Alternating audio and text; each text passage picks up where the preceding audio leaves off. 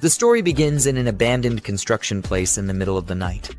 We see a boy being surrounded by a group of evil people who are armed with dangerous weapons while hanging above a cage full of zombies who are eager to eat the boy. We learn that the boy's name is Zhang Zioyong. The woman asks if life is meaningless for him now because all of his friends are dead while she asks that.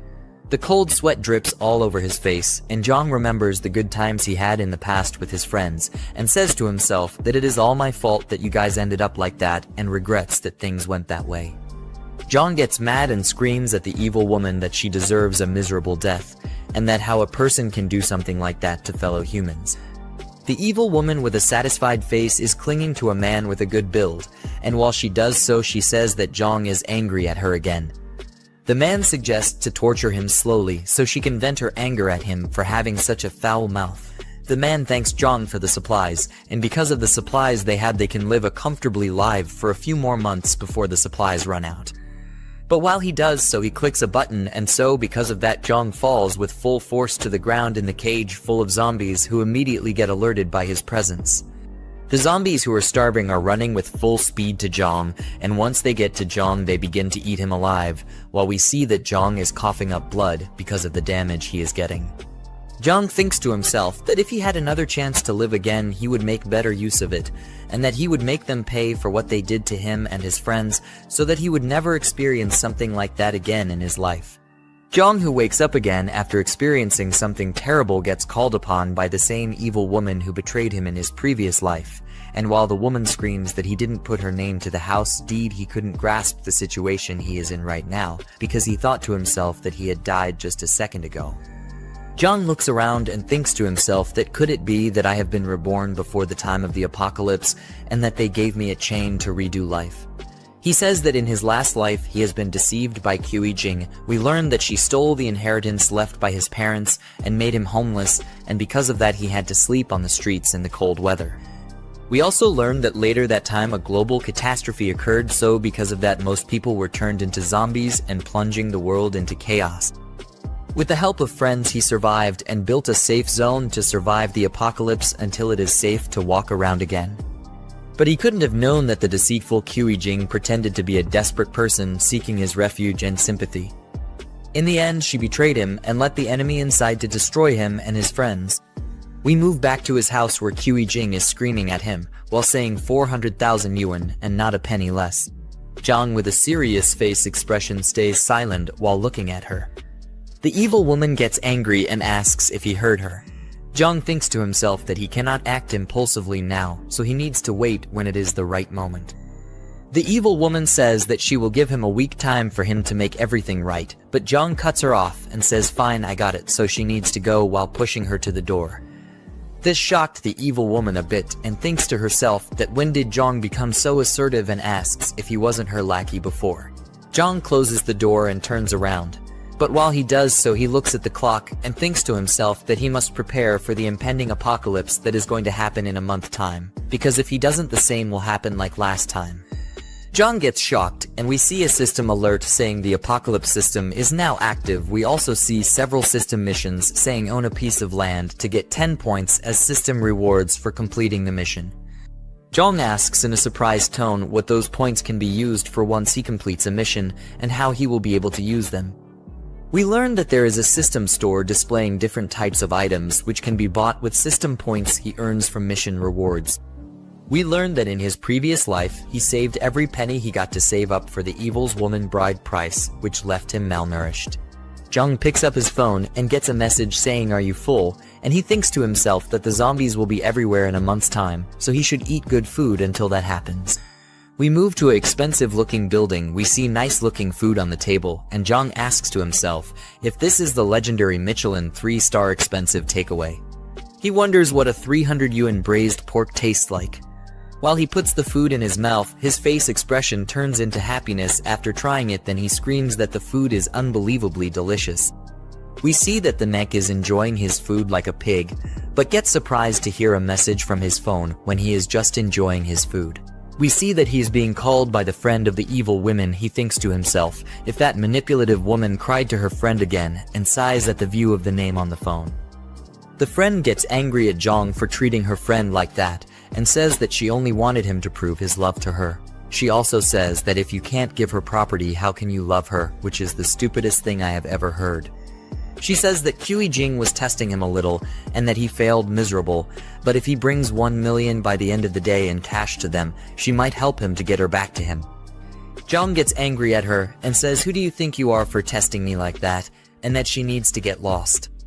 The friend is trying to respond, but Jiang ends the call before she can do so. Jiang lays back on the couch and thinks to himself that he will build the strongest fortress on this land where no one dares to come, but not only is it becoming defensive, it is also built next to a water source and forest, so he will not run out of water that easily. We move to a hall full of people who are walking where the Mig gets greeted by a woman while she asks what he is looking for. The Mig tries to respond to the woman, but gets cut off by a man who we learn is the real estate manager of this place. The real estate manager asks the woman to help the others move boxes in the back because they have a lot of toilet paper that needs to be dealt with. The woman tries to respond to her boss, but gets cut off before she could do so. The real estate manager asks if she has forgotten who taught her everything in this field of work, and with an angry tone sends her to the back to help. The manager turns around and says to the Mick that a broke loser in cheap clothes can't even afford a toilet, let alone a house to life in.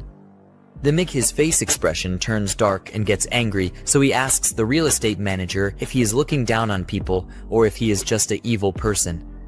The real estate manager says that he looks down on dogs like him, and he further says that if the Mick can afford a toilet, he will live stream himself eating shit.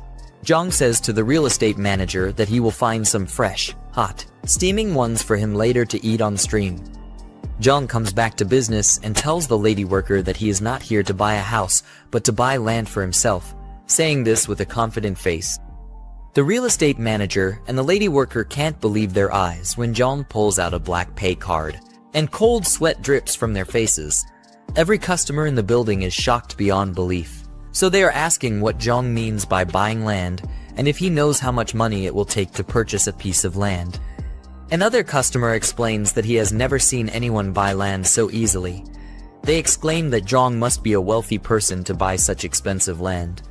The lady worker still cannot believe her eyes and asks Jiang to please follow her because she will give him the best detailed introduction available. While they are walking away, the real estate manager, with an annoyed expression, says that everyone knows how to brag, but he is not capable of paying for such expensive land.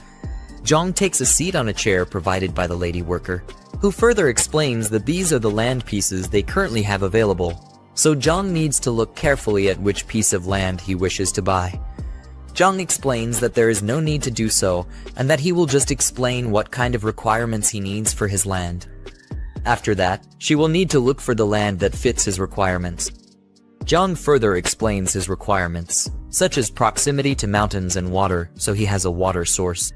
He also specifies that it needs to have convenient transportation and should have large buildings on top of it.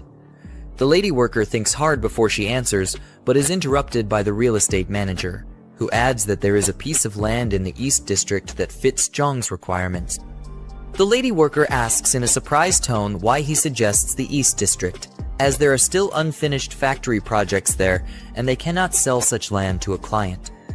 The real estate manager becomes angry and says that this broke loser's requirements are outrageous and that he is not here to buy an expensive piece of land but to cause trouble for them. Jiang is surprised to hear that there is a piece of land that fits his requirements and asks the lady worker for confirmation. She responds positively but further explains that there are still unfinished factory projects because the construction team leader ran off, and there is no one to finish the work in time. Jiang thinks to himself that it is a great location because it fits all of his requirements. He further says that if he puts up barbed wire, it will be easy to defend, and the unfinished factories will also save him a lot of money. Jiang tells the lady worker that he will take that piece of land and would like to make a contract now so he can pay right away. The lady worker takes the papers back from Jiang and says in a scared tone that they are sorry for offering something like that. However, after she hears his response, she gets a shocked expression on her face and asks Jiang if he really plans to buy land with unfinished projects. Jiang confirms that he does and says that someone is waiting to eat some fresh poop later, so they should hurry with a contract and down payment, while the real estate manager is sweating cold drops of sweat. A while later, we see the real estate manager holding a receipt and saying that it is impossible. He further says with a dumbfounded face that he really paid a $300,000 down payment and questions how someone can buy such expensive land with unfinished projects on it. Jiang explains to the real estate manager, who still cannot believe his eyes, that he made the down payment and that it is up to him to perform in front of the camera, so he should at least enjoy it. Having had enough, Jiang walks away, while other customers tell the real estate manager that they have turned on the live stream, so he needs to hurry up. Another customer adds that his stomach doesn't feel good, but promises that it will be fresh for him. Jiang thinks to himself that he has spent all the bride money on buying that piece of land, but now he needs to figure out how to get money to stockpile supplies for himself. As Jiang ponders, a fat man walks past him and wonders if that was indeed Jiang. The fat man continues to his destination, but is surprised to see the real estate manager being forced to eat poop after making a deal with Jiang. The real estate manager, in a state of shock, protests that he doesn't want to eat poop, but the people ignore him and keep putting the poop in his mouth. The fat man, now angry, exclaims about what the hell is happening in his absence. We then move to the evil woman, who is meticulously doing her nails. She receives a call from the fat man and answers, greeting him and asking if he remembers her. The fat man cuts her off, asking if she knew that Jiang went to the real estate company to buy an expensive piece of land. The evil woman gets upset and asks how a broke loser like Jiang could afford something so costly. The fat man explains that it was a $300,000 down payment, so he must have used the bride money. The evil woman becomes even more upset, fuming about how Jiang could use her money, but the fat man calms her down and tells her she needs to figure out what's going on with him. The evil woman says that she will expose Jiang online for using her money, and for doing so behind her back. We then return to Jiang, who thinks to himself that buying supplies and building a base requires a lot of money, and he doesn't know where he can get such an amount when he's broke. Suddenly, there's a loud bang on the door, which surprises Jiang. It turns out to be the evil woman with her friend. Jiang asks what they are doing there, but the evil woman cuts him off, accusing him of spending her money behind her back. Jiang is dumbfounded and asks what she means, but the evil woman insists that she knows everything, including how he used her bride money to buy a piece of land, and since it was her money, the land now belongs to her. Jiang becomes angry and asks if she has suddenly gone crazy. He explains that he has plenty of money while slapping her with a stack of cash. As the evil woman looks on in disbelief, Jiang makes it clear that he will never give her anything and asks if he's dumb for knowing that she has been having an affair with the fat man for a long time. The evil woman begins to sweat coldly, wondering how Jiang found out about the affair. Her friend jumps in, saying that it's just a misunderstanding between a couple and that they need to take it easy. Jiang interrupts, stating that there is no misunderstanding and that a cheating woman like her is not his girlfriend. He tells her to go back to the fat man and, irritated by her presence, slams the door in their faces. The evil woman, left outside, thinks to herself about how Jiang knows about the affair since they were very discreet when booking rooms. The evil woman and her friend start to leave, but the friend stops her and asks if Jiang told the truth about her affair with the fat man and why she didn't mention it before they confronted Jiang. The evil woman uses the excuse that they only booked a room a few times. The friend, concerned about how everything has spiraled out of control, suggests that they should go back and come up with a plan to handle Jiang. The evil woman agrees, saying that it is the only thing they can do at the moment. However, the friend thinks to herself that since the evil woman messed up with Jiang, she now has a chance to claim Jiang for herself. After all, they are good sisters, but she's not holding back. We then move back to the construction site where Jiang has bought the land. Jiang is asking a middle-aged man how long the renovations will take to complete. The middle-aged man, clearly perplexed, asks Jiang what kind of force he has offended to require such extensive renovations. Jiang explains that he doesn't need to know the details and that asking too many questions isn't helpful. He then inquires about the cost to complete the work within a month. The middle-aged man tries to explain that it's impossible to finish in a month, but is cut off by Jiang, who says that if he doesn't want to do it, he'll find someone who will. The middle-aged man reluctantly agrees, but clarifies that his concern isn't the timeline, but the cost that will need to be paid. Jiang asks what the price will be, and the middle-aged man explains that because the construction needs to be expedited and the work intensity will increase, the cost will need to be at least this amount. Jiang, surprised, asks if $20 million is enough. The middle-aged man confirms that it is and adds that Jiang needs to pay a $5 million deposit before they can start building. Jiang says he will transfer the money within a week and instructs them to hurry up with the construction. The middle-aged man tries to respond, but is cut off by Jiang, who adds that if the deposit isn't paid, the land will be his, so the man shouldn't worry about the payment. The middle-aged man agrees and acknowledges Jiang's terms. Suddenly, the friend of the evil woman calls out to Jiang. He turns around with a confused look on his face. The friend clings to Jiang's arm and asks him what he is doing there. As the crazy witch's friend clings to Jiang innocently, she asks him what he's doing there. Jiang looks down at her in anger and remembers that she was the one who persuaded the crazy woman to swindle him out of his family's property in his past life. He swore to pay her back twice the misery he suffered, with his face still filled with rage. The friend, on the other hand, was still asking what he was doing there while trying to act like a good girl. She asked him if this was the land he bought and complimented the scenery, calling it a very nice place. She then asked if he planned to build there, while desperately squeezing her melons against his arms. Jiang pushed her away and told her that whatever he was building had nothing to do with her. The girl was completely shocked at his actions. She didn't think a pathetic loser would have the mind to push away a hot chick like her. She asked herself what was going on and didn't understand why Jiang was acting so weird that day. In a normal circumstance, just touching her hand would make him blush and his heart race. But now he was completely irritated by her presence. Even after deliberately caressing his hands, he still had no reaction towards her. While she was angry and nervous, Jiang went ahead to talk with the construction workers and told them that the gates needed to be expanded. The crazy girl's friend called out to him, but he just ignored her like a piece of garbage. Since he had broken up with Kui Juing, the friend didn't want to miss the opportunity to take Jiang for herself. She saw it as a golden opportunity for the land to be hers. She gritted her teeth and clutched her hand in desperation as she thought about how to make things work in her favor. Back at Jiang's home, he sat down on his couch with the documents of his newly bought land laid out on the table. He said that he had pledged the house to the bank, but it only got him $3 million, which wasn't nearly enough for the first phase of the construction. He needed to figure out how to get more money into his broke pockets. With a serious look on his face, he thought that since the apocalypse was coming soon, it wouldn't matter if he sold the house multiple times, and then concluded that he would do just that.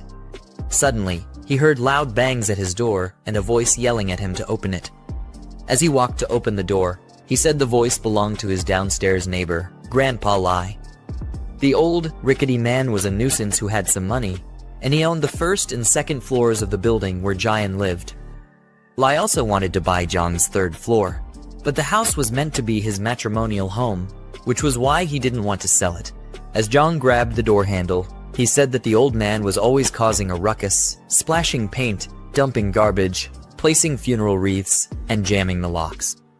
He opened the door, and Grandpa Lai immediately accused him of going clubbing the previous night. Jiang yelled back at the man and asked if he was done with his silly theatrics. He told the man that he went to bed before 10 last night, so there was no way he could have gone clubbing. Lai said that he didn't care and that he heard something, but Jiang cut him off and told the old man to stop his annoying rambling. He was fed up with Lai and his crazy stunts. Since the old man wanted the house, Jiang said that he'd sell it to him. The old man was completely stunned and asked Jiang if he was really serious. Jiang looked down at the monkey-faced old man and said that he'd sell it on one condition, and Lai asked what it was. He told the old man that his new house wouldn't be ready until after 6 months, so he needed to stay there for that amount of time.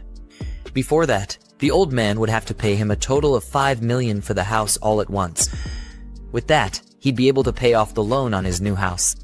Lai was about to respond, but Jiang cut him off and said that if he didn't agree, then he should forget it, while slowly closing his door. Lai stopped the door, pushed his head in, and nervously said that they'd have to sign a contract to avoid any regrets. Jiang looked really irritated as he looked at the ugly old man and told him that the contract wouldn't be a problem. Of course, with a plague coming in a month's time, Jiang had successfully swindled the old fool. He closed his door and cursed the old man out, telling him to stay in his house and wait to meet his maker. Jiang began going through his phone, calculating the old man's 5 million together with the 3 million loan, which came to a total of 8 million. The system popped up and showed that he had completed the first task of owning a piece of land. With that, he claimed the system's reward. The next day, he went into the city to complete the next task, which was to get a year's worth of supplies. He breezed through the shopping mall, collecting many items that could be useful to him. The people there thought he was deranged, and some even said the foolish boy should be avoided. They all stood and watched him as he filled numerous carts with supplies that would last him a year. They didn't understand what he was going to do with all that stuff, and some of them even called him a pathetic idiot who believed in doomsday rumors. Jiang wasn't bothered by their comments because he already knew what was coming. By the time he had gathered all the items, the task was completed, and the system rewarded him with 10 points. As he looked through the system store, he thought about how enhancing attributes would be useful during the apocalypse, but he was too broke for that. The protagonist supply box was the best thing for him to get with his 10 points. Jiang had a pumped-up look on his face as he convinced himself to get the protagonist supply box and expand his advantage immediately. He bought the box, and his 10 points were deducted. The supply box popped out with an infinity symbol on the top of it and question marks around its body. When the box gets unlocked, we see the system information pop up and tell him that he got a level 1 space ring. The ring had a huge spatial space of 500 cubic meters, and time in the space was static. Jiang knew the first item he was going to get would be a gold one. With the time-static properties of the ring, it meant that fresh food wouldn't spoil. Jiang was happy about this information because he was a good-for-nothing idiot who didn't know how to cook for himself. After that, the system brought up his next task and told him to get supplies for 10 years, with the reward for that being 20 points. As that happened, the store manager walked out with some guards and asked who was causing trouble in his store. He looked like a mangy mutt as he asked Jiang to identify himself. Jiang recognized him as Yang Tao, his middle school classmate, and a dumb lackey of the school bully, Jiang Chen. Yang always liked to bully weaker people, but couldn't stand up to those stronger than him. We see that in the past, Yang and a couple of other dumb-looking idiots bullied Jiang and asked him for a protection fee. During that encounter, Jiang told them to screw off, and that Sheng should come collect the money if he wants it. Anyway, he was surprised to run into the same blockhead at the store, much less as a manager. Yang told him to return all the items he put in his cart or else. Jiang cut him off and mocked him for still bullying weak people and acting like a useless wimp in front of those stronger than him. He told Yang that he was there to make a purchase and asked if that was how Hurenfa treated its customers. Yang thought he was crazy for actually saying he was going to purchase all those items. He told Jiang to pay for them immediately or else he would get rough-handled. An hour later, all his items were scanned, and the cashier printed out the total. As Yang was told the total price by the cashier, he handed out the payment terminal to Jiang and yelled at him to pay immediately. With a spark of confidence in his eyes, Jiang swiped his card as if he were in a battle. The transfer was successful, but Yang didn't look too happy about that. As he walked away with his guards, Jiang called him back. Yang was already pissed off enough, and he asked Jiang what he was doing. Jiang told him to apologize for his rude behavior, or else he would return all the goods that he just purchased. The store manager felt insulted and told Jiang not to push his luck, but the other customers interrupted him and told him to apologize. They told the blockhead that an apology wasn't much, and if he didn't, they wouldn't let it go. One of them had even started recording and was ready to make Yang a famous piece of shit. Jiang told him again to apologize, and if he did, Jiang said he would buy 10 times the amount of items he had already bought. Yang didn't believe his words, so Jiang told him to bring the POS machine so he could show his balance. He swiped his card on it, and Yang was shocked to see that the pathetic weakling he knew had over 7 million. It was an amount that he had never attained in his wretched life. Once again, Jiang told him to apologize. With no choice, Yang bowed down like a peasant and said he was sorry. As he bowed, Jiang patted him on the head and told him not to be so reckless in the future and to leave room for others. Yang had an utterly defeated look on his face, but he couldn't retaliate since it would only bring more trouble for him. He asked Jiang what he was doing with all the things he bought, and the mix said he was planning a big venture. Yang told him that the supermarket's inventory wouldn't be enough for his venture and that he needed a wholesaler. Jiang turned back his head and asked Yang if he knew some wholesalers since he worked at the store. Surprisingly, the wholesaler he knew was Sheng, the dumb bully who always extorted Jiang in school. Yang quickly called Sheng and told him that he had found a big client. Jiang looked disappointed at the fact that Yang was still Sheng's useless slave. He wondered how much gray income the two of them could have made in the supermarket. After that, Jiang and Yang went to a warehouse. A badass car swiftly drove in and nearly turned Yang into a cadaver. Jiang was angry at how arrogant the driver was. The driver, Sheng, stepped out of the car, smoking a cigarette and puffing the smoke clouds in the air. Yang introduced him to Jiang and asked if he remembered him from their high school days. Sheng proved that all the smoke had clogged up his ears as he made Yang repeat himself. He finally said that he remembered who Jiang was and blew smoke on his face. He referred to Jiang as the guy with a bit of a backbone. He tugged at Jiang's hoodie drawstring and called it a fake designer brand. Sheng said he hated people like him who pretended to be rich when they weren't. Jiang replied by saying that he didn't know if it was a designer brand and that he just bought it from a random store. Sheng grabbed Yang's head and yelled at him for bringing such a useless guy as a client. He told Yang that his time was wasted with Jiang's presence and kicked him in the butt. Yang tried to explain that his client was a really big one, but Sheng didn't believe the idiot's words. He said that he could tell who was rich, and he wasn't because he had been in the business for many years. But it was obvious that his brain and eyes were also clogged up from his rubbish cigarettes. Jiang felt his aura wasn't working and said that he couldn't intimate illiterates like Sheng, who looked down on people. Sheng arrogantly grabbed him by the collar and told him to repeat what he just said. But Jiang wasn't fazed by the fool. Jiang repeated himself and said that he looked down on people, but Sheng focused on the part where he was called illiterate. Jiang took it that he didn't mind being told that he looked down on people. Yang then tried to calm down the situation and said that Sheng's sore spot was when people called him illiterate because he really was one, and he hated being called that the most. Sheng kicked him to the side like a trash can and told him to shut up since he could talk so well. Then he threatened Jiang by saying that he wouldn't leave there standing if he didn't buy a truckload of goods. Jiang whipped out his phone and told the dumb bully to stop tugging on his collar and show him the account he was going to pay to. Seconds later, he wired $1 million to Sheng, who was surprised to see such an amount of money. He looked completely baffled as he read the transfer details on his phone. Jiang let him know that there was no other reason for him to be there. He said he was going to buy $5 million worth of goods. Then he told Sheng to load up the truck with the rest, and he would pay the balance when the goods were ready. Sheng asked him what kind of goods he wanted, and he replied, saying it was rice, salt, and basically anything that was edible or drinkable. He wanted it all. Then Sheng, with a sly smile on his face, told Jiang to follow him.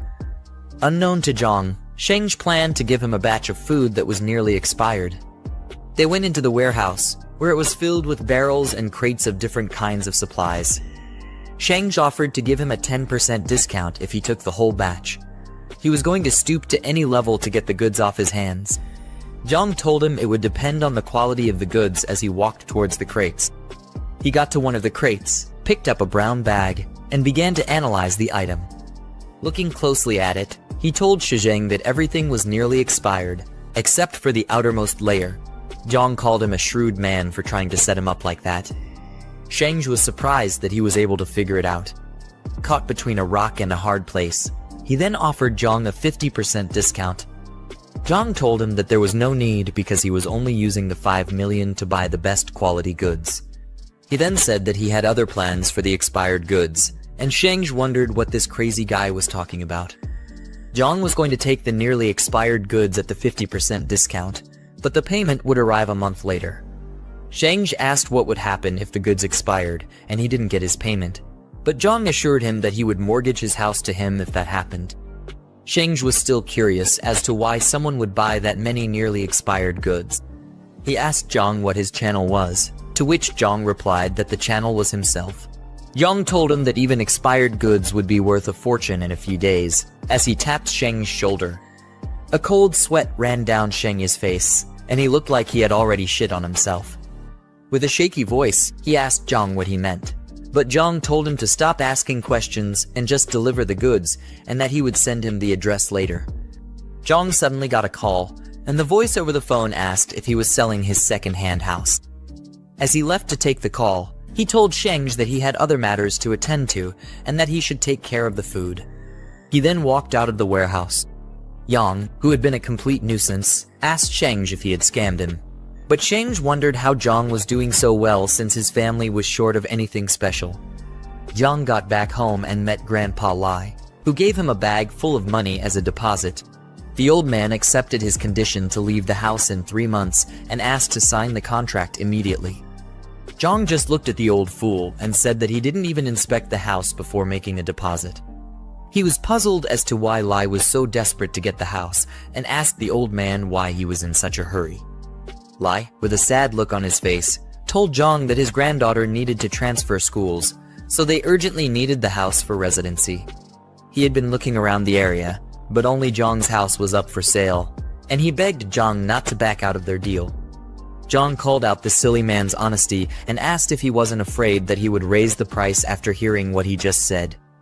Grandpa Lai was shocked at Jiang's words, and he looked like he could have had a heart attack at any moment. He told Jiang that buying the house would cost him their entire family's savings, but Jiang assured him that he wasn't going to back out. After that, they signed the contract, and Lai was relieved that his granddaughter wouldn't have to sleep in the streets like a gutter rat. He bowed like a peasant before leaving and left Jiang to attend to more important matters. As he left, Jiang thought the old man's kind and honest traits would be his doom during the apocalypse. He quickly stopped the man for a second and asked for Lai to give him the address of where he currently lived. The next day, Jiang returned to the construction site to see how his new place was coming along. As he got there, the construction manager asked for the second batch of funds like a hungry ingrate, but Jiang told him that he would transfer the funds soon. The construction manager showed him around the place as they walked inside the building and said that it was between 70 and 80% complete. They stood under the reinforced doors and walls, and he assured Jiang that they were absolutely safe. Jiang asked about the warehouse and was told that it had already been cleaned up and was ready to be used. With that information, he called Sheng with a happy look on his face and told the dumb bully to bring the goods. Moments later, workers began to fill up the warehouse with boxes of supplies. They happily did their work because their boss was paying each person a lot of money. They were a bunch of broke fools, and they needed some way to sustain themselves in their miserable lives, which was about to be cut short by the apocalypse. They commented on how the place looked like a shelter and said that rich people really valued their lives. Jiang directed them and told them to make sure that the perishable goods were stored separately. After a work-filled day, the underpaid interns started leaving the warehouse when night came. As they left, Jiang stood in front of his tower of supplies and was happy to be done with that task. The system showed that he completed the task of acquiring 10 years' worth of supplies and rewarded him with 20 points. As Jiang looked through the system's store, he noticed that there was a new box item there. It was a box that would give him an awakening ability. Jiang was happy at the fact that he would be able to gain abilities before the dawn of the apocalypse since he was a good-for-nothing weakling. He quickly purchased the box, and it gave him the ability known as the Mind's Eye. It would help to detect if another party was hostile or had harmful intentions. Jiang said that it was one of the most useful abilities in the early days of the apocalypse. He would easily be able to tell friends from foe and deal with them accordingly. After that, the system popped his next mission, which was to arm himself. Jiang had a mischievous look on his face as he said that was what he had in mind. It was nighttime at the market, and all sorts of vendors and customers could be seen prancing about, looking for the next best rare item to purchase. For a bunch of fools who were clueless about the apocalypse, everyone there seemed to be eager to get something important. Jiang walked through the streets of the market as he listened to the idle chatter of everyone around. Customers were trying to determine if items were real or fake, and the vendors were tired of dealing with annoying idiots. They all had stern looks on their faces, as if they were all trying not to be intimidated. Jiang's attention was caught by someone who was trying to haggle like a thief. The customer wanted an item for $300, but the vendor couldn't believe the sheer stupidity and asked who did business like that. When he turned back, he saw that the idiotic customer was none other than Lai Shuxing. The fat piece of shit was trying to bring the price of an item from 2,000 to 300. He threatened to leave if the vendor wasn't going to sell it to him at that price. The vendor, trying his best not to punch the idiotic fool in the throat, was trying to calm things down so that they could come to an agreeable price.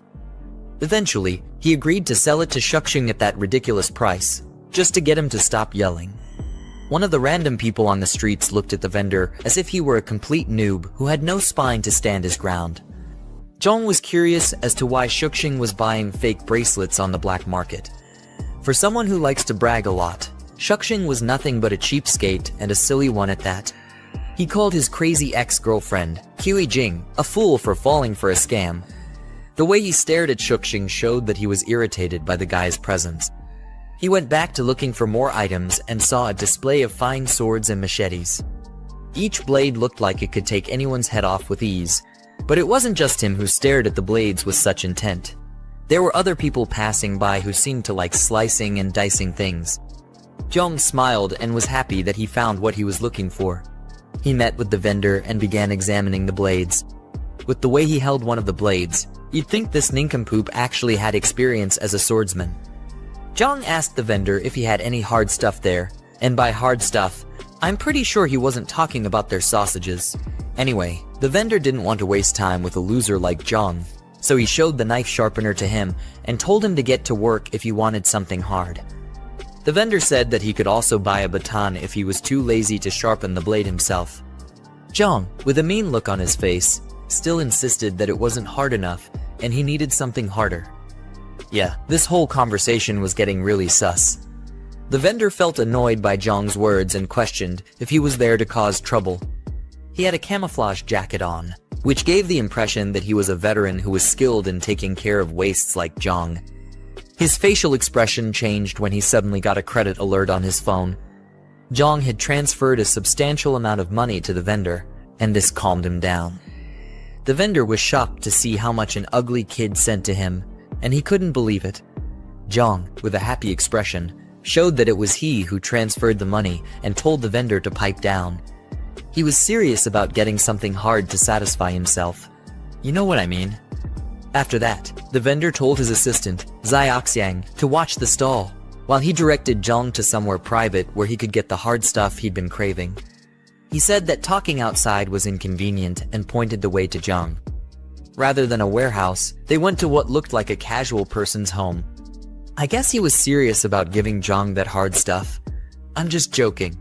When they got inside the building, the vendor showed him different kinds of homemade guns enough to at least kill chickens, and they were quite cheap too. The ammo and gunpowder were also cheap, but Jiang said it still wasn't good enough for him. At this point, the vendor thought Jiang was just an annoying crackhead. The look on his face said he was tired of dealing with such an annoying customer. He then showed Jiang a replica revolver, and its performance was almost the same as an active-duty handgun. Regardless, it was still stupidly cheap. It was obvious he was trying to sell cheap stuff and keep a huge amount of change for himself. Jiang was furious as he looked down on the vendor and told him that it still wasn't acceptable.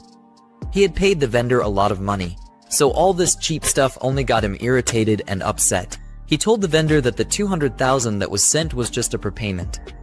The vendor thought this sick kid had lost his mind, but Jiang, with a stone look on his face, said he was buying weapons worth 2 million.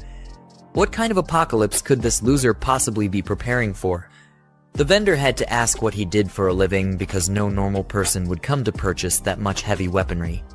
He was probably scared for his meager life as well and didn't want to get on Jiang's bad side. Jiang basically threw his question aside, saying that it was his subordinates who usually handled trivial matters and the vendor didn't need to ask many questions. Seeing how serious Jiang was, the vendor went to lock the doors and close the windows to make sure no one could see or hear them. Luckily, Jiang didn't get defiled after that. The vendor told him that he had come to the right person. He whispered to Jiang that he would give him an address and also told him to write a list. Jiang was to go to the location the day after tomorrow at midnight to complete the transaction, and he was meant to bring cash. As he left the building, he heard the fat fool, Shuxing, calling his name. Just the sound of the idiot's voice made Jiang look like he was going to throw up. Shuxing was surprised to see him on the black market and said that must be why he had been spending lavishly recently. The foolish degenerate obviously wanted all that money for himself. He also called out Jiang for ignoring Jing and also said that his family must have had some heirlooms. He assumed Jiang was there to sell off his inheritance and said he had been watching too many marketing accounts recently, in a mocking tone. Jiang didn't even look bothered by Shuxing's degrading statements. Rather, he saw it as the perfect time to test his mind's eye ability. He activated it, and a blue flame surrounded his eye. He was able to see different icons on the top of the vendor and Shuxing's heads. The icon on the vendor's head looked friendly, while that of Shuxing showed he was definitely an enemy. Jiang was glad that the ability worked as expected. He turned back and began to mock the fat piece of garbage, saying that he must have tricked Ku Jing by buying fake and second-hand goods in order to clap her cheeks. Jiang said that she was just his second hand, who was worth the fake items. Shuxing was infuriated by Jiang's words, but he made no attempt to deny that he was a broke loser who had to buy cheap items to clap a girl. The vendor asked Jiang if they knew each other, and Jiang said that the fat fool was an enemy. Thanks to the money he was offered, the vendor began acting like Jiang's silly lackey and said that he'd handle Shuxing, while Jiang went ahead to handle other matters. The rest of his dumb friends came out to tag along in the drama, and Jiang told him not to kill the fatso since he still had plans for him. Shuxing was already shaking like a chihuahua as the goons slowly walked toward him. He tried to put up a tough attitude, but it was no use. The arms dealer swung out a baton, which made Shuxing try to negotiate with them. The proud fool was now a sacred wimp, and he had probably pissed on himself. The arms dealer and the rest of the goons gave Shuxing the beating of a lifetime. Laying defeated on the floor, Shuxing swore to get back at Jiang for humiliating him. 2 days later, in the dead cold of night, Jiang unveiled his new guns, which were delivered in a truck at his warehouse. With his new arms acquired, his task was complete, and he was awarded 10 points by the system. As a bonus reward, he was also given 2 physical enhancement potions. Rather than an actual potion, it was basically just a syringe, which meant that the system was obviously forcing this guy to do drugs. Anyway, Jiang noticed that the potion's effectiveness was as good as the one in the store. He brought out one of his hands and lifted the other in the air as he got ready to inject it into his body. As he used the potions, he gritted his teeth in pain, and his eyes went completely white. It was either he was feeling ecstatic like a junkie who just got his daily dose, or this idiot was about to die. Luckily, his second chance at life wasn't about to be wasted so easily. According to him, the average adult male had a strength of 5, but with the added 2 points from the potion, he got a 40% increase. He rolled up his fists as if trying to get a good feel of his new strength, but he still looked like the same old useless loser. Still, it wasn't enough for him. Jiang opened up the system store and looked through the 2 items that were left. He decided to maximize his advantage by buying an extra physical enhancement potion. While injecting himself, he winced like a little girl who was getting touched inappropriately. The extra potions brought him to a total of 8 points, and he had 60% more power than the average person. All that was left was to find a punching bag to test his new powers on. He looked to the wall by his side and saw some bags of cement and a couple of rods on the floor. As he picked up one of the rods, he looked like he was still unsure about his new powers, but there was only one way to find them. He pulled out some sweet Bruce Lee moves as he kicked the rod, bending it and sending it flying towards the wall, which also cracked the wall. With his new strength, Jiang felt like a big bad boss who was not to be messed with in any way. He was sure that he would be able to easily handle early-stage zombies when they showed up. After that, he decided to store the guns in the space ring since they wouldn't take up much space there. The weapon crate shrunk and flew into the ring as if they were being sucked in by a black hole. The day after tomorrow was going to be the first day of the apocalypse, so Jiang was trying to make sure that there was nothing else he had to do. Flashing through his mind was the memory of Grandpa Lai, telling him about his granddaughter and how they needed his house for residency. Jiang felt stupid that he couldn't completely ignore the old man's unfortunate situation, even after suffering at the hands of human treachery. He decided to send the man some essential supplies for the apocalypse, but it was up to the old fool to survive or become a tombstone. Jiang said it was going to be his repayment to the old man for funding his apocalypse plan. The next day, a black car pulled into what looked like an abandoned neighborhood. Jiang stepped out of the car and said that whoever was going to look for this filthy slum definitely needed some kind of GPS. He had to walk all the way to the top floor where Grandpa Lai was staying so that he could deliver the supplies. From the looks of it, the old man was a broke fool, and Jiang said he had a screw loose in his head for living in such a cheap place.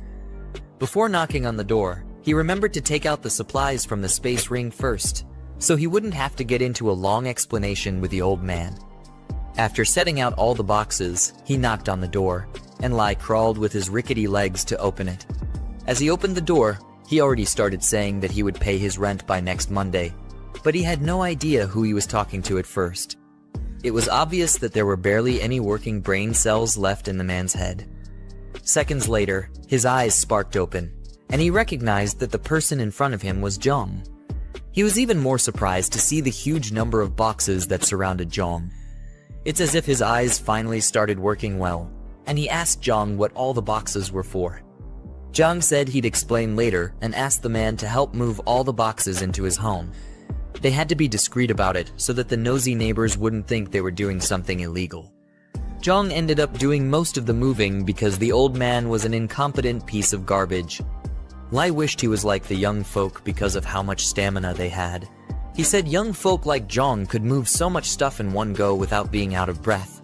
But I'm pretty sure moving just one box nearly sent him 6 feet under. When they were done, check the room and the door to make sure it was sturdy enough. While he was still looking around, he told Lai to listen well to what he was about to say. The old man's eyes and memory were barely working well. He was definitely expecting too much if thought that Lai's ears would be working normally. Jiang told Lai that he should use the supplies wisely and that they would last him for half a year. Then a picture caught his attention, while the old man was telling Jiang to keep the supplies in his room because they would be moving in soon. Jiang didn't even pay any attention to the old man's words. He had given him the supplies, so if the old man wanted to continue being a fool, Jiang wasn't going to be bothered. The photo that caught his attention showed Grandpa Lai and a very beautiful, brown-haired young lady. He immediately recognized the pretty girl as Jiang Chen, probably one of the girls he had clapped in his previous life. Jiang didn't think she'd be the crazy old man's granddaughter. He asked Lai if his granddaughter was named Meng Shanshan, and Lai was surprised that he knew who his granddaughter was. He asked Jiang how he knew, considering that he had never mentioned her name to him before. Jiang's face suddenly turned very cold and serious as he asked Lai where Shanshan was. Now that his hot chick was in the picture, he couldn't possibly abandon her and her grandfather. Lai told him that she was still studying back in their hometown, but once they were able to move into Jiang's house, she would come around. In a flashback, we see Jiang and Shanshan sitting together, while she puts her head down and cries like an annoying brat. She complained about being the one who caused trouble for her grandfather. Jiang had a sad look on his face as the scenes flashed through his mind. He remembered that in his past life, Shanshan said her grandfather risked his life to rescue her from the captured high school. The old man was able to save her, but he met his maker afterward. With that in mind, Jiang swore to make it up to her so the same events wouldn't be repeated. He was determined to survive and make babies with her this time around. He told Grandpa Lai that he couldn't move houses anymore. Lai had a shocked expression and probably thought that Jiang had completely lost his mind. He thought Jiang was going to change his mind and begged the boy to reconsider his decision. But Jiang told him that the world was going to fall into ruin the next day and humans were going to be plunged into a cesspit of suffering. The house and his granddaughter's school status weren't going to matter in the face of all this. The old man was confused by Jiang's words. He had a perplexed look on his face, thinking that Jiang was probably the one with dead brain cells. Either that or the boy was mentally disturbed. Jiang told him to guide them to the school where Shanshan was so that they could pick her up, and he would have a new place arranged for them. The only expression that ran through Lai's face was confusion and fear. He told Jiang that he sounded like a deranged idiot, and that he had no idea what Jiang was talking about. This wasn't making things easy for Jiang. He needed to look for a way to explain things to the stupid old man, but he was too old to understand anything, and they were running out of time.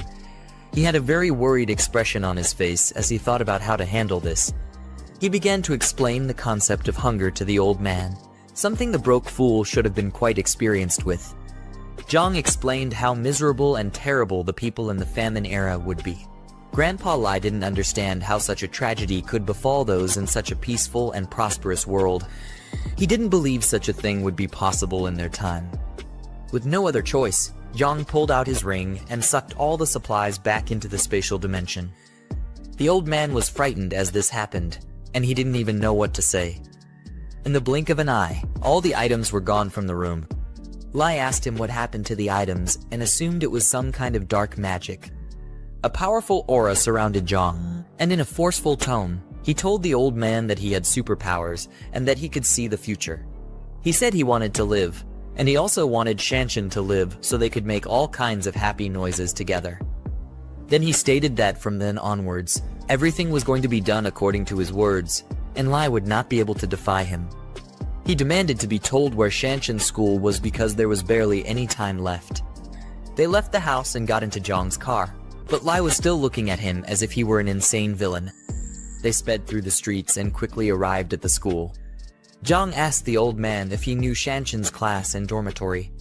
Luckily, the old man knew, which made him quite useful. I can't imagine the horrors Jiang would have put him through if he decided to be incompetent. They hurried to wherever she was, with the clock ticking away fast. Meanwhile, in the middle of the school, we see a bunch of delinquents harassing a girl for some silly reason. The girl who was being harassed was Chen, and she was getting whooped by some illiterate bullies because they were jealous that a guy liked her. Rather than trying to get some good riz skills so the guy could notice them, they decided to take it out on the poor girl. Chen was looking bruised up, and she tried to explain that the guy, Zhang Xiaochen, was the one who liked her, and it was all one-sided. Sadly, the stupid bullies were too dumb to understand, and they thought she was just making excuses. They kicked her and pulled her hair to make up for their low self-esteem. They didn't believe that Xiaochen was the one desperately trying to get into Chen's pants, and they felt she was silly for mocking him. Chen made some happy noises as her hair got pulled. I guess that's the kind of thing she was into. A voice called out to the stupid bullies and asked them what they were doing, but the girls looked unimpressed by whoever showed up. Luckily for Chen, it was Jiang and her grandfather who came to save her. One of the bullies recognized Lai as the useless grandfather. Chen was surprised to see her grandfather and asked why he was at her school. You'd think she'd be grateful to him for coming to save her pathetic butt. He screamed at the bullies and told them to let go of his granddaughter. Jiang, who stood behind him, looked like he was itching to give the stupid girls a piece of his strength. The other dumb-looking guys approached Lai, and they were holding knives and bats. They told the old man not to get into young people's business and he should stop meddling in their affairs. The blonde-haired leader walked up to him with his knife, but the old man stood his ground. Grandpa Lai rushed the guy with the knife and said he was mannerless for bullying his classmates. While they tussled, someone else was about to send Lai to the pearly gates with a bat. He swung down, aiming for Lai's neck, but Jiang caught the bat and saved the man from an early grave. Can you even call it an early grave? Jiang mocked the bully for being so young and learning how to be a thug. Of course, the bullies weren't fazed by Jiang's weak looks. They saw him as another pathetic, broke guy who was trying to act tough and assumed he was Chen's little brother. With one kick, Jiang sent one of them flying through the air like a frisbee. Thanks to that, the bullies took him seriously and said that he must have been trained, so they decided to gang up on him together. Their silly tactics didn't rattle Jiang, as he kept a serious look on his face. The idiotic bullies had no idea what they were in for. After circling around him, the one with the bat rushed and swung his weapon, but Jiang quickly ducked to avoid the attack. Thanks to his enhanced strength, his reflexes were off the charts as well. He grabbed the idiot by the collar and tossed him to the ground with one hand. That one quickly got his lights knocked out as his head slammed into the ground. The last one rushed Jiang with his dagger. Jiang weaved through the attack and kicked the fool to the ground, nearly sending him 6 feet under. After he was done dealing with them, the girls started shaking in fear and asked him what he was going to do with them. They thought they were about to get defiled, but their milk jugs just weren't Jiang's type. He slowly walked towards them and started smacking them around the place. He slapped one of them, and she couldn't believe that he would raise his hands on a woman, but to Jiang, she wasn't a woman. She was just an ugly gorilla who liked to bully others. The other one got her hair pulled, and she screamed for Jiang to let go of her. He suddenly pulled out a knife and held it to her neck. Tears filled her eyes, and in a shaky tone, she asked him what he was about to do. He quickly swiped the blade across her neck and gave her a befitting end. Jiang had a devilish look in his eyes after what he had just done. Jiang Chen and the other bullies couldn't believe their eyes. They didn't think he could have done something so horrid. Anyway, just to let you guys know that he didn't actually kill her. Yeah, I got you with that one. The girl knelt on the ground and cried out because Jiang had cut her hair. Any more cuts, and she would have been looking like a bald freak. To her, it was the worst possible fate she could have imagined. She yelled out in a thundering rage at Jiang, cursing him out and saying that she wouldn't forgive him for daring to cut her hair.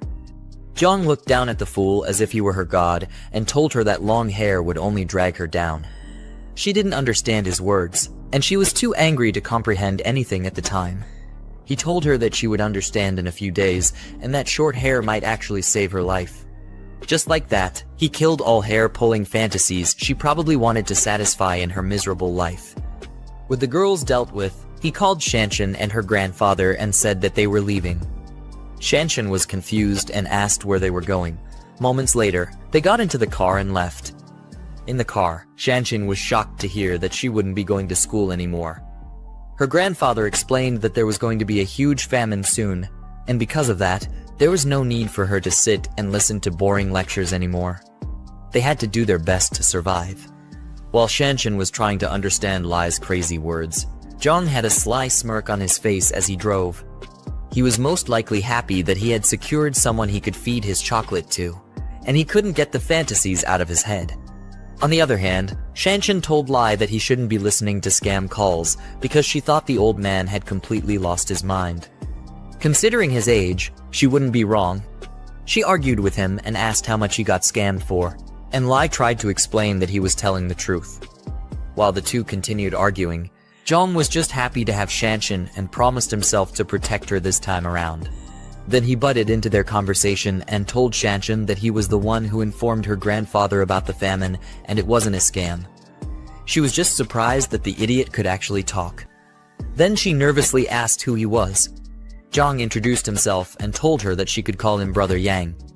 Jiang Chen then thanked him for dealing with the bully, Sun Y, and teaching her silly bunch of stupid lackeys a lesson. Jiang told her not to worry about the fools because they barely had many days left in their useless lives.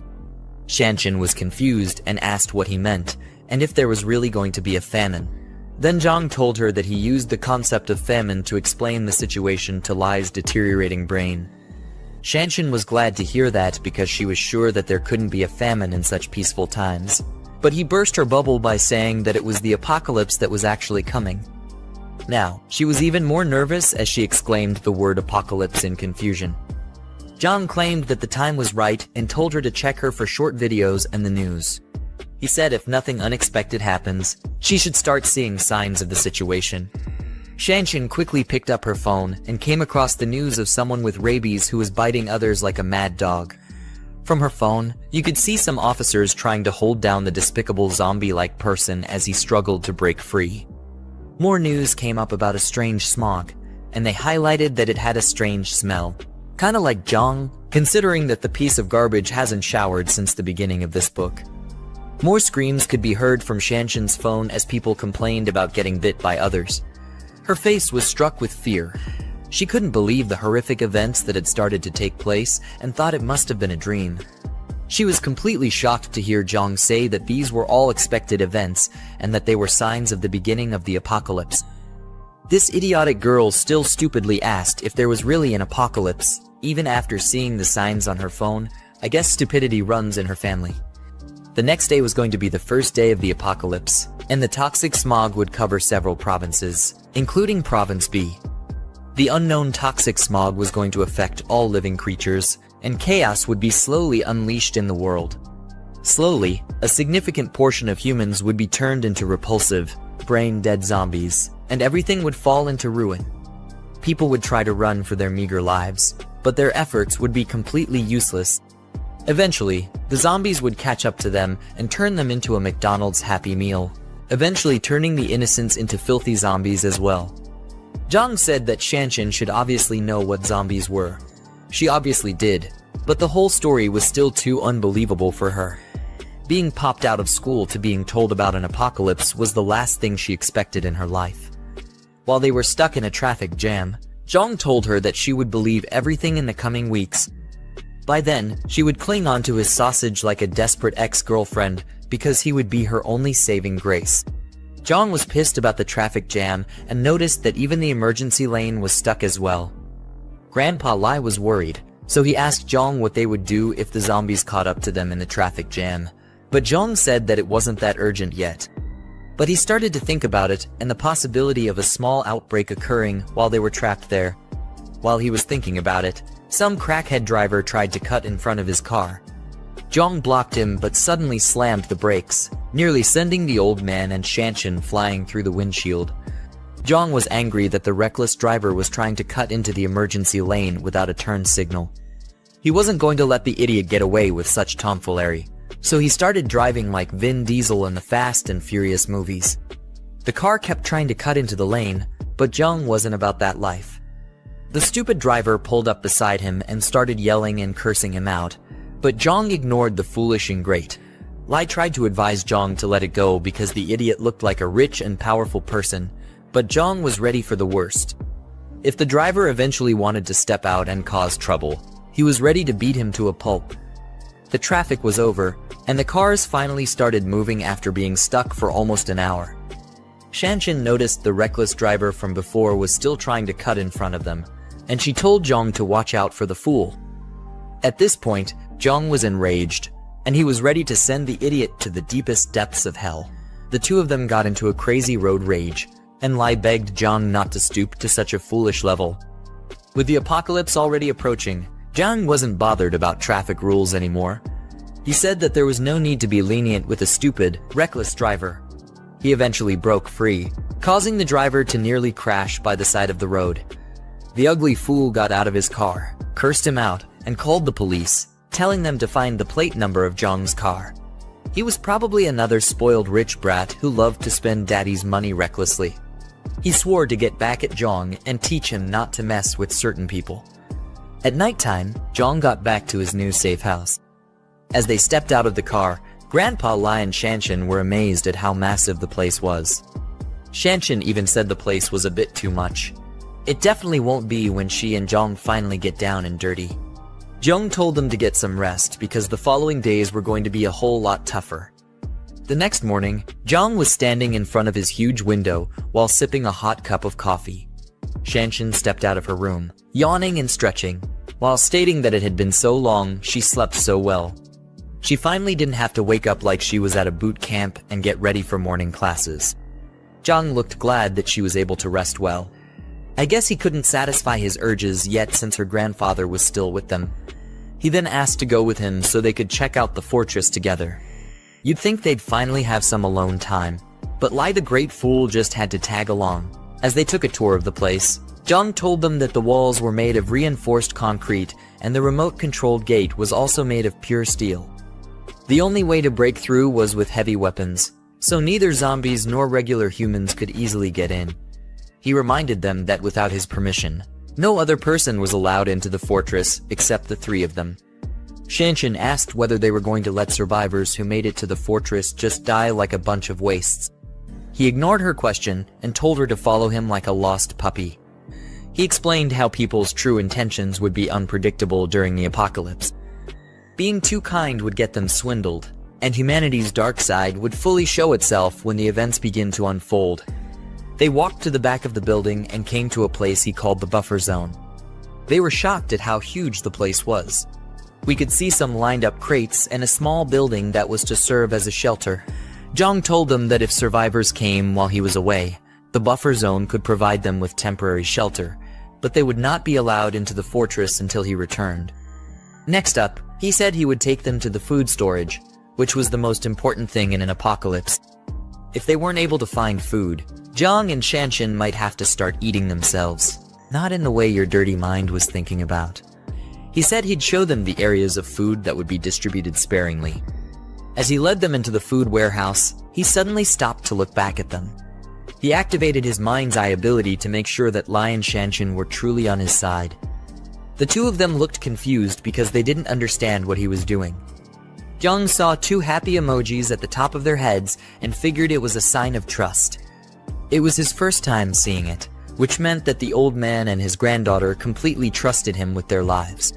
Jiang brought out a weapon crate from his ring and told them that weapons were the most important thing during an apocalypse. Isn't it supposed to be food? Anyway, he told them to make sure to keep it under their control and not let it fall into enemy hands. The two of them were shocked as they picked up a shotgun and a crossbow. It was as if they had slowly started realizing how serious things were. Lai, with a stupidly dumb look on his face, agreed to keep the weapons under control. With that done, the system popped up and showed Jiang that he had completed the task, which was to reunite with Jiang Chen. It then told him to find and rescue his former companion, Jiang Kai. Jiang was shocked to see that the system was trying to bring him and his comrades back together. As they stood by a huge glass window, he saw a huge arrow pointing him in the direction of where Kai was. It proved to be very helpful because he was really worried about how to find his comrades. While he ran out, he told Jiang Chen and Lai to remember everything he had told them and not to violate his instructions. Jiang Chen asked where he was rushing out to, and he said to recruit more people to strengthen their team.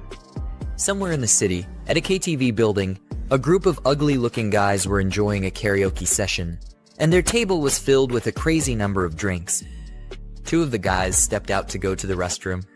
The fatso had to guide his gray-haired friend, who was probably too drunk to walk straight. He told his friend to eat slowly and not to choke. I hope it's not what I'm thinking. The gray-haired dude then told his fat friend that he would pack something for him to take back. It's definitely looking too suspicious between these two. When they were done with whatever the hell they were doing to each other in the restroom, they started heading back to meet up with the rest. The gray-haired guy mistakenly bumped into a girl who was walking with her man. He apologized, but the stupid man, feeling like it was a good time to show off his foolishness, kicked him and told him to watch where he was going.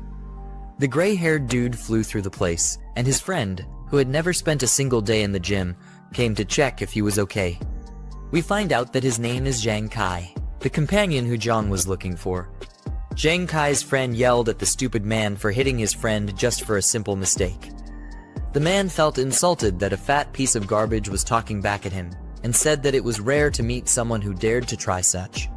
He grabbed the fatso by the collar and jacked him up. While Jiang Kai tried to apologize for the misunderstanding, he begged the guy not to hit his friend. Some loser who worked there stepped out of the restroom and saw the commotion that was going on.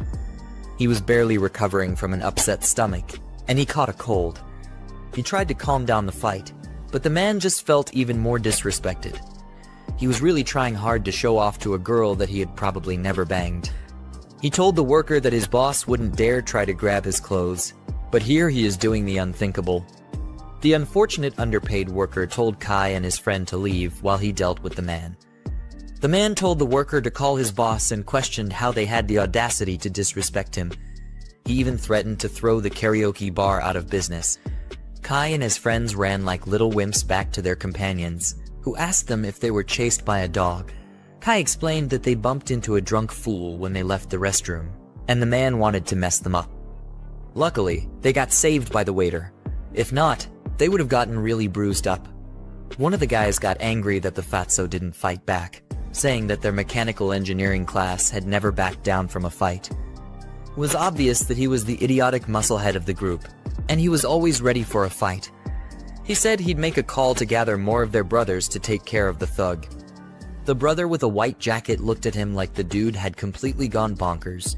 Jiang Kai told him to stop showing off because they were graduating in less than a year, and the last thing they needed was more trouble on their hands. He told them to enjoy the music and keep dancing. Sadly for them, the thug walked into the place with more of his retarded lackeys and the waiter, who looked like he was barely conscious. Jiang Kai and his crew were shocked to see the pitiful state of the waiter. The idiotic thug pointed towards them and told his goons to teach them a lesson. Jiang Kai and his friends got rounded up, and they were made to kneel with their hands behind their heads. The waiter, on the other hand, was seriously shaking from the pain he was in. The stupid musclehead demanded to make a call, but instead got a bottle smashed on his head for speaking when he wasn't allowed to. He started bleeding from his head, and Jiang Kai screamed his name, Chen Chong. All this was just because a foolish thug wanted to show off to an ugly girl who looked like a troll. Meanwhile, Jiang arrived at the karaoke bar, but was completely clueless as to what was going on inside. The butlers at the door ushered him into the venue as he said that the world was ending and his friend still had the mind to sing. While the music was going on and the lights of the club were still spinning, Chong was bleeding from his head like a waterfall after one of the thugs smashed his head with a glass bottle. The thug still held the broken bottle as if he were prepared for another round, while Zhang Kai called out to his bleeding friend. The foolish guy who was doing all these theatrics for his ugly girlfriend asked her if she was feeling better after seeing him display the traits of a deranged idiot. He put his arms around the girl and tried to get a good feel of her arms, but she wasn't impressed by his lame heroics. The girl was more pressed about how her nail polish looked as she asked him what was there to feel better about. She told him that he wasn't even dealing with the actual person who bumped into her. The thug, with the brain of a buffoon, turned his attention to Zhang Kai. He held the broken bottle to Zhang's face and slowly approached him. The girl still showed no signs that she was the least bit impressed with all this tomfoolery. Meanwhile, Chong was slowly getting up and trying to recover from his bleeding head. Out of anger and frustration, he quickly reached for an ashtray and wanted to use it to make the thug pay for nearly sending him to his maker. He tried to smash it on the guy's head, but the other goons held him back. One of the brain-dead thugs called him a little punk and mocked him for being foolish enough to try and fight back, given his unfortunate circumstances. Chong struggled to break free, but it was no use because he was too much of a weakling to them. The thug, who was nothing but a simp, felt irritated and angry that Chong was bold enough to try and fight back. He didn't expect him to have so much guts, and he gritted his teeth fiercely in anger. As the other goons held Chong down, their leader smashed another bottle on Chong's head. Yeah, he definitely can't be coming out of this one. The wine splashed everywhere, and broken bottle pieces could be seen flying through the air. Chong was knocked out cold, and he slumped to the floor like a sinking rock. Zhang Kai and the rest of his friends were completely shocked at the horrid event they just witnessed. You could see the anger on one of the friends' faces, while the other two tried to call out to their friend. At this point, there wasn't any need for them to hold back anymore. They had tried their best to be calm and respectful, but it ended up quite bad for them. Zhang Kai and the fatso rushed towards the leader of the thugs to send him 6 feet under, while the last guy stood at the back, holding a baseball bat. On the other hand, one of the waiters was hiding in the corner and shaking like a pathetic coward. In the background, you could hear the thugs calling Zhang Kai a punk, and they were furious that he just wouldn't back down. Things got out of hand, and everyone was ready to go all out. Lao Si was told to grab one person and make sure that they never see the light of day again. While everyone was brawling and being a nuisance to the club, the waiter was in a lot of pain, and he groaned as a lot of cold sweat ran down his body.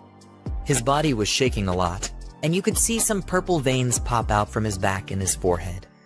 It was like he was slowly having a bad mutation of the Hulk.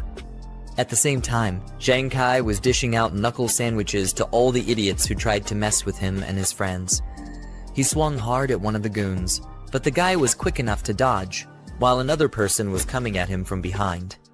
The waiter, who was shaking like a junkie earlier, now looked completely possessed, with blood dripping from his eyes. His eyes had gone completely white, he was sweating profusely, and he was drooling like a hungry beast. As he looked at the bunch of fools who were fighting, all that ran through his mind was how good they would taste once he got a bite. He roared out like a filthy beast and rushed to join the fray. Whatever caused him to mutate made him run at an inhuman speed, but it was probably at the cost of whatever was left of his brain. The waiter, who was now a mindless zombie, quickly grabbed one of the thugs and forcefully held onto him. The thug tried to break free, but the zombie displayed a terrifying level of inhuman strength. The filthy thing quickly took a bite of the thug, who was now in agonizing pain. The dumb girl, who was the cause of all this mayhem, screamed in shock as she saw the zombie take a large bite out of the guy. The thug called the waiter a dog and tried to get him to let go, but it was hopeless for him. He then called out to his guys so that they could help him. A man who was watching the whole thing couldn't believe his eyes. It was as if he had been thrown into those horror movies, and he was the side character who was completely useless. All he could do was put his hands behind his head. He opened his mouth wide and screamed, hoping for it to all be a dream. Meanwhile, the thugs were trying to hold down the zombie, but his crazy strength left them shocked. They still had yet to clock that they weren't dealing with an average human being. The zombie let go of the person he was clinging to before and went ahead to bite the other unfortunate soul. The guy called him a good-for-nothing and was surprised to see that he was really acting like a deranged dog. As the thug struggled to break free, the zombie knocked him down to the ground, while his teeth were still firmly planted into his arms. The thug was baffled at how insane the zombie's strength was because his arm was about to be completely ripped off. As the struggle continued, a hand suddenly popped out and grabbed the neck of the zombie from behind. As the person lifted the zombie into the air, we saw that it was Jiang performing such crazy feats with his physical enhancements. Everyone else in the room was surprised that he could lift up a fellow human with such ease, and even with one hand. Jiang slowly squeezed the zombie's neck, and his face didn't look too happy about what was going on.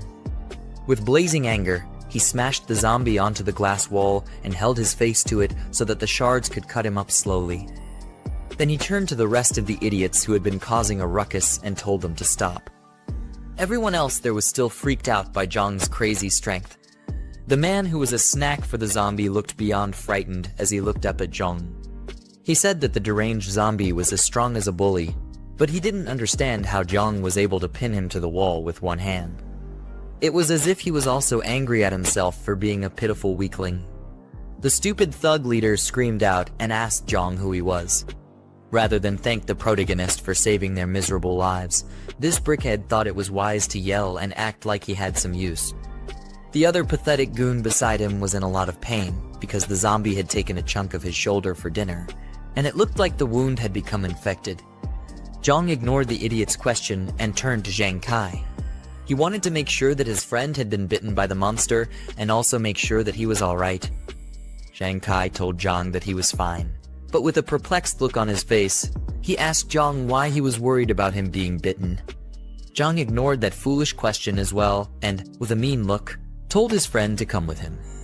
There wasn't any time to waste, and he needed to assemble his past comrades as fast as possible. While Zhang Kai stood up to go, that idiotic simp pulled him back and said that they weren't done. A literal zombie just wreaked havoc in their midst, and his men were severely wounded, but he was more bothered about how much he had to impress some ugly girl, who he had probably never laid before. Anyway, as he was being stupid, one of his goons, who got bit on his shoulder, suddenly started coughing and complaining about his spinning head. His boss asked him what was wrong, and he thought it was just a cold, but he was about to find out how his foolishness would be the end of him. Jiang had a look on his face that said he already figured out what was happening to the thug. He wasn't fazed at all, but just kept his composure and waited for the worst to happen. The purple veins began to break out of the thug's neck and head. He gritted his teeth in pain and held onto his wound, but it was already too late for him. He tried to explain that he just had a runny nose in the afternoon, but got interrupted by Jiang. The protagonist asked him if his shoulder was bitten by the zombie while still holding onto the monster's neck. The zombie was still fighting to break free, but Jiang had that dog in him, so he wasn't breaking free anytime soon. The thug was confused and wondered how the zombie's bite had anything to do with the way he was feeling. While still fighting the pain, he told Jiang that he was bitten and asked what that had to do with anything. You could see as the purple filthy mutation was slowly creeping up from his back to his face. The fact that no one else in the room could figure out what was going on showed why they must have died like fools in Jiang's past life. Jiang started to analyze the whole situation and thought to himself that the thug was probably already infected before he got bitten. Now that he was bitten close to his head, he was likely going to mutate soon, since the signs had begun to show themselves. Jiang dragged the already deranged zombie and was heading out, while the H-Tug leader asked him what he was doing. The others were staring at him, and they hoped that he would give a reasonable explanation for all his strange questions and actions. Jiang got to the door and tossed out the mutated filth like he was a pile of trash. Then, he quickly shut the door. The zombie started to bang and claw at the door, trying to force himself back inside. Jiang, on the other hand, was glad that zombies were too dumb to figure out how to open doors yet. Because of this, they were all safe in the meantime. As he dusted off his palms, he turned to the others and saw that they were all looking at him weirdly. It was obvious that they were waiting for him to start explaining himself, but Jiang was taking his sweet time. I mean, it's his show, so you can't really blame the guy. His mood shifted, and you could see the killing intent spilling from his eyes. At this point, the demons of hell were scared of what this idiot was about to do. He cracked his knuckles and asked Jiang Kai which one of the stupid thugs he needed to take out first. However, Jiang Kai had no idea who this crazy kid was, and he asked him if they knew each other. The leader of those thugs was looking completely pissed off because he was being threatened. He rushed towards Jiang, telling him that he was getting cocky, and he attempted to land a punch on the pretty boy's face. That punch looked like it was taking years just to hit, and Jiang wasn't the least bit bothered by the idiotic simp. Before the guy's hand could halfway through, Jiang swiftly grabbed his head and shut him up before he spewed any more rubbish from his mouth. With his Hulk-like strength, he smashed the man to the ground, knocking him out in the process. The other foolish goon who was bitten on his shoulder rushed towards Jiang in an attempt to attack him. He cursed out Jiang and said that he was definitely asking for it. Sadly, he was no match for Jiang's Bruce Lee moves. Jiang gave him a hefty punch to the nose. Now the idiot's nose wasn't only runny but bleeding as well. Jiang barely used his true power, but he was able to send the guy falling straight to the ground. As the guy got knocked to the ground, Jiang maintained his fighting stance like he was a character in a fighting game. Meanwhile, the goon was knocked out cold and was foaming at his mouth. His partner rushed to his side and asked why he was acting so pathetic after just one punch. His body began to shake and wiggle, which showed that the mutation had begun, but his partner had no idea what was about to go down. On the other hand, Jiang was feeling like the next best thing since sliced bread, as he asked if there was anyone else who wasn't convinced and wanted to get a taste of his fists. He said that they were welcome to try. After everything, he told Jiang Kai to take his friend and wait for him outside the private room. Jiang Kai wiped his chin and proceeded to do as he was ordered.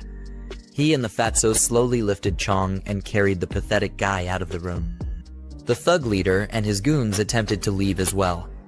His lackeys carried the injured one and helped him to the door.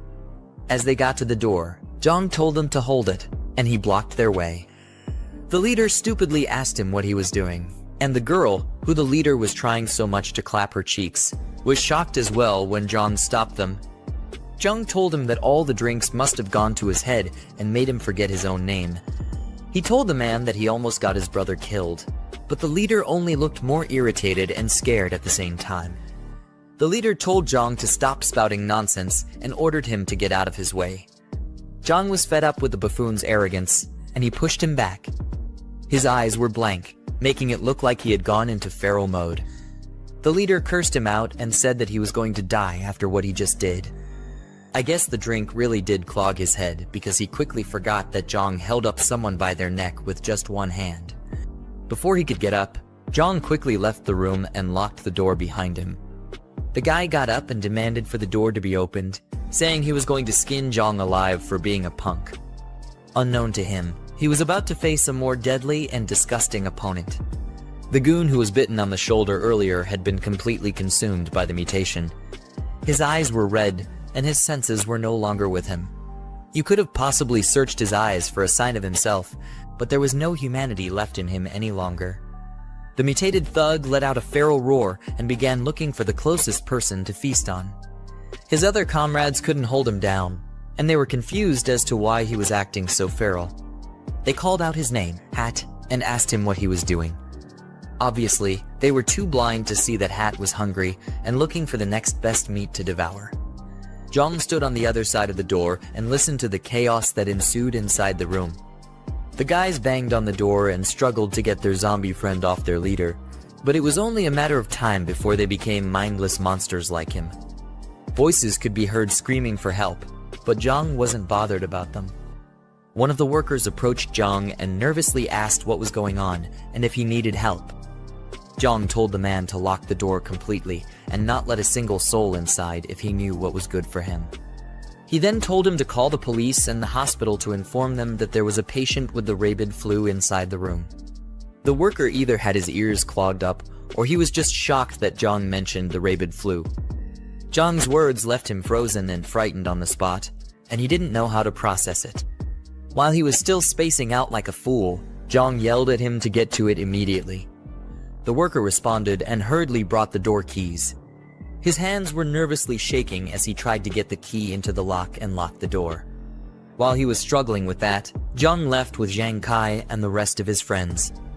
Chong was still unconscious as they carried him and followed Jiang. The worker who was supposed to be locking the door stopped what he was meant to do because he felt troubled by the sound coming from the other side. His colleague approached him and asked why there was so much chaos going on. The worker told his colleague that Jiang told him about a guest who had the rabid flu, but the colleague didn't believe that there was actually a rabid flu.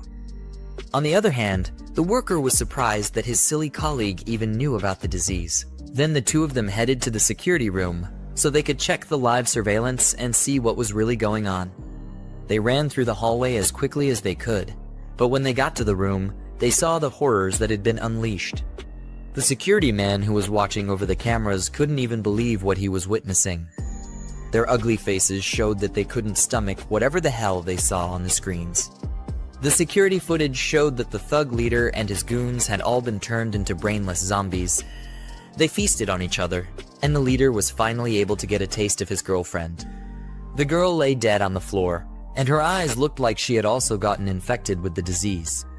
The workers quickly called for the police, but I wondered if they were calling them to become part of the feast. Meanwhile, Jiang and his friends had finally gotten outside to where he parked his car. He told them to hurry up because the club wasn't safe anymore and things were about to get way worse than they already were. They got into the car and quickly drove out that night to somewhere safer. Inside the car ride, Zhang Kai thanked Jiang for saving them and asked him who he was. Chong was still knocked out like a light, and the others were eager to know who Jiang was as well. Jiang introduced himself and told them that he was hired to protect them, and that they didn't need to know who the employer was. They just needed to be grateful that he bothered himself to save weaklings like them. One of the guys seated at the back asked Jiang if the rabid flu was actually real since rumors from the internet had debunked it. Jiang turned back to answer him and completely abandoned the fact that he was driving.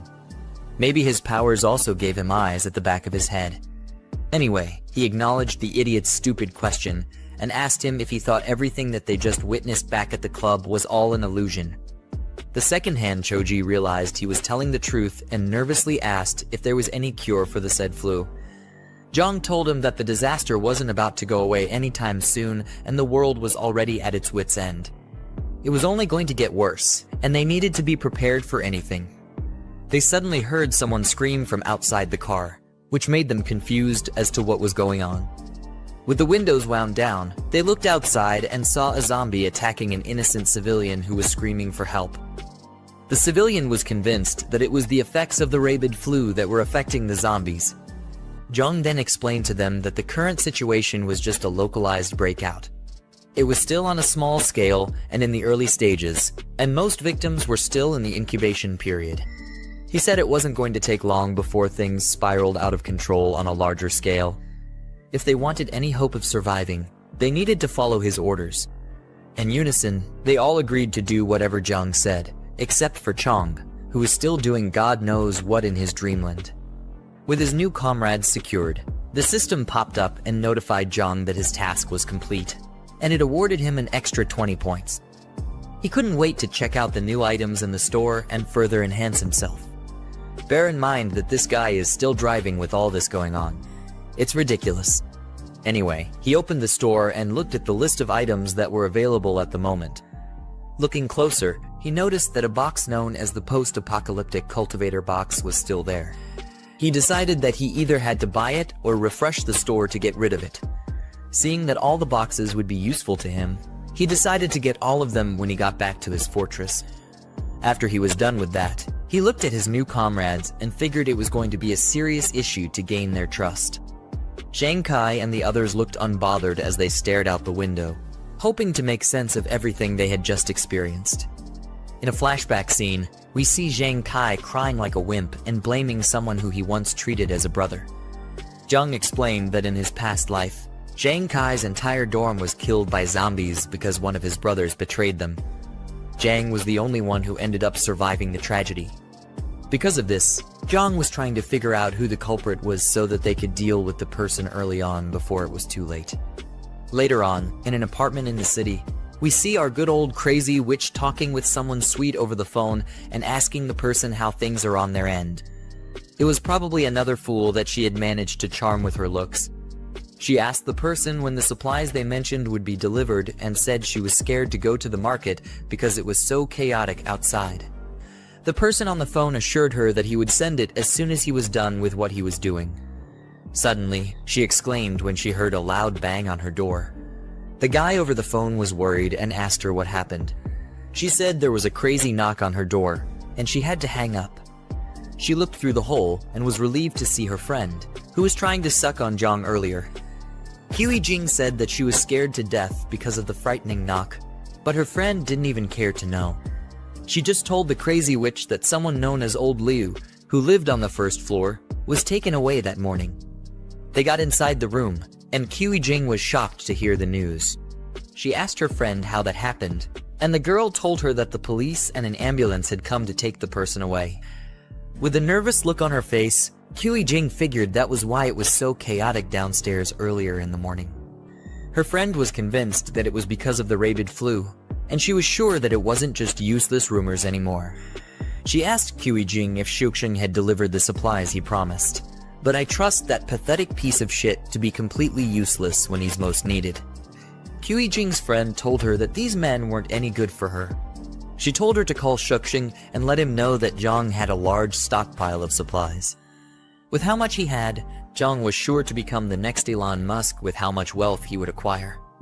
Jing asked her how she knew about this, and her friend said that she told one of her lackeys to keep an eye on Jiang the last time she got kicked out of his place. She found out that every few days, trucks would come to his fortress to deliver a lot of supplies for him. Jing looked pissed and assumed that Jiang probably knew about the pandemic in advance. Her friend persuaded her to call Xuxing and seal the deal while they still had time. She also told her to convince the desperate man to give them a bigger size of the cut when he made the money. The car speeds into the fortress, and Jiang along with his friends steps out. Zhang Kai couldn't hide how amazed he was with how large the fortress was. Jiang said that was the usual reaction everyone had when they saw the fortress for the first time. At the same time, Shanshan and Grandpa Lai stepped out to welcome them. Lai was glad that Jiang was finally back, and Shanshan asked if he was okay. Jiang told them not to worry about it because he was alright, and then he proceeded to introduce them to the new members. Zhang Kai and his classmates were then introduced, and Jiang said that they would be their companions from then on. Shanshan happily welcomed them because she felt that they were trustworthy since Jiang had chosen them to be companions. Jiang then told Grandpa Lai to show their new comrades around the area and explain the rules and regulations to them, to which Lai agreed. One of Zhang Kai's friends, the fatso with glasses, felt really nervous and said that the fortress felt like they had come to northern Myanmar. The dude with the white jacket then called for everyone's attention. He asked Jiang to give him and his classmates weapons as well, so that they could contribute to defending the fortress. The audacious request made Jiang very skeptical about whether the guy could be trusted. The guy's classmate then calls him Yiming and tells him not to be so eager to get weapons. They had just gotten there, and they needed to earn Jiang's trust first. Jiang then told them not to be worried because they would get weapons within a few days. Noticing that Jiang was still unconscious, Jiang said that they should have him checked in the medical room first since his injuries were still severe.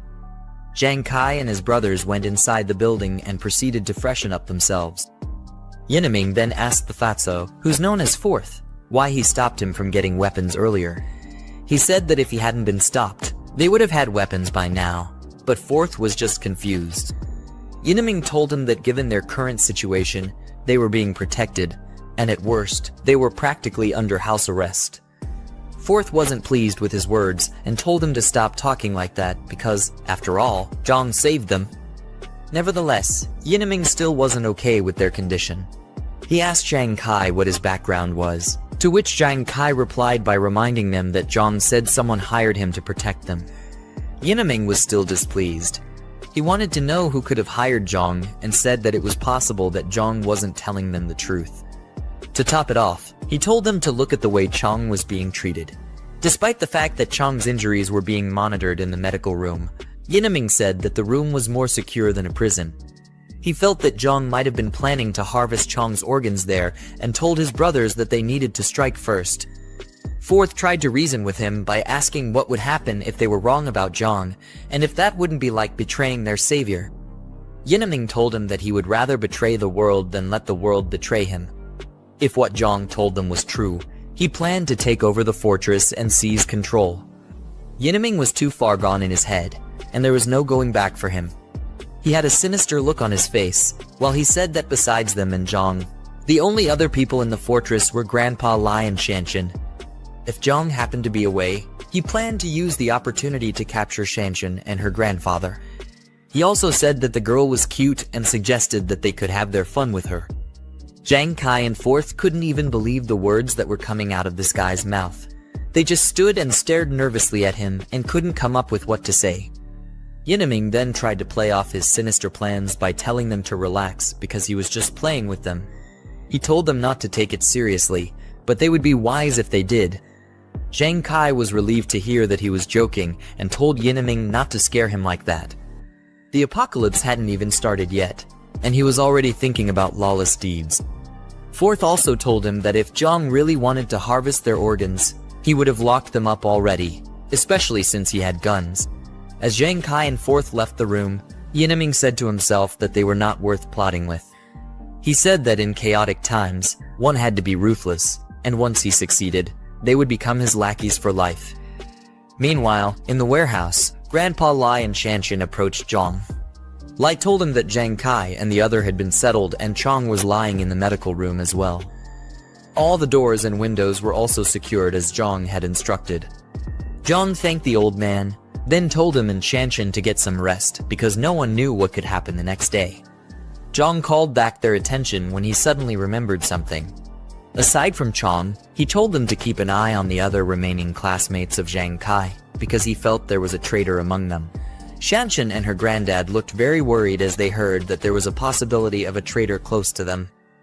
Later that night, Jiang returned to the warehouse and began looking through the system's item shop. He started redeeming the supply boxes one by one, and each of them had an item that would prove to be very useful to him.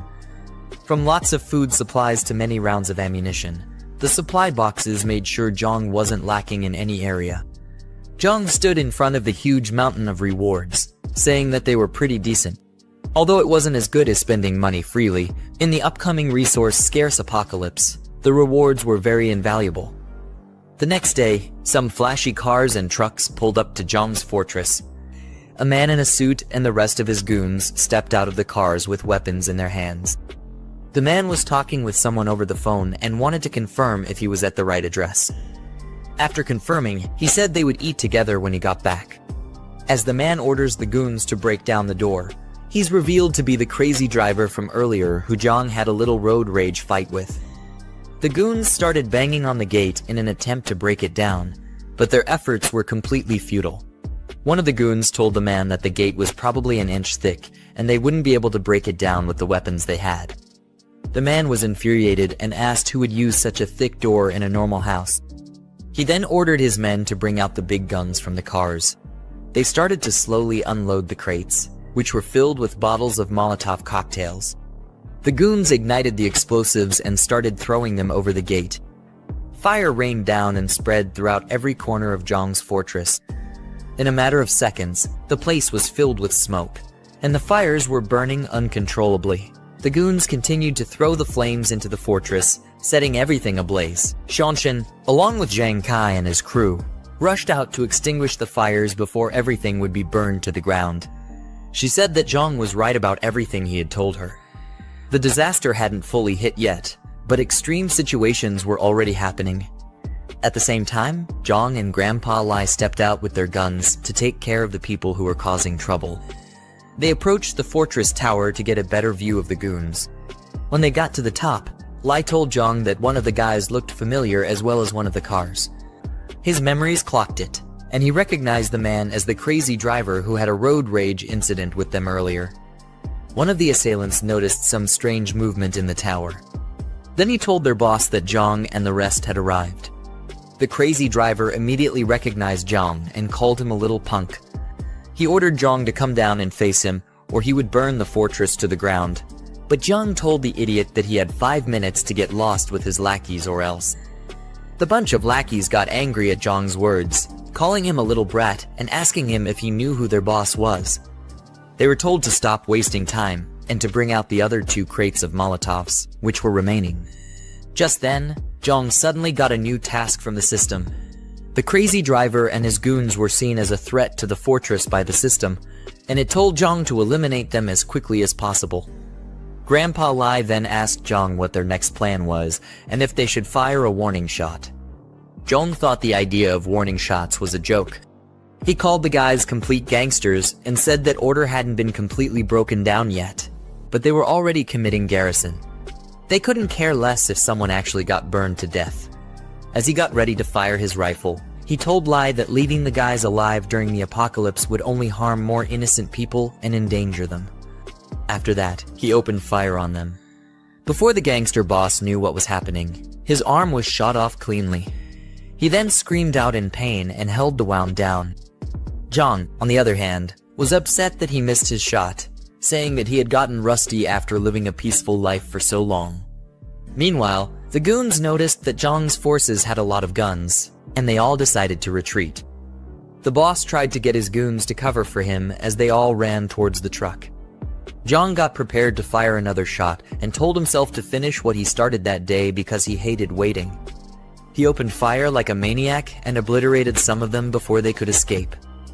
The boss and a few lackeys were able to get into the truck, and he hurried the driver to kickstart the engines before it would be too late. Lai was worried that the rest were trying to escape by car, but Jiang told the old man not to worry because that was why he picked the automatic rifle. Jiang reloaded his gun and rained bullets on the jeep that was about to escape. Lai looked at Jiang as he fired the bullets and couldn't believe how proficient the boy was. The way Jiang hip fired and reloaded so smoothly was way better than how he was when he served. This made him wonder about who exactly Jiang was. The sounds of their screams could be heard as the bullets tore through their bodies, but there was no one who could save them. By the time Jiang was done, the front of the fortress was filled with dead bodies, and cars were up in smoke. After the job was done, he told Lai to call Zhang Kai and ask the rest to come out and clean up the mess. Suddenly, a thought popped into his head. Since they were still in the early stages of the disaster, he thought about letting the goons turn into zombies so that he could use them as practice for Zhang Kai and Jiang Chen. He then turned to Lai and told him that there was no need to rush.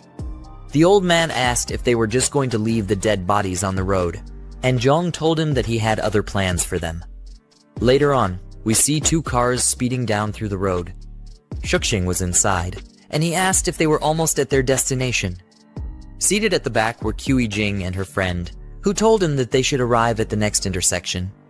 Qi Jing was disappointed in her friend and said that every time Shuxing was around, she would put up an act. She knew what her friend was up to but decided to play it cool. When they got to the fortress, Shuxing said he would park outside and then told Qi Jing to message him once she got inside. As Qi Jing stepped out, she told Zioya to tag along with her. Zioya was surprised that she had to follow her friend as well.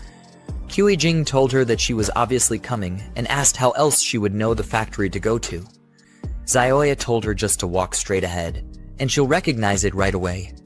Her shoes were killing her, and if she walked 2 more blocks, she would be done for. Nevertheless, Qi Jing wasn't listening to her silly excuses. High heels or not, she told Zioya that she was coming along as she dragged her out of the car. Zioya screamed that her phone was in the bag, but Qi Jing told her to leave it in the car because she already had her own phone with her. As the 2 girls walked, Shuxing looked at them until they got far enough. Then he picked up his phone and told the person on the line to get everyone ready. He told them to follow him as soon as he started his car. The car behind him was filled up with a lot of thugs, waiting for the right moment to give Jiang hell. Their leader confirmed Shuxing's orders and waited for the signal. Meanwhile, Zioya asked Jing why she dragged her into this. Jing told her that she was an old fox and asked if she really thought that she would fall for her silly tricks. Zioya tried to play innocent by saying that Jing got it all wrong.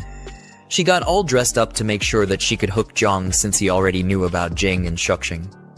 Jing noticed something off and got nervous as she asked what was going on up ahead. As they got closer, they saw the dead bodies and wrecked cars in front of the fortress. Zioya wondered if a shootout happened there or something crazier. The girls got scared when they noticed that the bodies were dead. Zioya suggested that they go back, but Jing was still analyzing the scene. She said that, judging by the blood, the guys had been dead for a while. Then she wondered if two groups were fighting over Zhang's supplies. She thought that Jiang didn't make it out alive, but his death didn't matter to her. All she wanted were the supplies, and she wondered if they were still there. Unknown to the girls, the trunk of the car behind them opened up, and that crazy driver was slowly crawling out. They decided to head back and let Shuxing's people handle the situation, but they were completely clueless about the guy who was slowly mutating into a zombie. Jing and Zioya walked up to the huge gates of the fortress and thought about how they would get in. They were really nervous because of how exposed they were in the open. Zioya said that they couldn't see anything inside because of how tightly the gate was shut. Seeing how reinforced and tight the security was, Jing wondered if Jiang was okay. While they were still fiddling with the gate, a voice called out to them, and they panicked. Looking up, they saw Chen with her crossbow, and she asked them who they were and how they knew about the fortress. Zioya said that they were friends with Jiang, and Jing told her that she was Jiang's girlfriend. Quite the audacious statement. Chen didn't trust the two girls, so she called out to Jiang and told him that there were two witches outside his gate. She also told him that one of them claimed to be his girlfriend, which she highly doubted.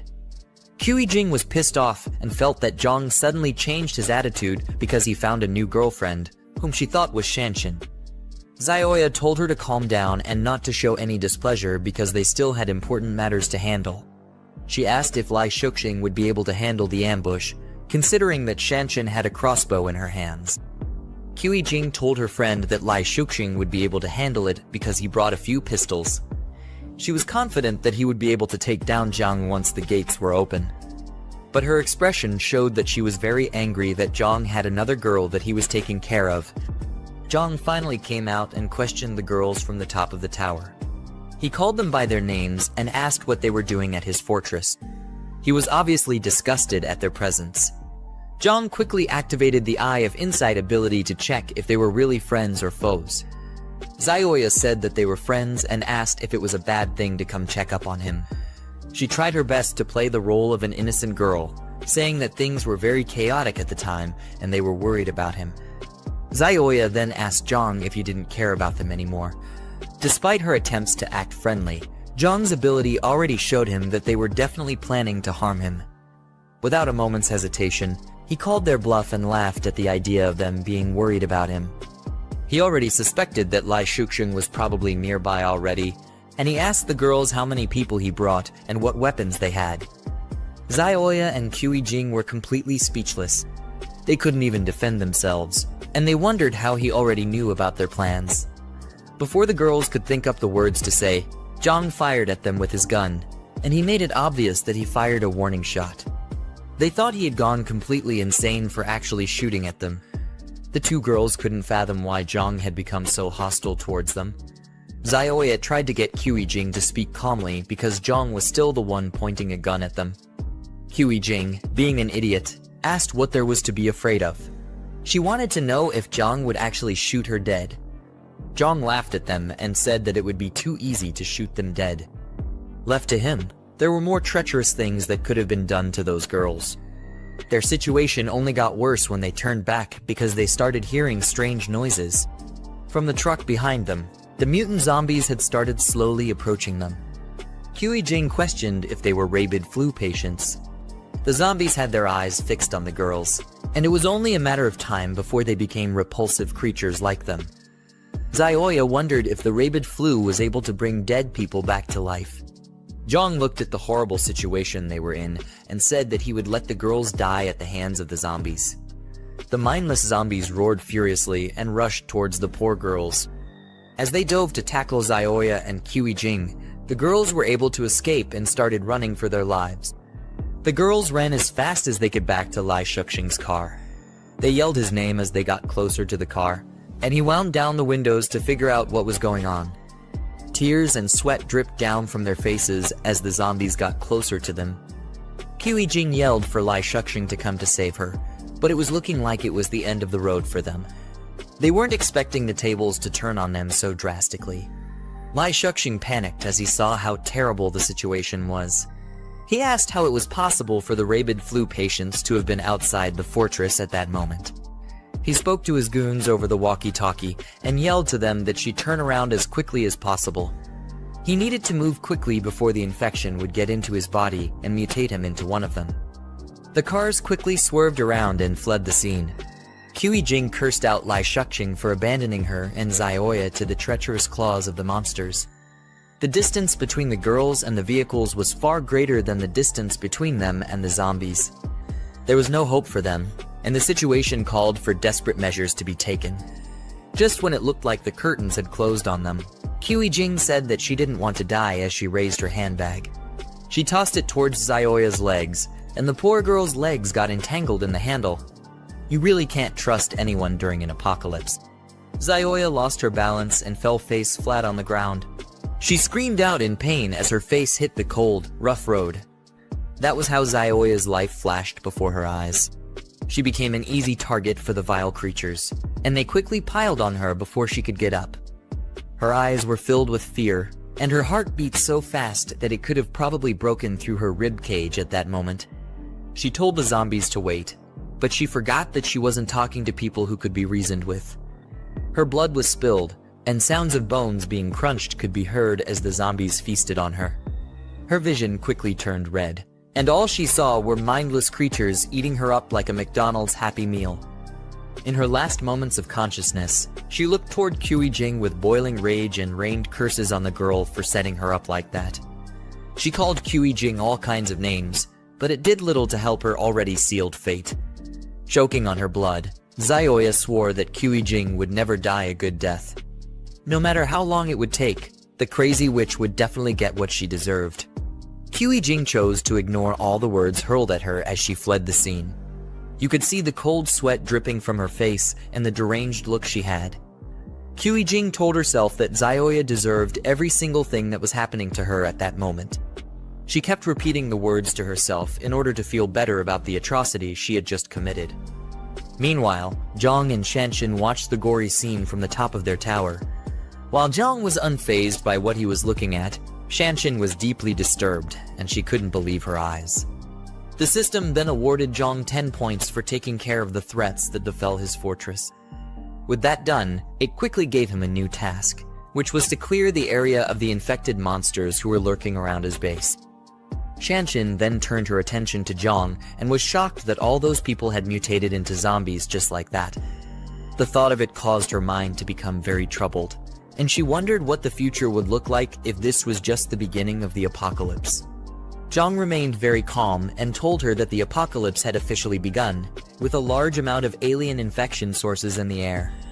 The dead who were exposed outside would quickly mutate into zombies, but it didn't just stop there.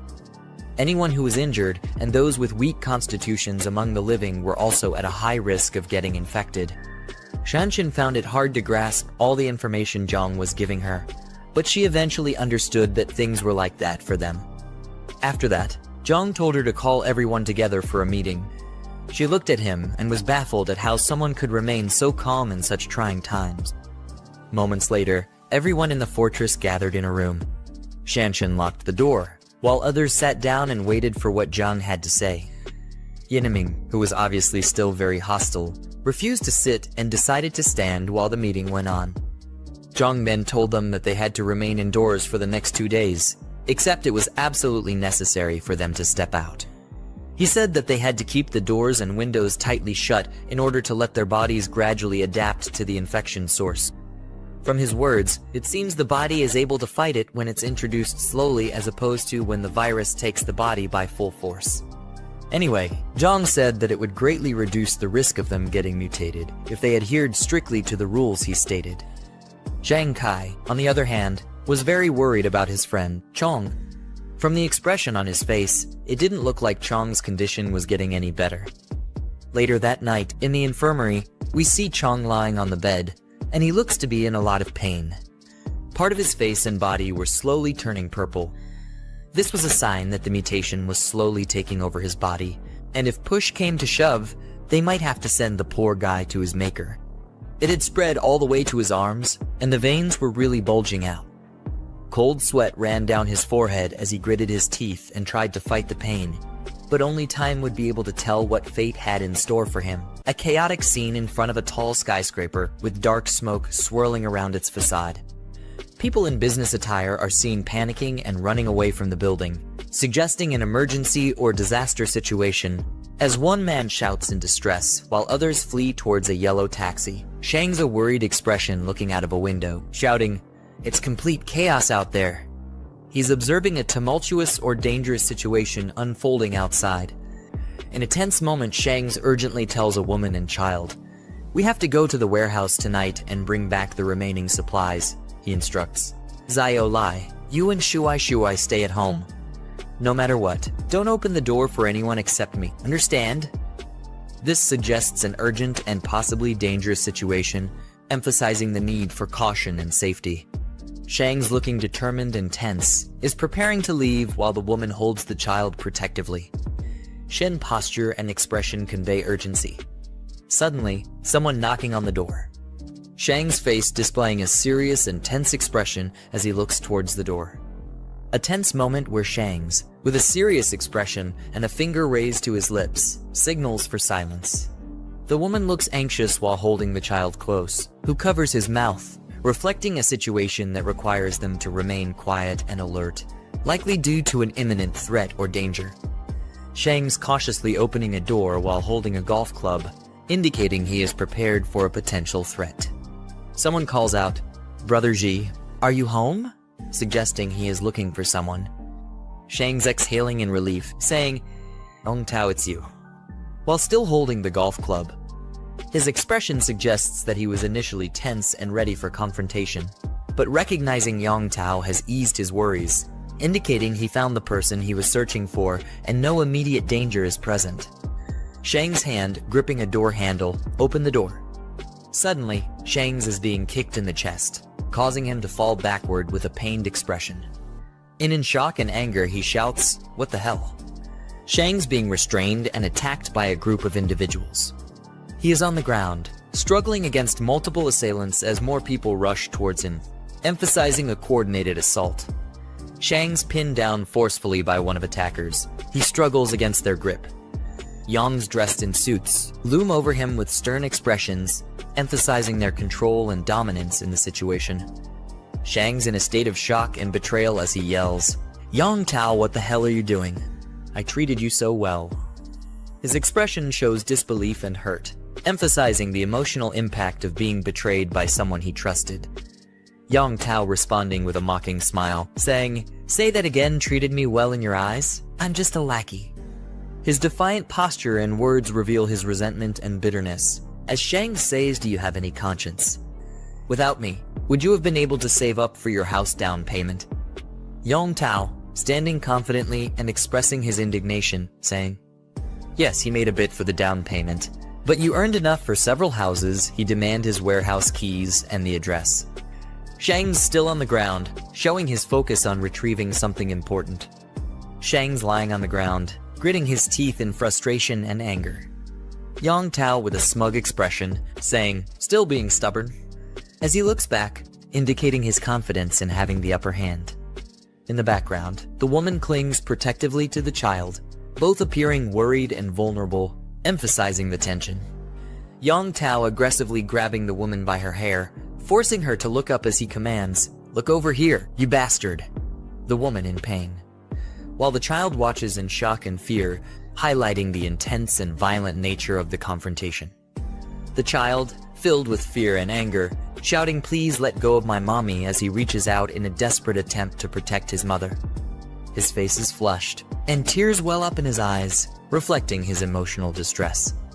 Child biting Yang Tao's arm in a desperate act of defiance, tears in his eyes as he tries to protect his mother. Yang Tao reacts angrily, shouting, "You little brat. You've gone crazy, haven't you?" Child is forcefully thrown back by Yang Tao. The child cries out in pain as he is pushed away, while the mother watches in horror, her expression filled with shock and fear. Shang's on the ground, glaring defiantly at Yang Tao with determination and anger. He shouts at her, "Bastard, if you got guts, come at me. Leave my wife and child alone." Yang Tao standing confidently with a smirk, arms crossed, as he says, "Don't worry, as long as you cooperate, your wife and child will be safe." While Shang's, visibly angry and desperate, is on the ground behind him. Yang Tao's command, "Now, take us to your warehouse." Meanwhile, Yang Tao and his group standing confidently in the doorway, silhouetted by the light outside. They strike imposing poses, with Yang Tao at the center, exuding a sense of dominance and control as they survey the area. Yang Tao inspecting a few remaining boxes and questioning, "This is all that's left."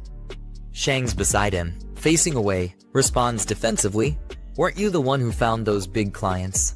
Everything's been sold off. Even the near expiry and expired food is almost gone." Yang Tao face, deep in thought, as he touches his chin with a contemplative expression. Yang Tao with a cunning and ambitious expression, reflecting a bold and unscrupulous plan to capitalize on Zhang Xiaoyang's resources. Shang's advised to stay away from him. When he was delivering goods, he accidentally saw that he was carrying a gun. His serious expression and furrowed brow indicate the danger he perceives, while the person beside him listens attentively. He continues, "That guy must have somehow gotten wind of this disaster ahead of time." Yang Tao dismissively addressing the man, "That's his problem to deal with."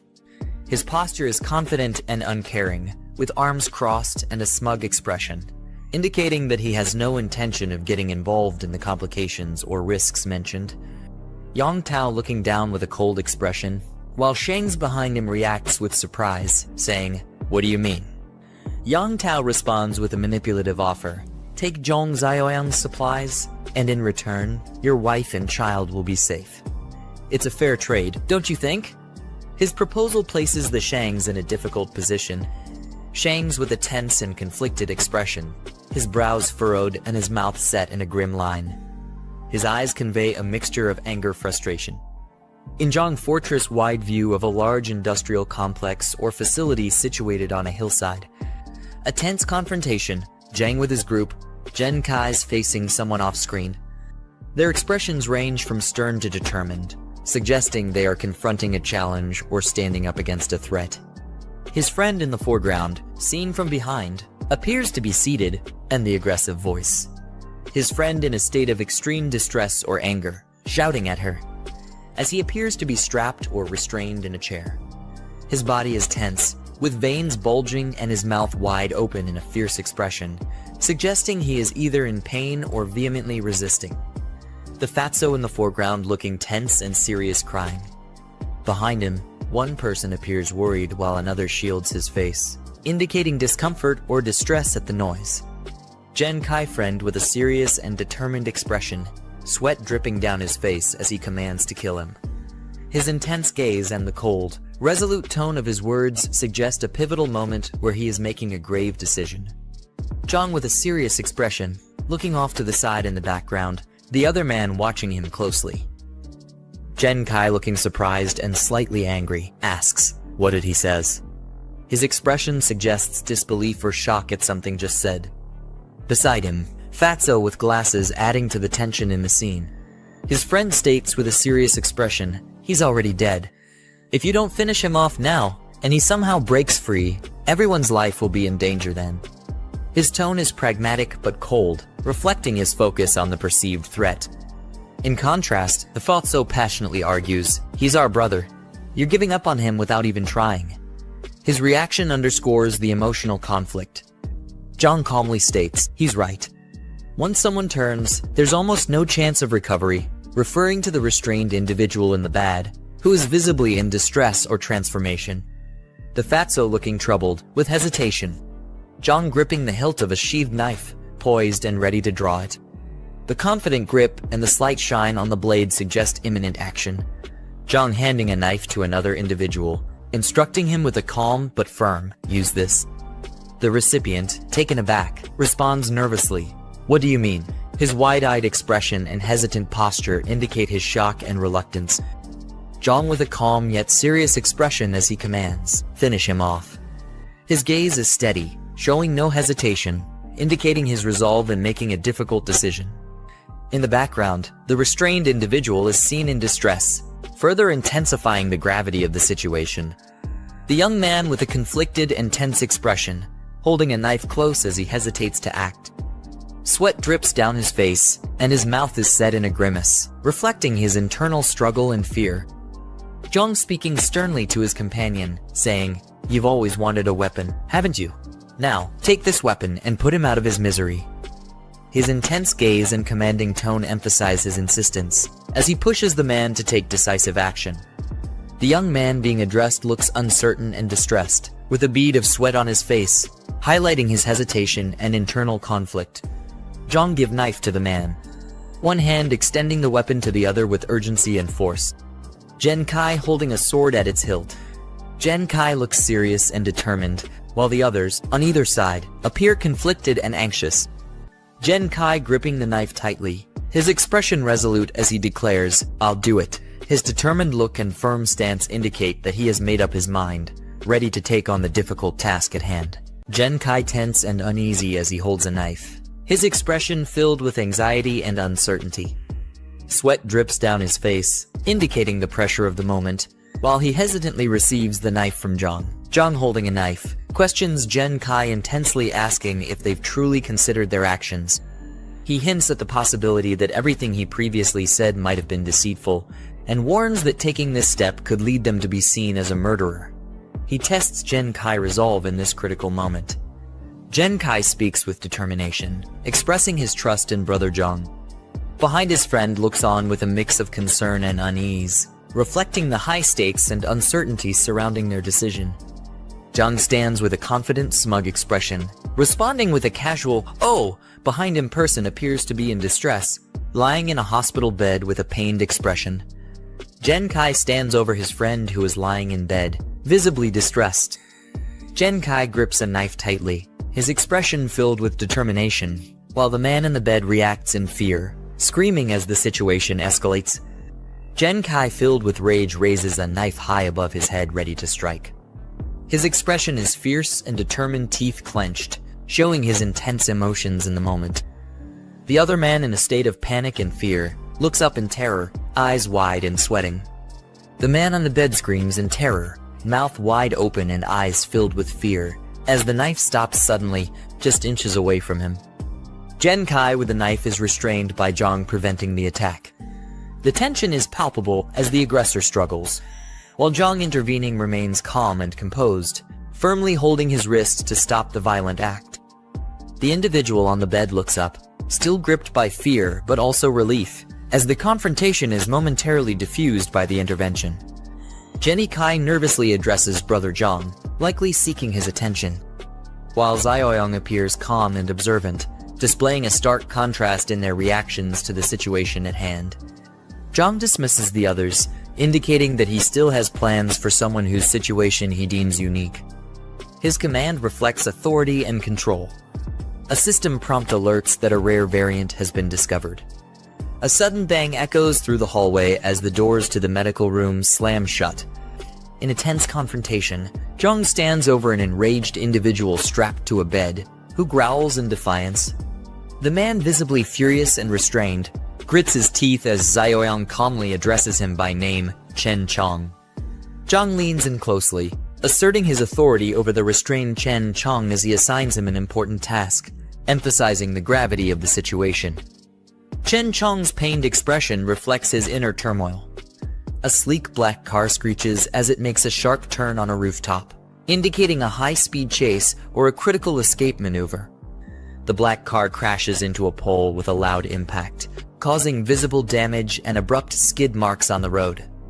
Shangs emerges from the damaged car, visibly frustrated and rubbing his head, cursing his misfortune after the crash. His exasperated expression and the smoke billowing from the vehicle indicate the severity of the situation. As the zombie gazes into the distance, he reassures himself that help or something crucial is on the way, easing his earlier frustration. The man finds himself in a sudden confrontation with a zombie that roars ferociously, lunging at him with unrestrained aggression. In the heat of the clash, the man struggles to fend off the creature's relentless assault, managing to push it away just in time, sending it crashing to the ground. The man sprints toward his vehicle with the zombie pursuit, determined to reach a weapon or tool inside. He grabs a metal rod from the car, his urgency and desperation clear as he prepares to defend himself. In a fierce act of retaliation, he swings the rod with full force, striking the creature brutally and venting his anger in a violent clash. The man stands over the fallen zombie amidst the debris, panting heavily after the fierce battle, the wrecked car smoking behind him. With exhaustion evident on his face, he grips the rod tightly, receiving a warning from an onlooker to leave quickly, prompting him to hastily retreat from the scene under the bright blue sky, still reeling from the intense confrontation.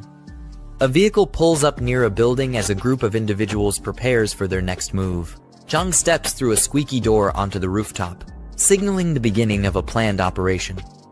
He is accompanied by a determined team, each armed and ready, reflecting their resolve and unity in facing the challenges ahead.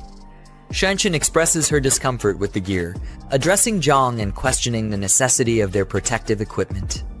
Jiang, maintaining his composed demeanor, stresses the dangers posed by zombies, explaining that their unpredictable strength makes the gear essential, especially for those with less combat experience. As the group huddles together behind a building, strategizing their next move, Jiang leads them with caution and determination, emphasizing their need to stay alert. Jiang signals his team to prepare, warning them that they are now within the perception range of the zombies, and readiness is crucial. As a zombie detects their presence, its vicious appearance and ferocious movements signal an imminent attack. Jiang shouts reminders to his team, urging them to maintain distance and watch out for one another as they brace for a fierce confrontation against the relentless zombie threat. A zombie pounces aggressively toward Jiang, but he narrowly evades the attack, keeping his focus sharp. Jiang quickly instructs his team, emphasizing that the moment a zombie misses is their best opportunity to strike, targeting the temple and the back of the neck for maximum effectiveness. One of the team members, driven by Jiang's guidance, steps up with determination, ready to deliver a decisive blow as he shouts his attack command. A powerful blow lands on the zombie's head, sending shockwaves of impact, but causing the creature to react violently, showing its resilience. The attacker yells in pain, realizing that striking the hardest part of the skull was a mistake, as Xiaoyang critiques from a distance, highlighting the error as a lesson for the group. As the zombie roars back, it aggressively counters, grabbing and pushing the attacker, demonstrating the peril of misjudging these relentless foes. In a desperate cry for help, the team member calls out for Jen Kai as the zombie closes in with menacing intent. Jiang acknowledges a correct defensive move, urging Jen Kai to step in as teammates rally to assist. With precise timing, Jen Kai swings a bat, delivering a powerful strike to the zombie, turning the tide of the battle in their favor. The zombie takes a powerful hit to the head from the bat, staggering but still standing, showcasing its resilience. Jiang, watching the group's effort, urges them to keep attacking, emphasizing that one hit won't be enough to take the zombie down completely. One of the team members, filled with adrenaline, turns to Xiaoyang with a proud yet anxious expression, asking how they performed, eager for feedback on their teamwork and combat skills. Jiang smirks confidently, unfazed by the approaching zombie as he casually dismisses the danger with a nonchalant attitude. Jen Kai urgently shouts a warning for Jiang to be careful, clearly alarmed by the zombie's rapid advance. The zombie lunges with a fierce snarl, closing in dangerously close, its gaping maw aimed directly at Jiang. Jiang grabs the zombie by the head with a firm grip, halting its attack effortlessly and displaying his superior strength and composure. He admonishes the zombie as if it were capable of understanding, reminding it of the crucial lesson to always be aware of one's surroundings, turning the tables with a sharp command. The rest of the team looks on in stunned silence, clearly impressed and taken aback by Jiang's cool and commanding control over the situation. Shangs approaches a large reflective surface, scanning his surroundings with a cautious expression as he notices vagrants roaming nearby. Frustrated by the unexpected presence, he questions whether Jiang would have alerted them or confessed something important. Meanwhile, a rugged vehicle pulls up with urgency, and a commanding voice resonates, urging everyone to stay vigilant and support their comrades, signaling a rallying call to action. Jiang arrives to the vehicle, A voice confirms that it's Jiang, causing a stir among the scattered group below. Shang peers out from the back of the vehicle, astonished to learn that Jiang and his gang are actively hunting down someone referred to as the Madman. Meanwhile, a shadowy figure with glowing eyes emerges from beneath the vehicle. Kaijing crawls desperately on the ground, reaching out with determination despite the severe injuries, eyes filled with fear and urgency. The hand grasps tightly onto the leg of a bystander, startling him and causing a sudden reaction. The man stumbles backward in shock, yelling out in surprise as he falls, the grip of the injured person still firm, intensity of their plea for help or escape. The man's face contorts in a mix of fear and shock as he realizes the threat before him, his expression filled with dread. Suddenly, the Kaijing rises with an unearthly roar, her eyes wide and furious as she lunges toward him, embodying a terrifying transformation that catches him completely off guard. Shang is brutally attacked, his face contorted in shock and pain as he screams out in horror. Blood spurts from Kaijing's body as the force of the strike overwhelms him, leaving him helpless and panicked, unable to defend himself against the onslaught. Jiang, holding a smoking gun, stands over a lifeless body while the survivor, drenched in blood, struggles to catch his breath. Desperation fills his face as he looks at the carnage around him. Jiang holds his rifle firmly, his expression serious as he confronts the situation before him. Shang stumbles toward him, overwhelmed with relief, calling out to his older brother, grateful to have finally found him alive amidst the chaos. Shang's eyes widen as he notices something unusual, his attention drawn to the blood-stained arm of the man before him. The infected wound becomes more visible, causing a moment of tension as the situation grows more dire. Jiang coldly informs Shang that he has been bitten, raising his weapon to confront him. In a panic, the man begs for mercy, pleading with Jiang not to shoot as he tries to reason with him, but Jiang remains firm, warning him not to come any closer. Shang is filled with despair and admits that he knows he's beyond saving and will soon turn into one of the crazed infected. However, with tears of anger and desperation, he reveals that Yang Jing has taken his family hostage, using them as leverage to manipulate him, in a plot to steal Zhang's resources. With determination, the man pleads his innocence, insisting he has never committed any heinous acts and that his family is blameless. He begs Jiang to protect them from the cruel fate that awaits, leveraging the loyalty they've built and the resources he's accumulated as his final desperate attempt for mercy. Jiang reflects silently, acknowledging that while Shang's initial motives may have been selfish, there's no denying that his actions had helped Jiang in the past. With a determined expression, he contemplates his next move, fully aware of the weight of the situation before him. His group of survivors, led by a determined Jiang, gathers with weapons in hand, ready to take on the next challenge. Jiang smirks, realizing that the added incentive of rewards for completing tasks has only strengthened his resolve to move forward. Jiang smiles confidently as he reviews the newly assigned tasks from the system, his determination growing with the promise of rewards. His mission is clear: to rescue his wife and eliminate any infected lurking outside the base, with every success adding to his reward points. Shang, battered and covered in blood, reassures Jiang that he will handle matters concerning his family, standing strong despite his injuries. In an emotional display, he falls to the ground, declaring his undying loyalty, swearing to repay his debt even if it means serving in another life. The man kneels before Jiang, urging him to take action, his desperation evident. He hesitates, but Shang pleads for him to end it, not wanting to become a threat to his family in the future.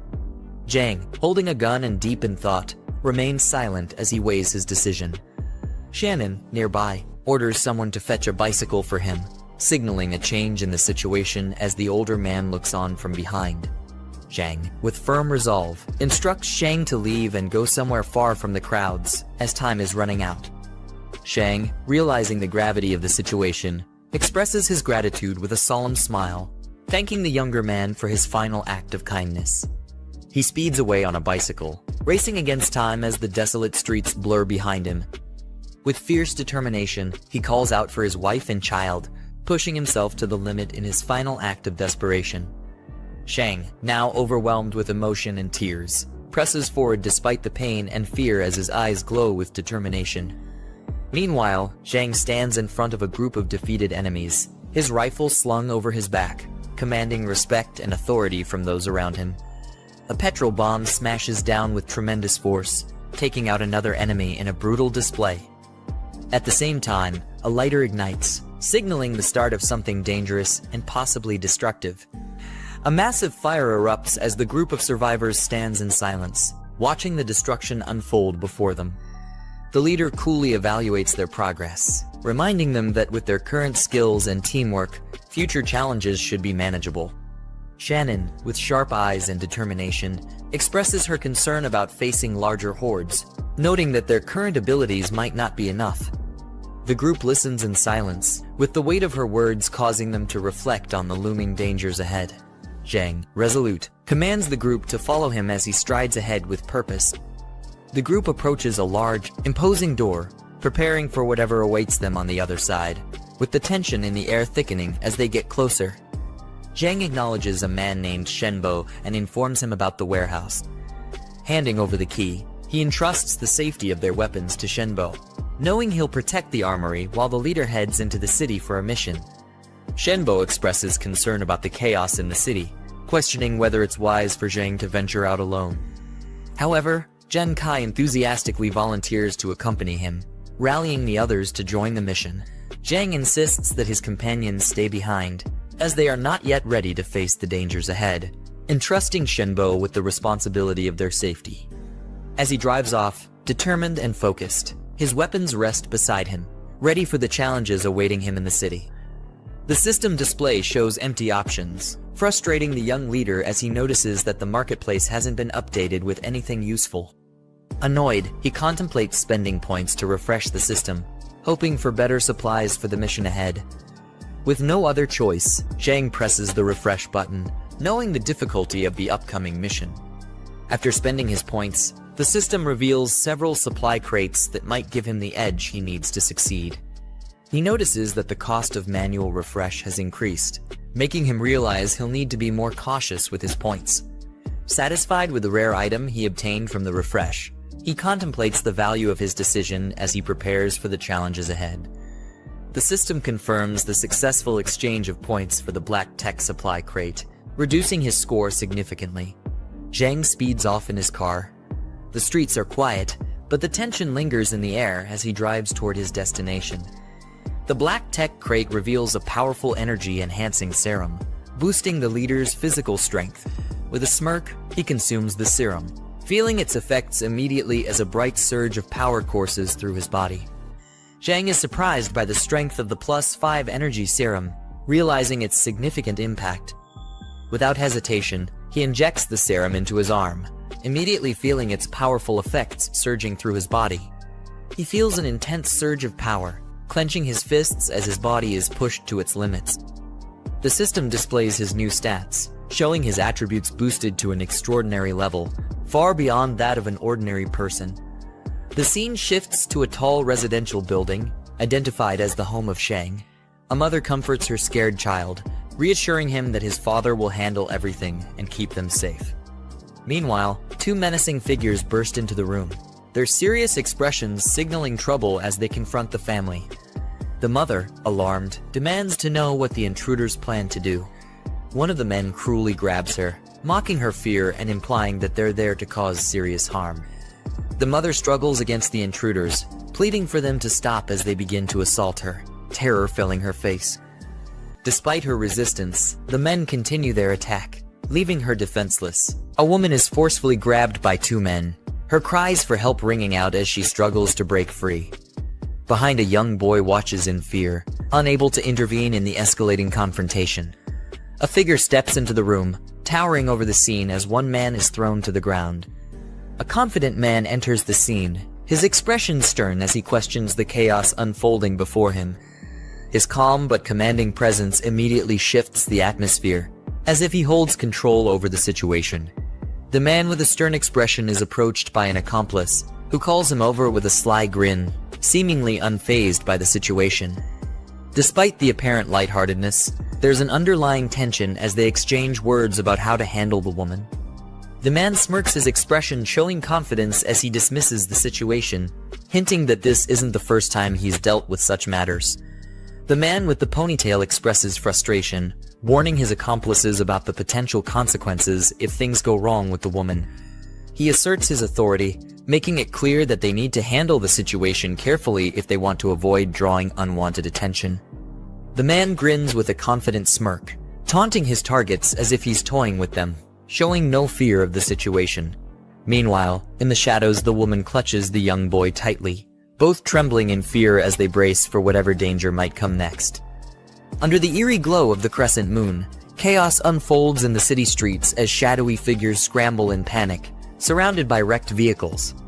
Jiang calmly grips the steering wheel, his enhanced abilities sharpening his focus and reaction time.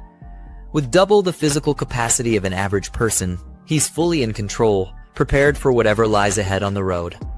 Jiang speeds through a crowded highway, effortlessly dodging cars as flames trail behind, leaving chaos in his wake. Moments later, under the ominous night sky, the city is in disarray, with zombies scattered across the road, unsure of what just tore through the streets. He's stepping out of the car as its headlights illuminate the deserted road ahead. With the city just beyond, he realizes it's time to leave the car behind and continue the mission on foot, his gaze sharp and determined under the moonlight. Jiang senses something off, his eyes narrowing as he scans the darkened forest around him. Suddenly, a zombie charges at him, screaming wildly with terrifying speed, catching him off guard.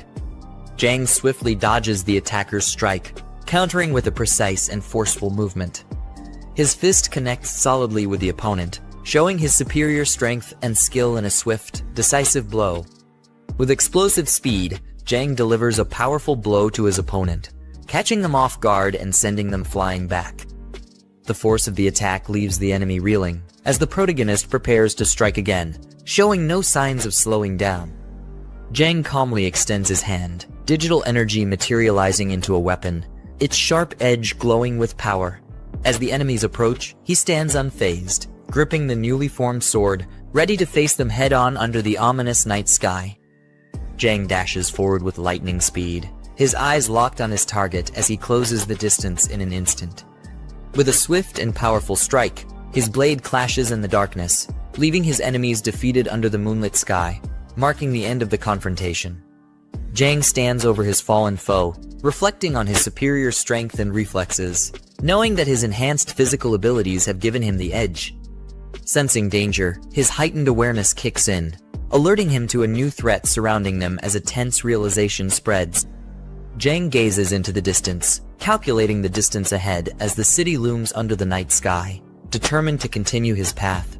Suddenly, a system notification appears, alerting him to an unexpected mission that has been triggered, surrounded by cautionary markers.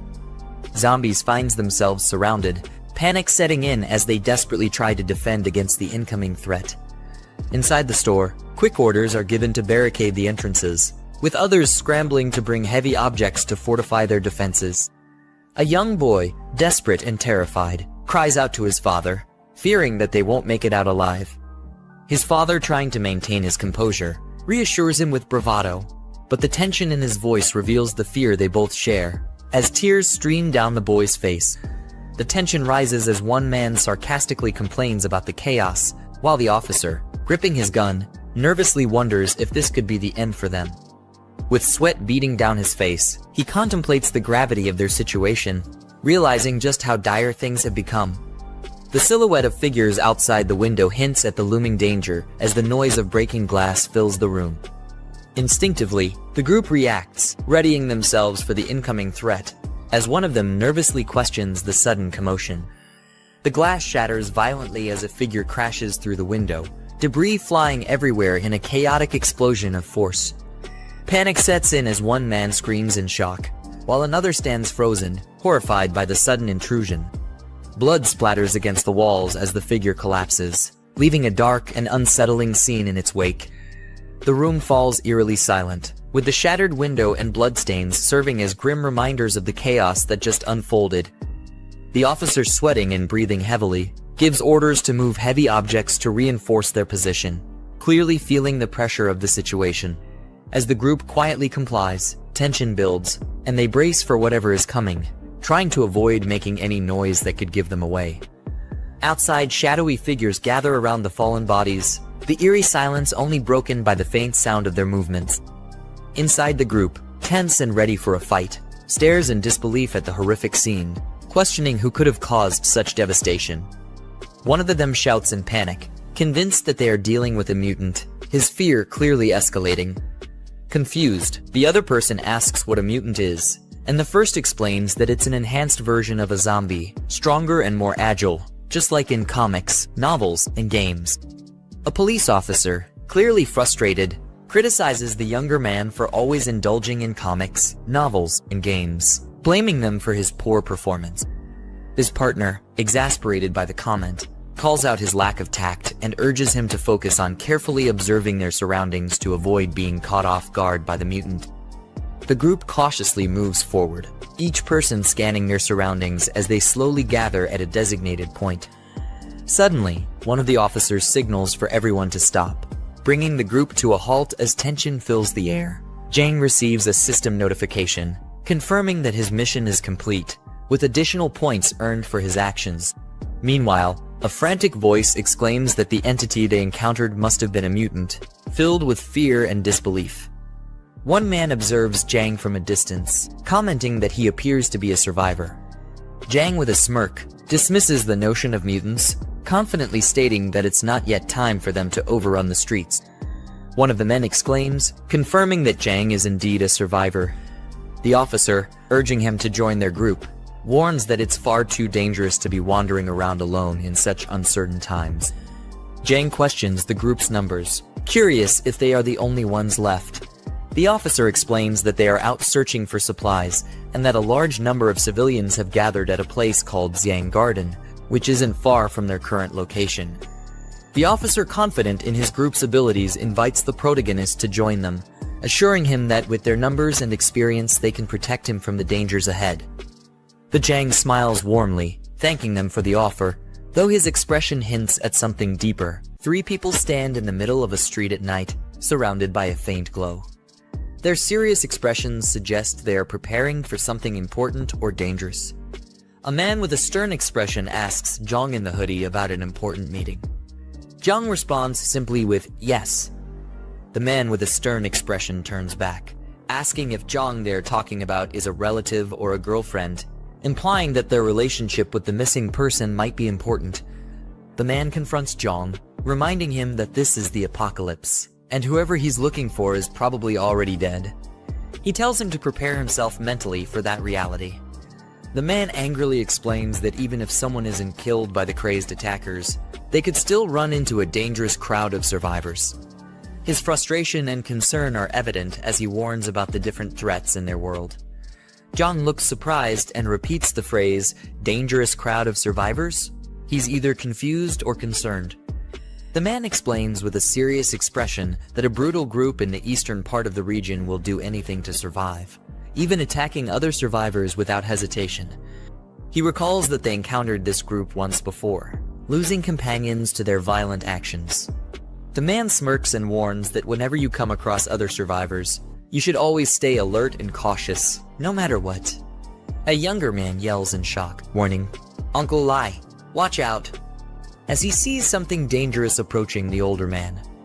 The man engages in a struggle with a zombie, both of them fighting over a gun as the man tries to defend himself from the attack.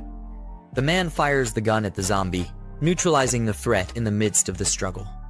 The man stands over the defeated zombie, breathing heavily, and curses out loud in frustration, relieved that the danger has passed. A group of zombies turns their attention toward the man, drawn by the sound of the gunfire.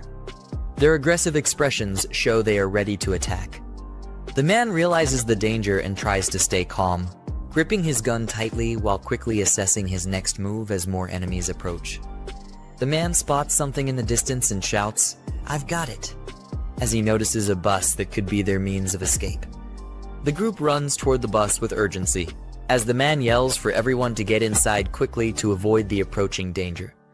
Jiang reflects on their decision, noting that while running might attract more zombies, the bus is an ideal place to defend themselves. He also realizes that once they're inside, there will be no turning back. Calmly assessing the situation, he gives himself a score of 70 for his quick judgment in this crisis. The man urgently calls out to Jiang, telling him to hurry up as he runs toward the bus while a zombie chases him closely.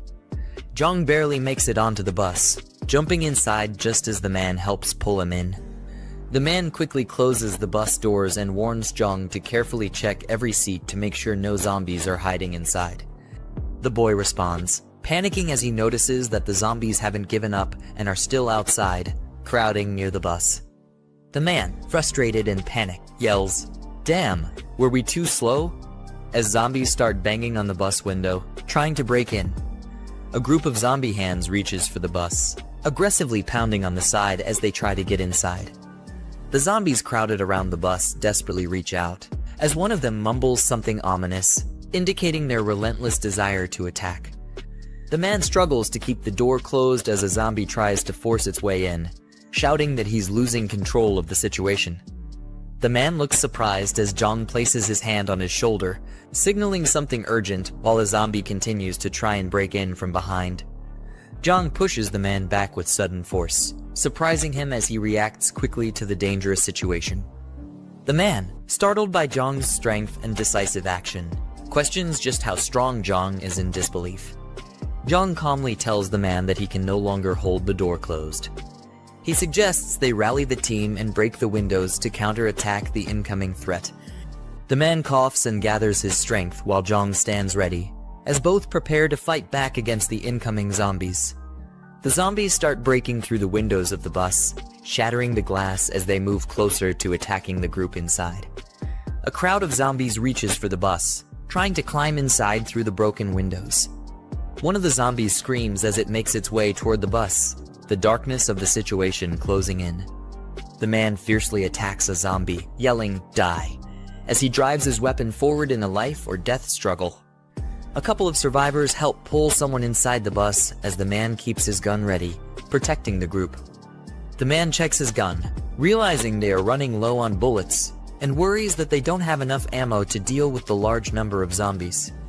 The man is startled when someone hands him an unexpected item, saying, "Use this," while he looks on, confused and unsure of what it is. Jiang, now armed with a crossbow, looks surprised and questions, "Where did this come from?" as he prepares for the next action. The man responds that he grabbed it without thinking during the chaos, now holding the crossbow firmly, ready to use it. Outside, the zombies scream in frustration as they continue their relentless assault on the bus, determined to break through. The survivors on the bus begin shooting down the zombies from above, yelling insults as they fend off the horde. The survivors stand in front of the bus after successfully fending off the zombie horde, surrounded by fallen bodies as they regroup. One of the younger survivors holds his weapon and exclaims that surviving 2 dangerous situations in a row is no coincidence, claiming they must be the chosen ones of this apocalypse. Jiang calmly advises him to remain cautious and avoid becoming overconfident in these dire circumstances. Under the crescent moon, a distant view of a peaceful-looking Jiang mentions, and someone expresses hope that everything is going smoothly on the other side. The group is walking down a hallway. One of the men volunteers to take the night shift, showing his readiness to help. Another man with glasses looks surprised and asks why the first man is suddenly being so enthusiastic and proactive today. The man, clearly annoyed, snaps back, insisting that he's always been this way and tells the other man to mind his own business. The man with glasses, now confused and a bit nervous, wonders why the first man is overreacting so much to his question. An old man instructs the group to rest, telling the man to be cautious and wake everyone up if there's any trouble during his watch. The man assures him confidently, "Don't worry." The man sits outside at night, gazing up at the moon, and remarks that it's already late, and everyone must be asleep by now. The man stands on a balcony, deep in thought, mentioning that things could get worse and they need to resolve the situation before Jiang returns. The older man is shown peacefully asleep, unaware of what's happening, with his radio communicator resting on the pillow beside him. The older man continues to sleep soundly, unaware of any disturbances or the situation around him. The man stands in the doorway, watching intently, with a serious and focused expression, possibly checking on the older man or thinking about his next steps. Yiming sneaks into Grandpa Sheng's room, making his way toward the armor key. However, Grandpa Sheng wakes up and questions what he's doing. As Yiming punches him, he quickly retreats from the room. Grandpa Sheng shouts, cursing at him and demanding to know what he's trying to accomplish, then orders him to return the key. Jiang Chen and the others, awakened by the commotion, ask what happened. Grandpa Sheng informs them that Yiming has stolen the armor keys and that they must hurry to stop him. The others chase after Yiming, demanding to know what he's doing. In response, Yiming throws various objects into their path to block their way. Zhang Kai curses, calling him one sneaky bastard, as Yiming rushes through the infirmary. Yiming thinks he might as well go all the way now. Entering the medical room, he cautiously approaches his infected friend, only to be shocked when Chen Chong roars. Yiming wonders why one of Chen Chong's bindings is loose, thinking it's strange,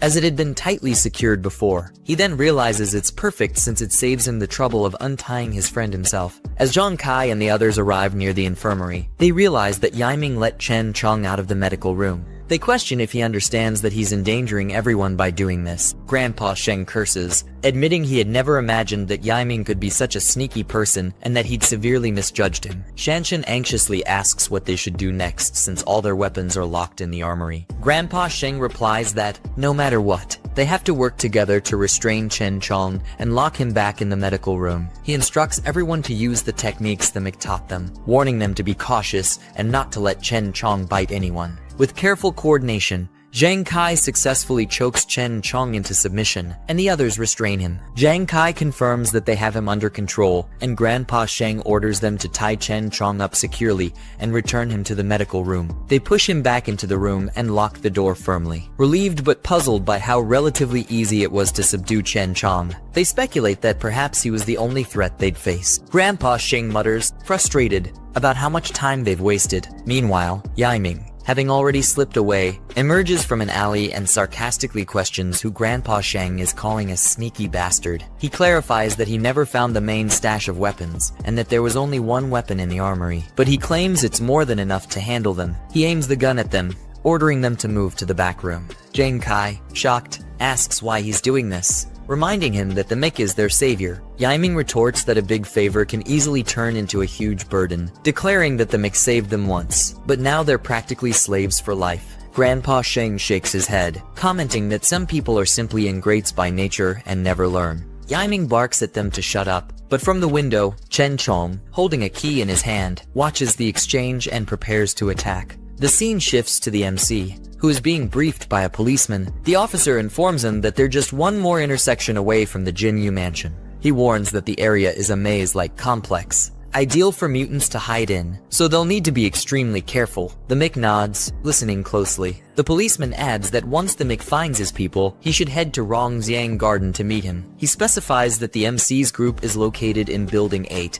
and instructs him to enter through the side gate, not the main entrance. The Mick gives a thumbs up in response, thanking him for the advice. After the Mick departs, someone beside the policeman suggests they should help the MC, pointing out that he saved them earlier. The policeman hesitates, explaining that they have no idea what dangers lie inside the mansion. He emphasizes that if they stumble into a horde of zombies, they'll be doomed. The companion, undeterred, points out that the mech is likely walking straight into danger himself. The policeman shrugs, saying he did his duty by warning the mech about the risks, and that it's a shame since the mech has proven he's quite skilled. Meanwhile, Yang Tao and his ally are strategizing. Noting that the power is out and they have no phone signal, Yang Tao wonders aloud if Zhang managed to complete his task, but ultimately decides it doesn't matter. His lackey grins, saying he's been holding back for far too long and plans to cut loose tonight. Otherwise, he won't be able to sleep. His ally chuckles, agreeing that Zhang is likely dead by now. They agree on their plan to tie up Zhang's wife when they go up, ensuring she won't have a chance to kill herself. They reason that, given the uncertain nature of their lives, they might as well take their opportunities to enjoy what they can while they can. Brother Lai, however, reminds them to be cautious and to make sure the woman survives. Just then, he pauses, noticing something strange. All the zombies downstairs are lying dead. The super henchman opens the door to see what's happening. Meanwhile, he wonders if it's a rescue. Suddenly, he's startled. An extremely fast blade passes through his neck. Before he can react,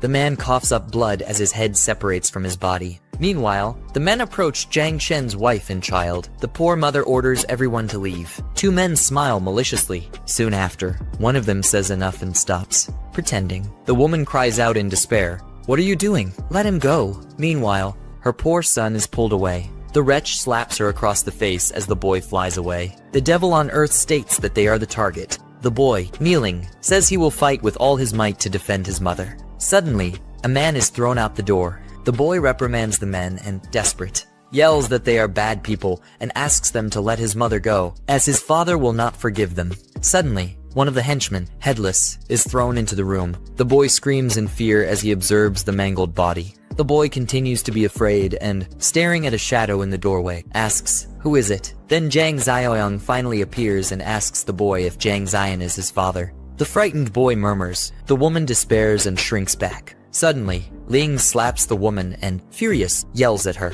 asking if she's afraid her son will hear. He threatens her, saying that if she doesn't talk, they will have their fun. One of the henchmen says that since there's no sound, he'll go first. He strokes the woman's head as she cries. Then the bedroom door bursts open. One of the henchmen sneeringly comments that the boy has quite a bit of strength. Suddenly, one of their necks is swiftly cut. Ling turns and, looking towards the door, asks why they haven't gotten rid of the boy yet. Then, against all their expectations, one of his henchmen falls in front of them, headless. Lush Zong wonders what's going on. Then, in the blink of an eye, Jiang Ziyang crushes the wretch's head. The wretch flies backward until he hits the wall. Luch Chong, as he receives the impact of our protagonist's blow, spits up blood.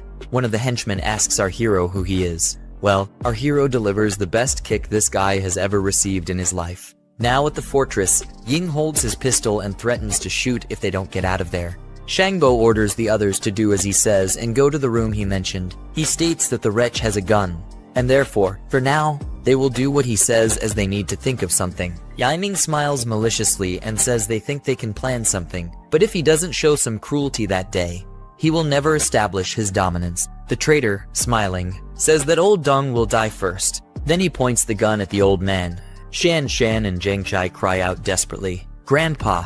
Ying observes the infirmary door. Meanwhile, he asks what that sound was. Surprised, he asks what's happening and how the infirmary was unlocked. The doorknob keeps turning. He wonders who's there. Suddenly, a zombified Chen Chong appears. They wonder if Chen Chong unlocked the door himself, but they state that it's impossible. Ying observes Chen Chong and, surprised, asks what's happening. Chen Chong, with glowing red eyes, advances towards Ying, drool dripping from his mouth. Ying points the gun at him. Then he says he can't let him live since a zombie used a key to unlock the door. Then he shoots, but to his surprise, the gun misfires. Ying despairs and exclaims that the gun is jammed. Chen Chong advances. Yaiming, terrified, asks how this can be happening. The idiot cries for help as he is chewed on by Chen Chong. Then Chen Chong stands up after tearing Ying apart. Chen Chong carries him away in his own hands. The group wonders what's happening there. Zhengyi states that Chen Chong was so calm moments before. Everyone stares at Chen Chong in astonishment. Shangbo, seeing the absurd amount of blood, puts his hand over his mouth. Then the zombie approaches the doorknob with the key. Suddenly, he throws the key to the group. The key falls in front of them, and the zombie simply returns to the infirmary as if nothing had happened. Everyone looks at each other, dumbfounded. Zhang, in the foreground, wields a gun and opens fire with intense focus as he aims upward. Multiple men scatter and dodge in the background, caught off guard, with one lying dead on the ground. A man, gripping his gun tightly, lets out a loud, intense scream, his eyes wide open as a bullet hits his head, causing him to bleed. Another man hides behind a rock, peering out in surprise. In the background, yet another man is thrown backward, struck by a bullet. A man lunges forward, his face twisted in anger as he shouts, firing his gun with fierce determination. Zhang walks through an open area under the night sky as bullets hit the ground nearby. He stares ahead with a smug expression, his piercing blue eyes reflecting calm determination. A man, gripping his gun tightly, beads of sweat on his face, looks around in frustration. Behind him, Zhang aims his gun from a distance. Another man crouches behind a table, shielding himself as bullets ricochet off its surface with intense force. He braces himself, gripping his gun tightly, clearly caught in a perilous situation as the gunfire intensifies around him. The man shouts in frustration, sweat dripping down his face, angrily yelling, "What the hell is he doing?" He begs not to be shot. The man shouts angrily as he raises his gun, his face contorted in fury and determination.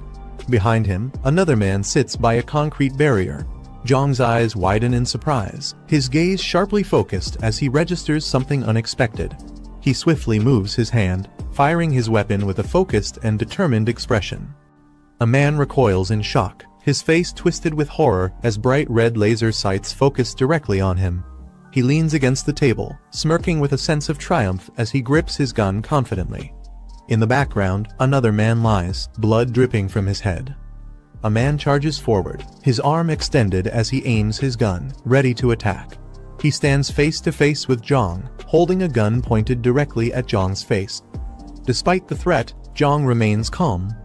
The man fires his gun. Jiang swiftly dodges the attack as a bullet narrowly misses his face. The man is shocked by his fast movement. Jiang lunges forward, disarming him with a fierce, determined look. The man is shocked and alarmed, caught off guard by the sudden, powerful move. Jiang brings his face close to his opponent's, staring intensely with unwavering confidence as he holds the gun firmly against him. The man is shocked, sweat dripping down his face. Jiang delivers a final shot with his gun. The man's face contorts in pain, his mouth open in a scream, blood dripping from his head. After the intense struggle, Jiang stands over his defeated opponent, who lies sprawled on the ground, motionless. With his gun slung over his back, Jiang gazes down. He kneels beside the fallen body, searching for anything useful. Later, Jiang enters a building, confidently walking into a dimly lit room framed by the open doorway behind him. 4 armed men stand on either side, preparing for an attack. He glances to the side with a piercing gaze, his expression calm yet filled with resolve. His intense blue eyes convey quiet confidence. Jiang stands calmly at the center as the armed men charge toward him from all directions, weapons raised in attack. Without wasting any time, he kills all of them. He stands with his back to the fallen bodies scattered around him, his posture calm and commanding as he addresses the group ahead. One of the dead men lies on the floor, blood dripping from his face. Jiang smiles calmly as a child excitedly compliments him, clearly impressed by his bravery and skill. Around them, the mother and police officers are shocked by the aftermath of his confrontation. A system window pops up, showing him a new mission with clear objectives. He reads the requirement to rescue 5 survivors, with a reward of 25 points upon completion. Jiang stands beside the officer and a child, all staring down at the defeated man on the floor. Surprised, he questions the identity of these fallen individuals. The officer, visibly tense with a drop of sweat on his face, explains about the Emerald Mountain area. Jiang listens intently, his gaze sharp and serious as he absorbs the information about the location south of the city. The officer calls out to Liu Kao and Chen Jai, who approach him wearing yellow uniforms with determined expressions. As they arrive, they acknowledge the guard, ready to discuss the situation regarding Emerald Mountain with Jiang. One of the men explains to Jiang that a sinister group, equipped with resources and weapons, controls the Emerald Mountain area. They mention that nearly all survivors from the southern part of the city have been drawn into this group's influence. Jiang stands silently in front of Liu Kao and Chen Jai. Jiang closes his eyes, thinking to himself, recalling past memories of a gathering place in the southern part of the city associated with Lai Shouxing and Qi Jing. He wonders if this current situation is connected to them. The man explains that while Emerald Mountain wasn't initially the only gathering place in the southern region, their possession of weapons has made them dominant. Other smaller groups lack the means to defend against their attacks, making resistance nearly impossible. He describes the brutal tactics of the Emerald Mountain group, stating they kill half the people in each gathering they attack. He adds that they take young women and anyone willing to collaborate with them back to their base, painting a grim picture of their methods. Jiang reacts with a fierce expression, his eyes blazing with determination as he resolves to take action against the injustice described. The officer, with a hint of nervousness, looks at Jiang and questions him, sensing his intense resolve. Jiang, calm yet focused, stares forward with unwavering determination, silently preparing for the next step. 3 defeated men lie on the ground, each with a handgun nearby. Jiang addresses Old Lai about collecting their weapons, checking them for additional ammunition, reflecting a strategic approach to gathering resources. Jiang hands over a rifle to Old Lai, offering to leave him with 5 additional bullets as a gesture of trust and support. Surprised by this generosity, Old Lai questions if it's truly intended for him. Jiang speaks with confidence, telling Old Lai that the Emerald Mountain Group won't rest, even with their newly acquired weapons. He instructs the others to hold position for a couple of days while he prepares to confront and eliminate the threat. The man reacts in shock, warning Jiang about the Emerald Mountain Group's overwhelming numbers, which he estimates to be well over a dozen. His face is filled with doubt that Jiang could handle such a formidable force alone. Old Lai urges Jiang to reconsider, suggesting that it's not worth risking his life for them and proposing that they find a safer location instead. He rationalizes that the Emerald Mountain Group is a few kilometers away and unlikely to search the entire city for them. Jiang reassures the others, explaining that his conflict with the Emerald Mountain Group is personal. He adds that in a few days, he will bring a larger vehicle to transport them safely to the eastern part of the city. Old Lai, surprised, questions Jiang about the eastern city. Jiang turns around, explaining that he's established a secure base in the Laocha Leaf District and is currently in need of manpower to help manage it. Old Lai and the others bid farewell to Jiang, urging him and his companions to stay safe. Jiang waves his hand in acknowledgement as he departs with a woman and child, heading into the unknown. 1 hour later, a man sits calmly on a rooftop, shaded by a hat, with his weapon in hand, overlooking a quiet, empty street. 3 lifeless zombies hang grimly in front of a building labeled Emerald Mountain, their forms battered and broken. 4 individuals sit around a large conference table, engaged in a serious discussion. A man with reddish hair and glasses, smoking a cigarette, asks about the unresolved supply issues at Golden Blaze Entertainment City. His expression is calm yet probing. Xiao Lai responds with a confident smile, assuring the man that he has already sent people to handle the situation at Golden Blaze Entertainment City. He says they should be returning with results soon. Another man with a relaxed demeanor points out to Wen Ji that the Golden Blaze area houses many high-end foreign residents, implying the importance of maintaining appearances and resources there. He jokingly suggests they can't just focus on Entertainment City's supplies alone, hinting at a broader responsibility. Xiao Lai grins broadly, addressing Kai Ji and suggesting there's no need to worry, as he has already arranged everything. He assures them that his people will return not only with supplies, but also with any live individuals they encounter. Wen Ji, cigarette in hand, addresses Xiao Lai with a casual yet condescending tone. He remarks that, despite all the tasks given, Xiao Lai has yet to successfully complete even one. Xiao Lai enthusiastically assures Wen Ji that he will definitely handle the task this time, promising his utmost commitment. In the background, Kai Ji, with dark hair, watches with an amused smile, observing his confidence.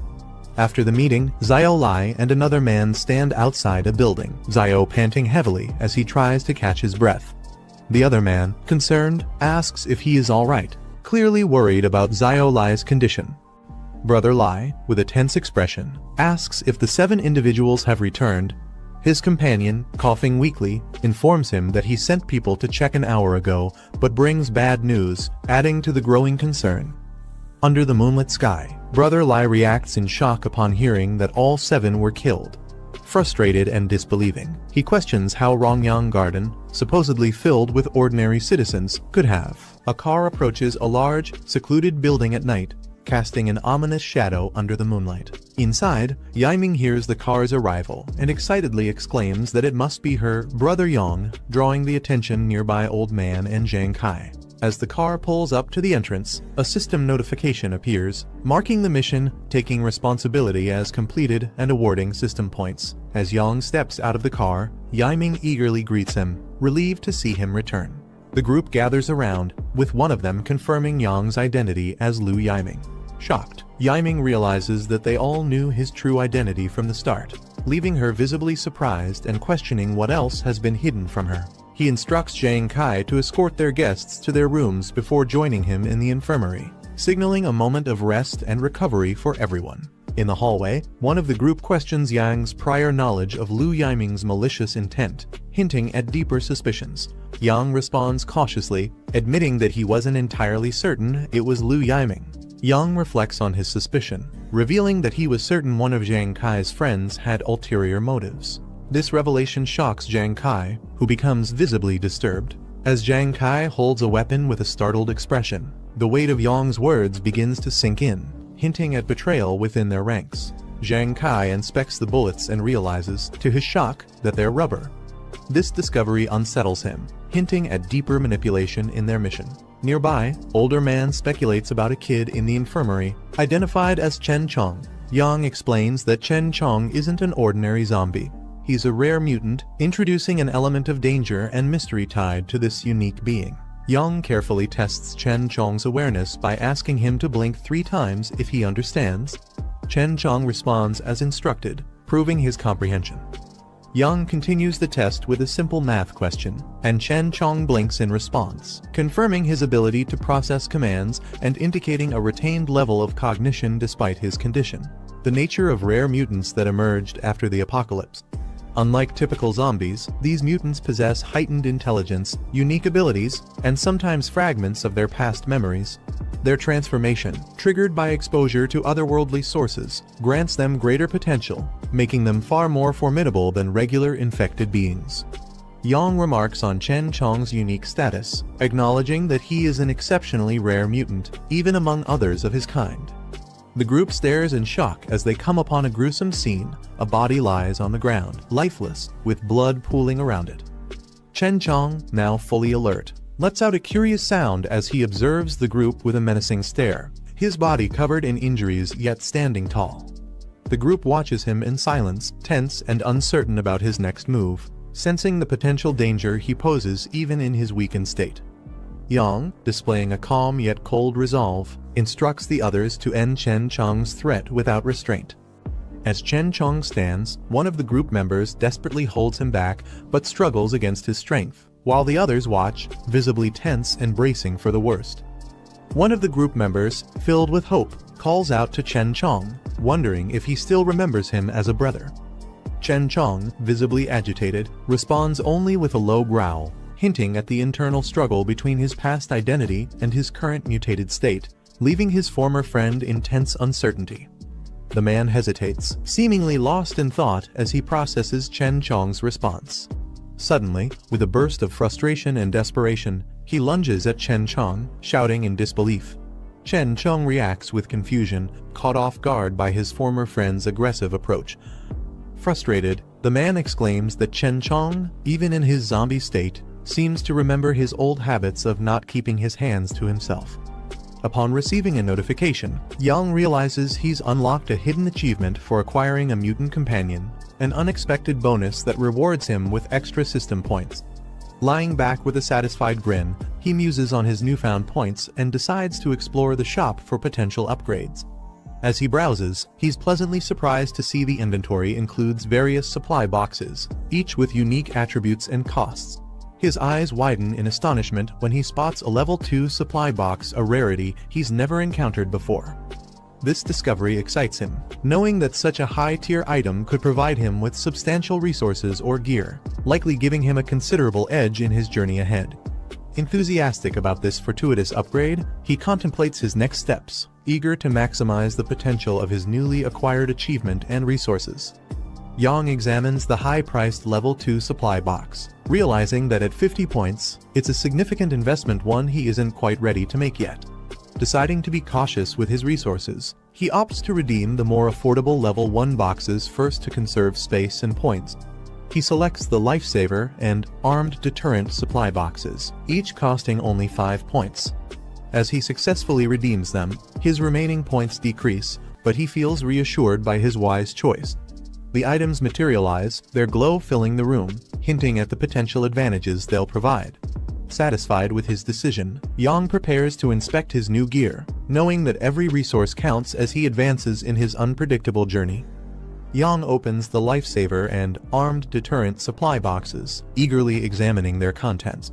The Lifesaver box provides an interdimensional infection blocker, capable of preventing otherworldly infections but unable to reverse completed mutations, a potentially life-saving tool in their world. The Armed Deterrent box rewards him with a powerful Barrett M82 sniper rifle and 10.50 BMG bullets, leaving him awestruck by the firepower packed in a level 1 box. Amazed by these resources, he wonders what the higher-tier boxes could offer, jokingly imagining himself wielding a tank. As he contemplates the infection blocker's potential, especially for those on the brink of turning into zombies, his determination strengthens. Motivated to open the coveted Level 2 box, he checks his ongoing mission to recruit survivors from Rongxiang Garden, a task that promises 25 points upon completion. With renewed focus, Yang resolves to finish the mission the next day, excited by the thought of unlocking even greater rewards that could significantly boost his chances of survival in the harsh world he inhabits. In the quiet of the night, a helicopter flies over the high walls of a secure facility. As morning breaks, a group of individuals gathers in the open courtyard of a heavily fortified building under the clear blue sky. Yang addresses the group with a strict directive, emphasizing that everyone must dedicate at least an hour each day to shooting practice. This commitment to skill building is evident as they line up with determination, each member focused on honing their aim.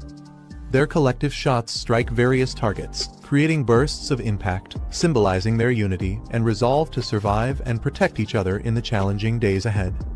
Yang instructs Sheng to coordinate with Zhang Kai to prepare additional rooms, anticipating the arrival of more survivors from Rongxiang Garden, whom he plans to bring back later. Uncle Sheng assures Yang of their readiness, expressing confidence in managing the base. Turning to Chen Chong, Yang commands him to follow, signaling that he has a crucial role in the upcoming mission, as Chen Chong emits a low growl, indicating his compliance yet retaining his primal, mutated nature.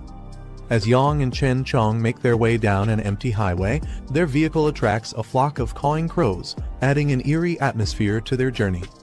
They soon stop and step out, only to encounter an individual sprawled on the ground, seemingly thrown or fallen with a loud thud. Yang and Chen Chong stand over him, observing the situation. Inside the bus, a zombie growls at Yang with a menacing posture, its hands reaching out aggressively. Yang remains unfazed, his gaze steady as he assesses the situation. Meanwhile, Chen Chong takes action outside the bus, tossing other threats to the ground with ease, displaying his own formidable strength. A group eagerly waits outside a large building, one member impatiently questioning the delay. Suddenly, someone spots the approaching vehicle, and excitement ripples through the group as they shout for Boss Lai to get ready. Boss Lai, visibly frustrated, clutches a cigarette and angrily asserts his disbelief that Rongxiang Garden cannot be taken down, especially with the large number of men at his disposal. With a powerful command, "Let's go!" Boss Lai's vehicle speeds forward, launching over a ramp as his team holds on, ready for the imminent assault. The zombie surrounds a fallen girl on the street, as a more zombies stands nearby, observing. One of the zombies suddenly turns its head sharply, its eyes wide and filled with an inhuman hunger. Its gaping mouth twitches, emitting a low growl, drawing the attention of the others as their bodies jerk unnaturally. Without warning, the zombies are violently flung into the air, crashing against the truck. The force scatters them, their lifeless bodies colliding with the vehicle, leaving behind deep dents and broken glass. The chaos spills onto the highway as a speeding bus swerves desperately to avoid the carnage. A towering apartment building. Inside one of the apartments, the group sits in a circle, their expressions weary yet alert. They exchange hurried whispers while eating, trying to plan their next steps as sunlight streams through the windows. The young man suddenly perks up, his face lighting up with excitement as he hears the sound of a vehicle outside. He exclaims that it must be someone coming to rescue them, while the others exchange skeptical, wary glances. The officer holding a rifle gestures for everyone to stay silent. He insists on checking the situation himself before anyone makes a move, his calm but firm demeanor keeping the group from acting recklessly. He peers cautiously out of the window, sweat dripping down his face as he scans the quiet street below. Outside, a group of armed men gather near a pickup truck, checking their weapons. They point toward the tall apartment building, identifying it as their next target, their intentions clear from their sharp movements and loaded guns. Brother Lai, commanding presence, shouts orders to his group, urging them to move quickly. The soldiers respond immediately, gripping their weapons tightly as they prepare for an assault. Back inside, the officer realizes the intruders aren't friendly. His face hardens as he declares their true identity, a gang of ruthless looters from a nearby settlement. His warning silences the room as fear spreads among the survivors. One man smirks confidently, pointing out that they now have firearms to fight back against the invaders. The officer steps forward, formulating a quick strategy to deal with the approaching threat. He insists that everyone take their assigned positions, while he prepares to head to the rooftop for a better vantage point. The invaders move closer, their vantage point allowing them to scope the building. One of them points out the distance, ensuring they are just within range to strike their targets effectively. With a commanding gesture, Brother Lai raises his firearm, signaling the group to prepare for an assault. The team aligns behind him, their faces devoid of hesitation as they aim their weapons at the building. Inside the apartment, the survivors spot the attackers from the window. Shouting in alarm, they quickly duck, narrowly avoiding the barrage of bullets that rains down on their position. The gunfire echoes through the air as the invaders unleash a relentless volley, shattering windows and tearing through walls. Their precision and firepower force the survivors into a desperate scramble for cover. The man-invaders charges ahead, shouting commands as he dodges the shattered glass. His determination is evident as he leads the offensive, undeterred by the chaos around him. Moments later, he halts and issues new orders. He instructs his team to surround the building, warning them to fire at anyone who dares to show themselves. Standing in front of his crew, he raises a megaphone, preparing to deliver a chilling ultimatum to the survivors. As the leader speaks through the megaphone, a sudden gunshot pierces the air, striking one of his men in the head. The group is caught off guard, panic spreading as they realize they're under fire. Chaos ensues as one of the attackers collapses to the ground, his weapon falling from his hand. Brother Lai and his subordinates react quickly, scanning their surroundings for the sniper. Another shot rings out, hitting Brother Lai in the leg, and he stumbles backward in agony. His cries echo through the courtyard, urging his team to find cover as the sniper continues their assault. The officer retreat, their weapons still drawn, while the survivors inside the building press their advantage.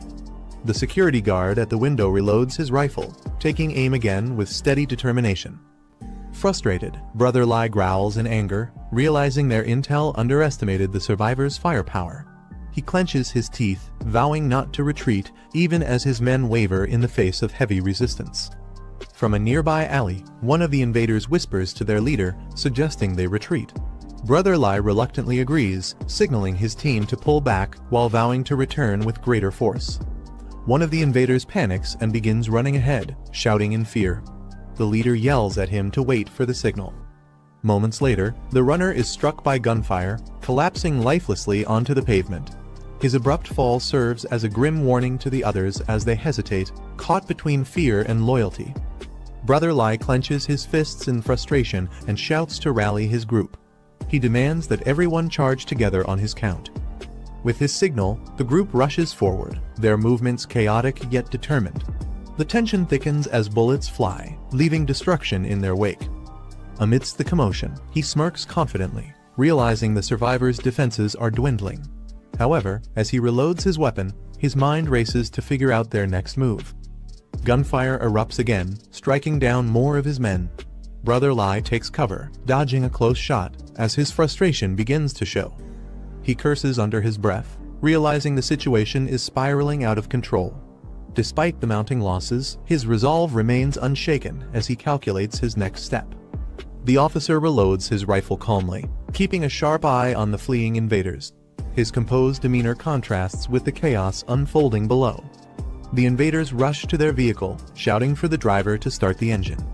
Their desperation is evident as they scramble to escape the hail of bullets from the survivors. One of the attackers, left behind, waves frantically as the truck speeds off. He yells for them to stop, but his pleas are drowned out by the sound of gunfire. A bullet whizzes past, knocking off his cap as he stumbles in shock. His expression turns to fear as more shots close in, forcing him to sprint for cover. The fleeing truck weaves through the street while bullets rain down on it. The attackers inside huddle low, trying to shield themselves from the relentless assault. A bus speeds through the highway, weaving between cars with precision. Inside the bus, Jiang sits behind the wheel, his sharp gaze fixed ahead. He mutters something under his breath. From an overhead view, another vehicle crosses paths with the bus at an intersection. The tension rises as the two vehicles barely avoid colliding.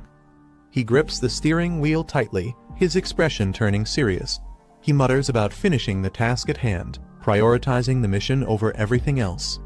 The bus comes to a halt near a residential complex, its engine rumbling softly in the silence. Stepping out of the bus, Jiang observes the area with a calm but calculating demeanor. He notices a fallen figure nearby, their cap and weapons scattered on the ground, suggesting they were fleeing. His companion stands silently beside him. The tension builds as their focus shifts to the lifeless body, contemplating their next move. A chilling grin spreads across the companion's face, their expression sending a shiver through the air. The unsettling sound of laughter escapes their lips, breaking the silence. Jiang smirks and teasingly asks his companion if he wants to eat. With a devilish grin, he permits his companion to feed, remarking that it's better than letting others take advantage of them later. The companion's eyes glow menacingly, his expression twisted with hunger and anticipation. He casually instructs his companion to meet him at the base of Building 8 after finishing the task. The companion lunges at the lifeless body on the ground, ready to devour it. He calmly enjoys his meal. Jiang stands in the courtyard, two bodies sprawled on the ground near him. He comments that Lai Hongli was ruthless in the killings. Above, the kid peers out of a broken window, calling out in shock and recognition, "Brother Jiang," as Jiang turning his head slightly as the voice continues to echo from the balcony. The group approaches the Jiang, with officer calling out to Jiang and asking if he had defeated all the enemies. He man confidently claims credit, saying it was thanks to the rifle Jiang provided and boasting about his skills as a retired marksman. Suddenly, a loud roar echoes through the area, startling the group as they turn toward the noise. A zombie approaches the group, their steps deliberate and heavy. Jiang's zombie friend twists into a grotesque expression, his veins bulging as he snarls. The group reacts immediately, with officer shouting a warning about zombies while raising his rifle, readying for action. Panic spreads as the threat becomes clear. Jiang steps forward, holding a broken weapon and telling the group to relax, assuring them the approaching friend is one of theirs. The officer questions his statement, nervously eyeing the snarling man. He calmly directs his friend to another body nearby, instructing it to eat.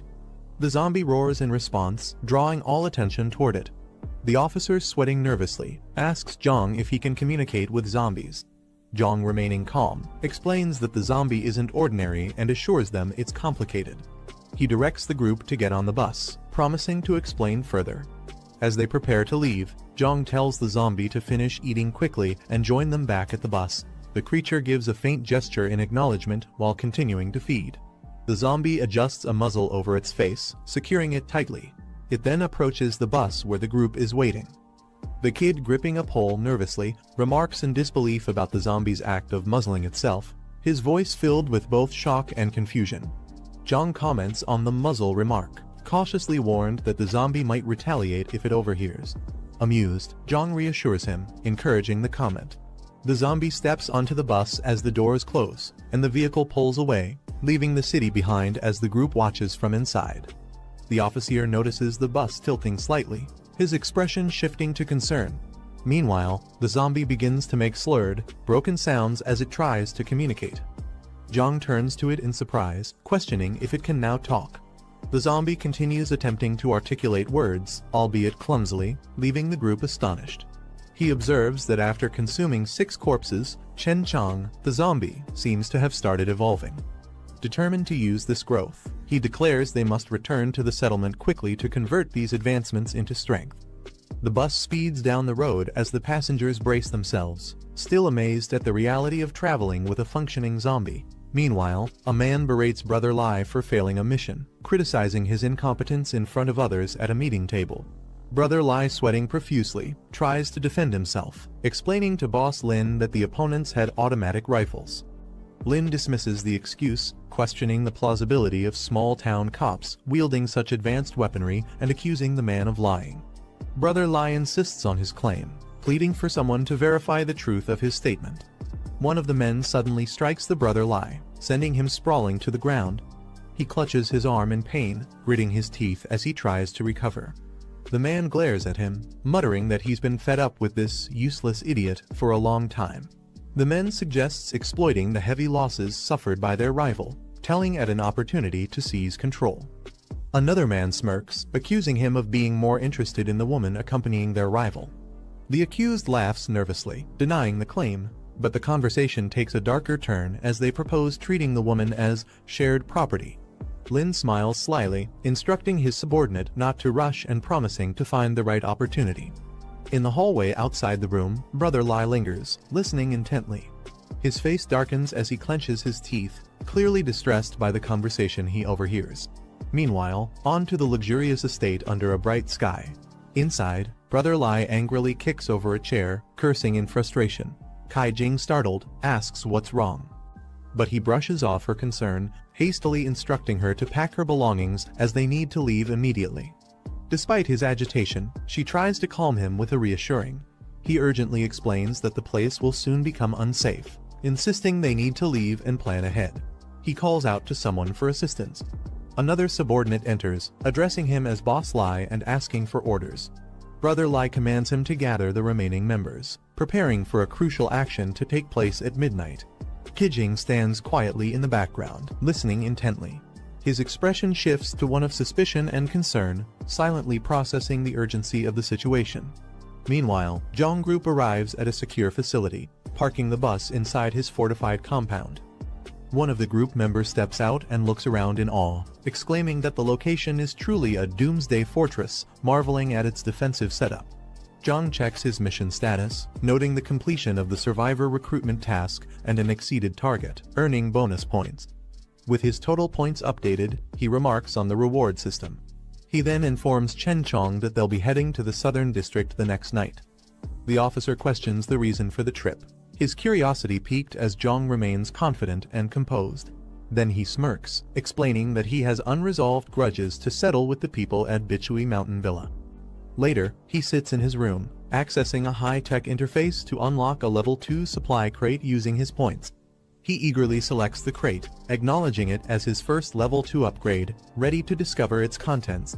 He redeems the level 2 high-tech supply crate, deducting 50 points and leaving him with 16 points. Swirling energy surrounds him as the crate begins to unlock. With intense focus, he mutters, "Don't let me down," anticipating the rewards inside. Zhang opened the black tech supply crate level 2, and a radiant light burst forth, illuminating his surroundings. The reward materialized in front of him, a stamina enhancement potion plus 20. Without hesitation, Zhang reached out toward the glowing prize. He examined the stamina enhancement potion in his hand, impressed by the quality of the reward from the level 2 crate. He couldn't help but acknowledge its usefulness, knowing it would give him the extra edge he needed in the challenges ahead. However, moments later, Zhang injected the stamina enhancement potion into his arm, feeling the immediate surge of energy course through his body, as he let out a strained groan. After injecting the stamina enhancement potion, Zhang felt a surge of power course through his body. Glancing at his hands, he realized his stamina had reached an impressive 33 points, over 6 times the average person's full body capacity.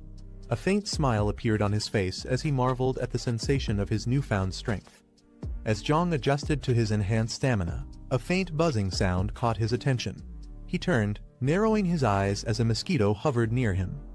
Without hesitation, Zhang swiftly pinched it between his fingers, crushing the insect effortlessly. Zhang froze as mosquito buzzed aggressively near his face, its reflection visible in his eye. Moments later, he casually flicked it away with precision, causing the insect to fall to the ground. Sitting comfortably, he glanced at twitching body with a confident smirk. As the sun set over the horizon, the fortress stood tall against the vibrant sky. Outside, Zhang and his group stood alert, with weapons ready and their focus unwavering. They prepared for the challenges that lay ahead. The officer turned to Zhang, confirming his assignment to head toward the south side of the city. Zhang nodded slightly. He was ready for the task ahead as the evening light cast long shadows across the fortress. Zhang handed over the task of training the group to Zai, recognizing his exceptional shooting skills. Zhang requested Zai to prepare the team for the upcoming challenges, trusting his expertise to strengthen their combat readiness. With a confident smile, Zai assured Zhang that training was his specialty and promised to handle it without any issues. He signaled to Chen Chong as they prepared to head out for their mission. Without wasting a moment, they boarded the vehicle, ready to face whatever challenges awaited them. The bus roared to life, leaving the fortress behind as it rolled through the gates, heading toward Under the starry sky, Boss Lai glanced at the towering building and asked about King's progress, concerned about his position. Assured by his men that King was already in place, Boss Lai gave the command to move out. With a determined stride, he led his team forward, their footsteps echoing in the quiet night as they prepared for the next phase of their mission. As the headlights of a speeding vehicle illuminated the night, Boss Lai and his men shielded their eyes, momentarily blinded by the sudden glare. The unexpected interruption left them on high alert. As the car's headlights illuminated the dark street, a group of armed men surrounded it, forming a menacing barrier under the night sky. At the center, a leader stepped forward, his sharp silhouette cutting through the tension. Inside the vehicle, shadows masked the identities of the occupants. The sudden flash of light from the approaching car left the group momentarily blinded, forcing them to shield their eyes in confusion and frustration. Before they could regroup, a commanding with a sharp mustache stepped forward, holding a gun and demanding sternly, "Where are you guys going?" The man named Dong Zhu confronted the group, his sharp gaze freezing them in their tracks. Boss Lai, trembling slightly, quickly tried to explain, stating they had planned to use the cover of darkness to scout out Rongxiang Garden. Zhang immediately asked Boss Zhu's sharp gaze fixated on Rongxiang Garden, questioning the unexpected plan. Before anyone could respond, one of the men collapsed to the ground under a brutal strike, highlighting the harsh and unforgiving environment they were navigating. As the unconscious man lay on the ground, the group was thrown into panic. One of them shouted King's name in a desperate attempt to get a response. Boss Lai met with silence. Boss Lai, in a fit of frustration and fear, slapped his companion, yelling at him to open his eyes and focus on the situation at hand. As Boss Zhu's loomed over them, Boss Lai men froze in confusion, their panic palpable as they questioned the identity of this unexpected adversary. Without hesitation, Boss Zhu barked an order, his voice cutting through the tension. "Take action." His armed subordinates immediately raised their weapons, bracing for what appeared to be an imminent confrontation. As the sound of gunfire erupted, bullets ricocheted off the surroundings with deafening bangs.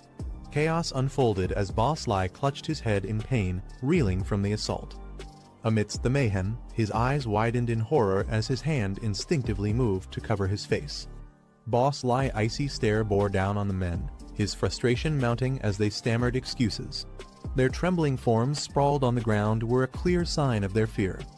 Instead of wasting words, he pointed firmly, a clear demand in his actions, urging Boss Lai to look at the car, pushing them to confront the truth of who might be inside. Boss Lai's focus was instantly drawn to the vehicle as Boss Zhu revealed the occupants. The moment Boss Lai laid eyes on them, his expression shifted from disbelief to rage. Among the individuals seated in the car, a familiar face sent a shockwave through him. It was Qi Jing. Jing, seated in the car with a confidence, smirks as he reveals the betrayal plan. Meanwhile, outside, Boss Lai erupts in rage upon hearing this. Held back by two of Jing's men, he furiously screams accusations of betrayal. Jing turned toward the composed Boss Zhang, seeking guidance amidst the tension. With a sly grin and calm demeanor, Boss Zhang lightly adjusted his glasses, exuding confidence as he prepared to respond to the unspoken chaos brewing outside. As the man clutched at the metallic collar tightening around his neck, gasping for air. Outside, one of Boss Zhu enforcers pulled a rope with precision, leaving Boss Lai helplessly suspended in the air as a clear warning of the consequences of betrayal. As Boss Lai is hoisted by a rope outside the gates of a luxurious estate. Struggling and coughing, his helplessness is accentuated by the imposing backdrop of the grand building and the serene night sky. Zhang and his team began moving in silence. The bus stopped a short distance from their target, a large, heavily guarded mansion. With their faces shadowed by the dim streetlights, they crept along the high walls, their steps light and deliberate, blending into the night. Each step brought them closer to their objective, with Zhang signaling for caution as they neared the mansion's side gate. As Zhang and his companion quietly advanced along the dimly lit street, they suddenly noticed Boss Lai towering over them. Zhang, sensing the tension, subtly raised his hand, his eyes narrowing in silent anticipation. As Boss Lai hung there gasping, his body shaking with fear and humiliation, Zhang stood beneath him, his cold eyes gleaming. Zhang looked up at Boss Lai with an air of dominance. With a dismissive flick of his fingers, A sharp sound echoed the signal for the release. The tightly bound rope gave way with a sudden snap, the tension unleashing as Zhu's body plummeted to the ground. Jiang watches coldly as Boss Lai collapses onto the ground. Walking forward, Jiang kneels down, gripping Boss Lai hair firmly and lifting his head. With an icy glare and a slight smirk, he leans closer. On the other side, inside the dimly lit room, shadows on the window reveal a laughter and intimate moments. The woman, provocatively and tied to the bed, expresses frustration, demanding to be untied.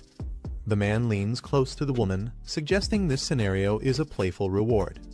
He coughed as he adjusted his pants, his ears catching an unfamiliar noise. "What's that sound?" he muttered. Approaching the window, he looked out. His grip on the window frame tightened, but he said nothing, his silence speaking volumes. Jing is startled as he notices something unusual in outside before him, his expression change with confusion. Suddenly, loud gunfire echoes through the hallway. 2 men are down, their pistols lying on the ground, smoke still rising from the barrels. As rapid knocking reverberates through the closed door, indicating someone outside, Jing's gaze sharpens as he turns his focus toward the noise. Jing and Jiang are caught off guard as Jiang suddenly leaps into the room, wielding a weapon. Jing, clearly alarmed, questions the unexpected intrusion. Jiang's cold, focused gaze makes the tension in the room escalate. Before Jing can fully react, Jiang closes the distance, pressing a blade against his neck, forcing him into silence. Jiang tightens his grip, pressing the blade closer to Jing's neck, forcing him to freeze. Jing gulps nervously, unsure of how to react. In a swift motion, Jiang throws him to the ground, leaving him stunned. Before anyone can intervene, Jiang leaps toward Jiang, effortlessly knocking him down. The others in the room are shocked. Jiang angrily shouts at Jiang, demanding to know who he is, while Kai Cheng recognizes him, calling out his name in disbelief. Jiang charges forward, throwing his knife with deadly precision. Jiang tries to dodge but is struck, coughing in pain as he collapses. Chaos erupts as Kai Cheng screams in agony, Jiang collapsing to the bed after being fatally wounded. Kai Cheng nervously addresses Jiang, asking what he wants. Jiang smirks, mocking the situation and sarcastically commenting on their predicament. He then taunts them further, mentioning how someone named Lai Shuxing would react if he saw them in this state. Jiang's leave the room as he moves toward the door. Kai Cheng panics as Jiang mentions Lai Shuxing, as she repeats the name. Suddenly, Brother Lai roaring with rage. Jiang steps back calmly, letting the chaos unfold. He lunges toward Kai Cheng, his massive hand reaching for her as she freezes in fear, tears streaming down her face. Kai Cheng cries out in desperation, begging Brother Lai for forgiveness as his attack intensifies. Her voice fades into screams as blood splatters across the room. Moments later, the entire space falls silent. Jiang, unfazed, silently observes as he closes the door behind him. Jiang coldly orders Chen Cheng to consume the corpses, pointing at the lifeless bodies around them. Chen Cheng hesitates, responding reluctantly that he could manage one at most. Jiang glances back, and questioning as he evaluates the hesitation. Jiang adjusts his earpiece, listening intently as he observes the situation around him. The scene shifts to various survivors taking shelter in darkened corners, their faces filled with exhaustion and fear. Some sit silently behind barricaded doors, while others linger near staircases, staying alert for any signs of danger. The chef stands silently, gripping a knife. A man nearby gleefully picks out a child, calling her soft and tender, while the terrified girl cries out in fear. The chef, however, dismisses the choice, coldly stating the child is too skinny, his detached demeanor sending chills through the room as the tension rises. The chef coldly assesses the crowd and selects a child, pointing them out as the next victim. "This one's fat," he remarks, ignoring the desperate cries of the child's family. The child clings to their mother, but the chef pulls them away with a firm grip. When the mother tries to intervene, The chef strikes her down without hesitation, sending her crashing to the ground as her child screams for her. The mother collapses to the ground, pleading desperately for her son's life. Tears stream down her face as she begs for mercy, her voice trembling with fear. The crowd watches in silence, some averting their eyes, unable to help. The chef and his accomplice stand coldly, unmoved by her cries. A loud noise startles the group as someone yells, "Who's there?" One of the men exclaims in alarm, questioning who could still have such a weapon. The chef nervously replies that only the boss possesses one. Meanwhile, the mother clutches her son tightly, relief washing over her as she checks if he's unharmed. The room grows tense as the group aims their weapons at the door, unsure of what's coming. One of the men is ordered to check the situation. Hesitant and clearly nervous, he protests, but the command to move quickly shuts him down. With his gun in hand, he cautiously approaches the door, sweat dripping. As the man approaches the door, Chen Chong bursts through, grabbing him by the neck with inhuman strength. He lets out a startled cry before being thrown violently across the room.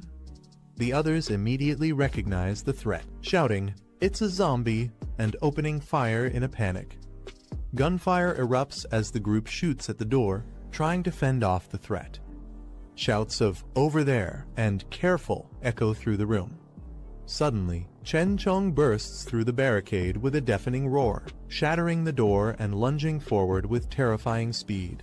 The group struggles to react as the relentless attack begins. He lunges at the chef, who panics and tries to defend himself with his knife. Before he can react, Chen Chong grabs his face with a grip, silencing his screams. The force of the attack sends the chef flying across the room, shocking everyone as they scramble to avoid the chaos. The zombie rushes forward with incredible speed, knocking over everything in its path. Screams echo as people cry for help, their panic filling the night. Inside, the survivors watch in confusion as Chen Chong stands amidst the chaos. One whispers in disbelief, "It's not killing us." The survivors are baffled by Chen Chong's behavior, questioning what's different about it. Zhang casually praises Chen Chong, calling it Brother Chong, and remarks how fast it is despite its restraints. He even adds that it looks cooler this way, leaving everyone even more confused about his connection to the Chen Chong. The group stood frozen in shock as the woman, clutching the child tightly, trembled. She couldn't believe it, a zombie had talked.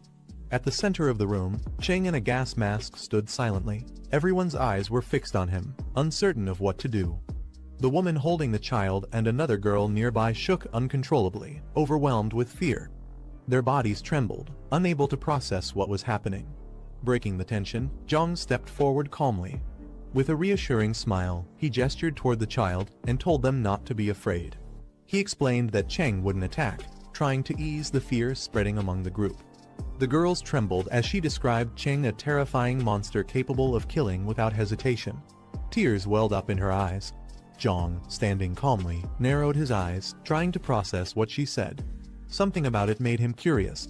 Without hesitation, he asked if she had seen creatures like this before. The girl nodded hesitantly, clutching tightly onto the woman beside her. Zhang's sharp gaze fixed on her as he pressed further, demanding to know where she had seen it. With a shaky voice, the woman finally answered it was at the East City Decoration Market. As Zhang processed the information, he muttered to himself that things were advancing faster than expected.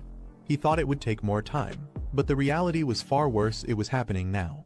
Even more concerning, the East City Decoration Market was dangerously close to Old Tea City. Cheng, clearly unsettled, hesitated before asking Zhang what these creatures were. Zhang, maintaining his calm, responded that they were rare mutants. Unlike typical zombies, these beings retained some level of rational thought and memory, which gave them an edge, making them far more dangerous and efficient hunters. Zhang continued, explaining that their abilities stemmed from unstable mutations. Though powerful, this instability turned them into unpredictable threats. Most rare mutants were erratic, violent, and uncontrollable, far more dangerous than regular zombies. Cheng trembled as he questioned his own fate. "What about me?" His eyes widened with fear. Jiang placed a steady hand on his shoulder, reassuring him. He explained that the masked man was one of the rare, lucky ones, a mutant who retained his sanity. Jiang promised to keep him grounded, ensuring he wouldn't lose control like the others. Shifting the focus, Jiang asked if there were other survivors nearby. The group hesitated before answering. They explained that many people were still trapped in the sales office, while others might have sought refuge in the basement. Jiang's expression turned serious as he realized the scale of the situation. He silently prepared himself. More people needed saving, and time was running out. Jiang led the group down a dark, narrow staircase toward the basement, their footsteps echoing in the silence. Suddenly, a faint noise broke the stillness. Open doors stained with blood. Jiang's eyes widened as they entered the space. The others stood behind him, faces pale with dread as the scene unfolded. In the dim light, traces of blood and shadows hinted at a grim truth. Jiang's tone darkened as he explained what was happening. Survivors were being captured and brought here, only to be slaughtered mercilessly. The group walked deeper into the dark basement, their expressions tense as they processed the horrific scene before them. Jiang's voice broke the silence as he questioned if this was why there were no survivor camps left in the southern city. The realization weighed heavily on everyone. One of the survivors spoke up in disbelief, questioning why so many people were being killed. Surely the monsters couldn't consume all of it. Another added that the bodies were regularly moved elsewhere, and no one knew how many of them truly existed. Jiang stood near the bodies, piecing together the grim puzzle. His voice turned cold and sharp as he acknowledged the numbers: far too many victims for consumption. A chilling thought crossed his mind. He speculated out loud. Could it be that they're feeding the zombies? Jiang turned to the group, asking for details about the sales office they had mentioned earlier. One of the survivors explained that it was located near the south gate, just about a kilometer away. Captured people were first taken there and locked up. Those deemed unfit or eliminated were then brought here to be slaughtered. Jiang's expression tightened as he listened, his sharp eyes reflecting his rising concern. Suddenly, a faint sound caught his attention. He turned, muttering to himself, his focus sharpening as though sensing something unusual. Out of nowhere, a system window appeared in front of Jiang. The group watched silently as the text revealed itself. Mission activated. Read Utopia objective. Expand the community. Requirements: increase the community score as much as possible. Current score: 2 reward points, 20 current points, 36. Jiang and the others approached the sales office, its ominous exterior casting a heavy shadow. Inside, 2 guards patrolled the area, casually chatting about earlier gunshots they had heard near the north gate. One of them sighed, remarking with a grim tone that live people were being used for target practice. Suddenly, a loud noise shattered the calm. Cheng landed on the ground with force, surrounded by armed guards. Before they could react further, chaos erupted. Screams filled the air as terrified shouts rang out. Zombies! The guards panicked, their voices rising in fear and confusion. Inside one of the dim rooms of the sales office, a group of women sat huddled together, their faces weary and hopeless. Suddenly, loud noises from outside startled them. One of the women stood up in alarm, demanding to know what was happening.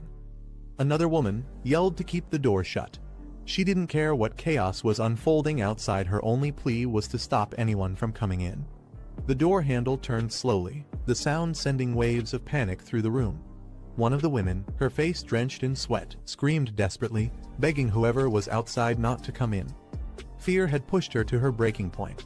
The door opened, and standing in the doorway was Jiang. His calm, composed figure contrasted sharply with the chaos inside.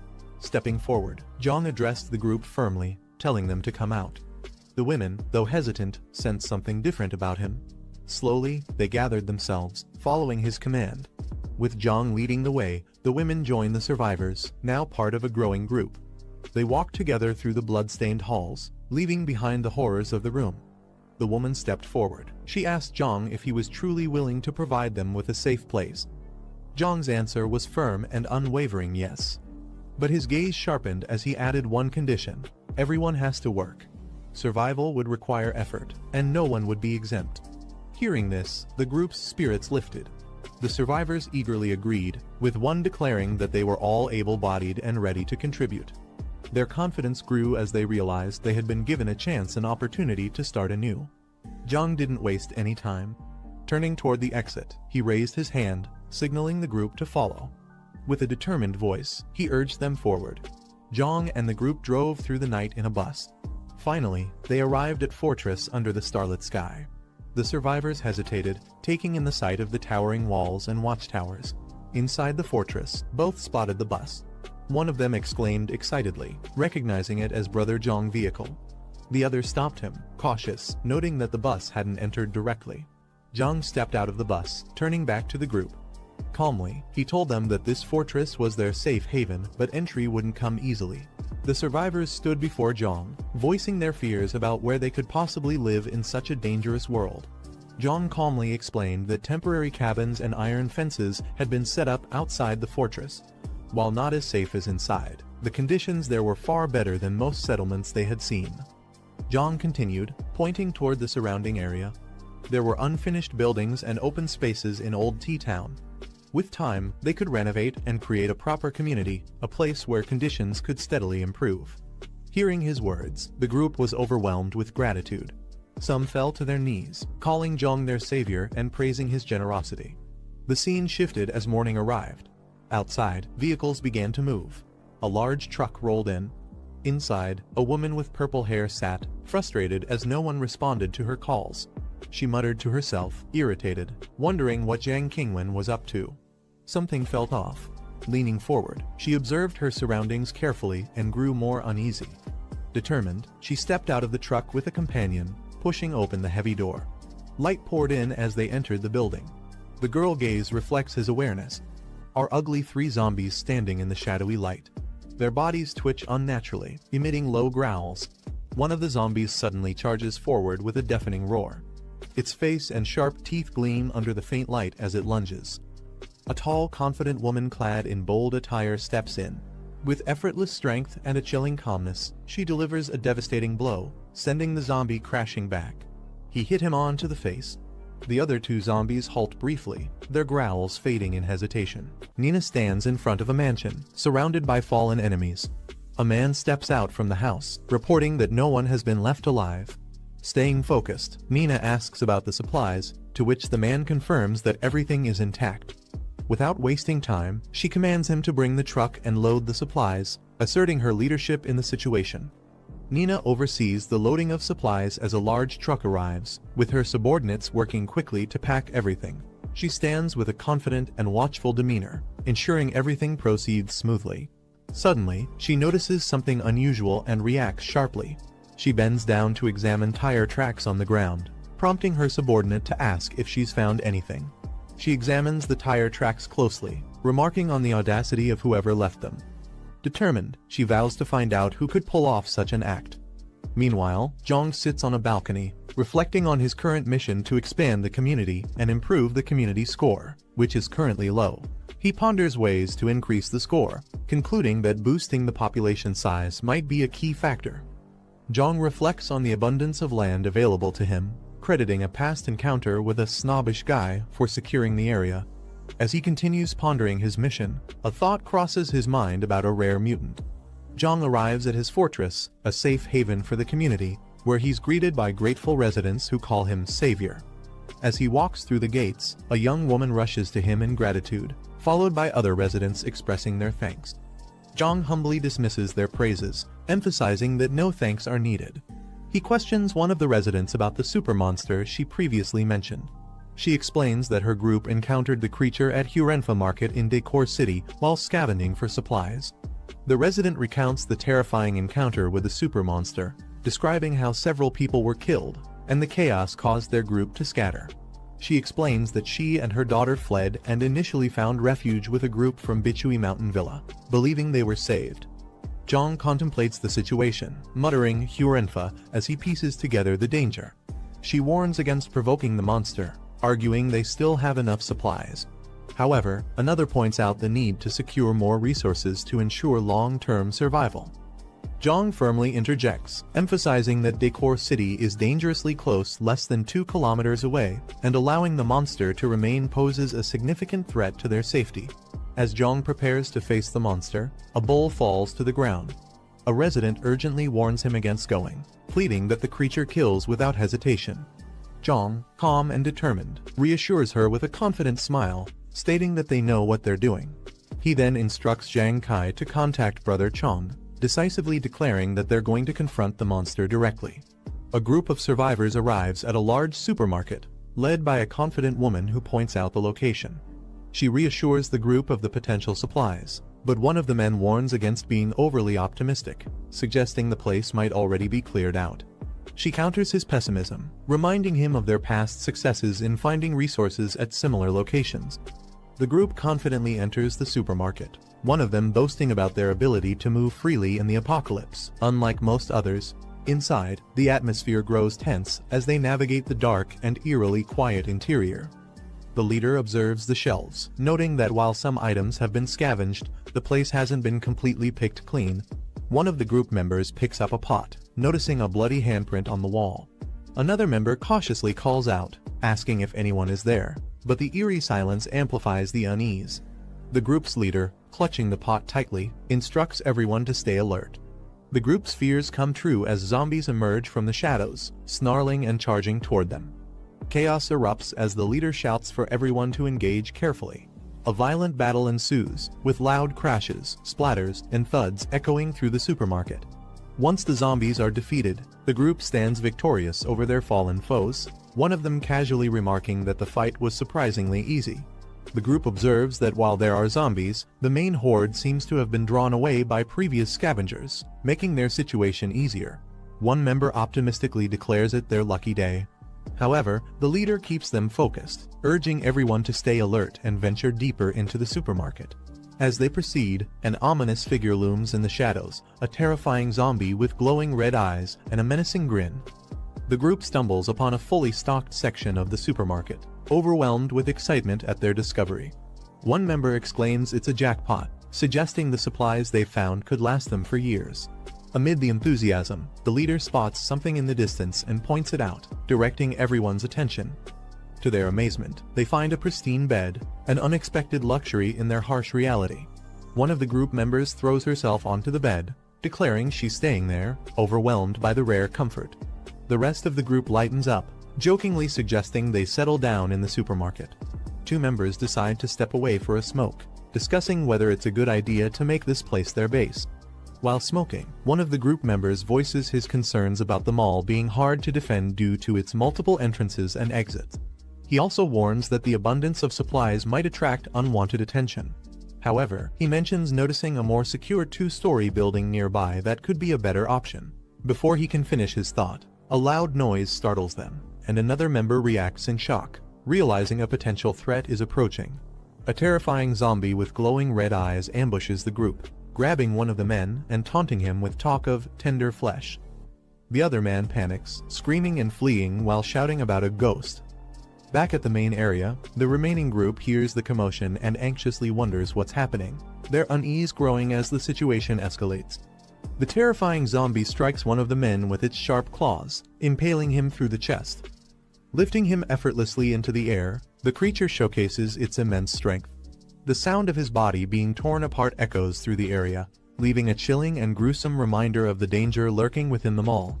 The leader is paralyzed in shock, trying to process the monstrous sight before her. She quickly commands the group to retreat, but panic sets in as someone screams that escape is impossible. The group frantically starts running, with the monstrous zombie chasing after them, taunting them with sinister laughter, and declaring that no one can escape. The monstrous zombie slashes through one of the fleeing members, leaving them screaming in agony. The rest of the group sprints away in panic, one yelling, "He don't want to die," as fear overtakes them. The leader pushes forward desperately, leading the escape, while chaos unfolds behind her. Every step is a race against death as the group struggles to outrun the relentless predator. The leader spots the exit in the distance, rallying the group with a shout of hope. The exit. We're almost there. She pushes forward with all her strength, but exhaustion catches up, and she collapses to the ground, struggling to catch her breath. As she glances back, fear floods her expression, realizing the relentless monster is still in pursuit, leaving her momentarily frozen in terror. The woman's sweat running down her face, startled and in shock as she looks ahead, raising her arms defensively. She shouts in fear. Chen Chong stands before her, his imposing presence filling the frame. He coldly states that he doesn't want to die.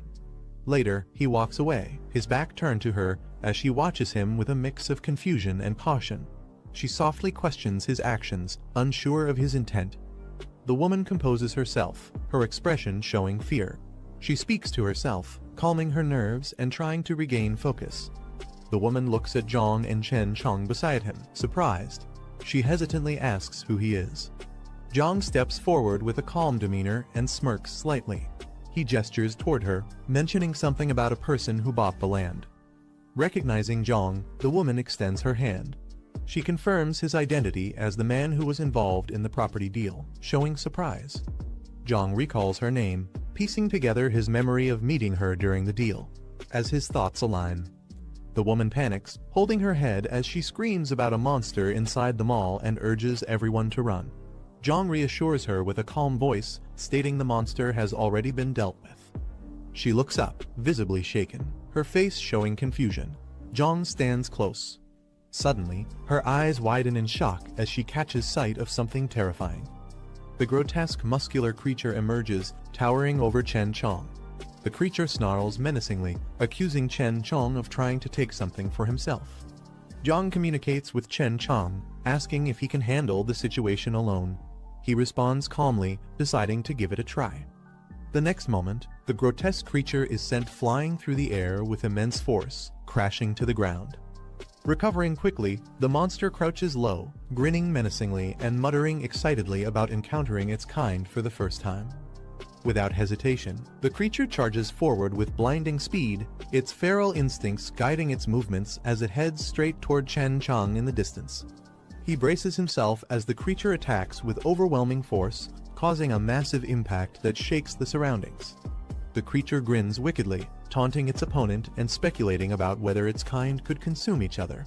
It growls, urging its opponent to evolve quickly, seemingly eager for a greater challenge. As the creature moves in for another attack, a powerful punch approaches its face, leaving it momentarily shocked as the blow seems to distort the space around it. Chen Chong counters the creature's charge, delivering a powerful blow that sends it crashing to the ground. The impact is explosive, leaving the creature momentarily stunned. The creature snarls in frustration, acknowledging Chen Chong's strength but clearly enraged. Its glowing red eyes show its burning desire for vengeance. As the creature tries to recover, he takes the upper hand, delivering a devastating kick from above, striking with precision and overwhelming force. The resulting explosion of energy and debris shakes the surroundings, emphasizing the sheer power of the man's attack as the creature struggles to respond. Chen Chong remains silent, his sharp gaze fixed on the situation. His eyes reflect his readiness to act. Suddenly, the creature leaps high into the air, preparing to launch a powerful attack. He quickly notices and reacts with focus. The creature smirks mid-air, tauntingly boasting about how it had been storing energy during its earlier hunts and is now ready to unleash its full power. His eyes widen as he braces himself. The monstrous creature looms over Chen Chong, its red eyes glowing menacingly as it lets out a bone-chilling laugh. Suddenly, a barrage of blue energy attacks erupts, lighting up the area with intense flashes of power. Observing the fight, Zhang's companion expresses shock at how powerful the creature is, urging Zhang to intervene. Zhang calmly replies, noting that leaving the creature unchecked for too long might make it even harder to defeat. With a confident smirk, Zhang materializes a glowing rifle out of thin air, stunning everyone around him. The woman nearby exclaims in disbelief, questioning how he conjured a weapon out of nowhere. Fixing his gaze on the battlefield, Zhang commands the man in the gas mask to hold the creature down for just 1 second, promising to finish it off. Chen Chong charges at the creature, grabbing it with both arms and shouting for it to let go.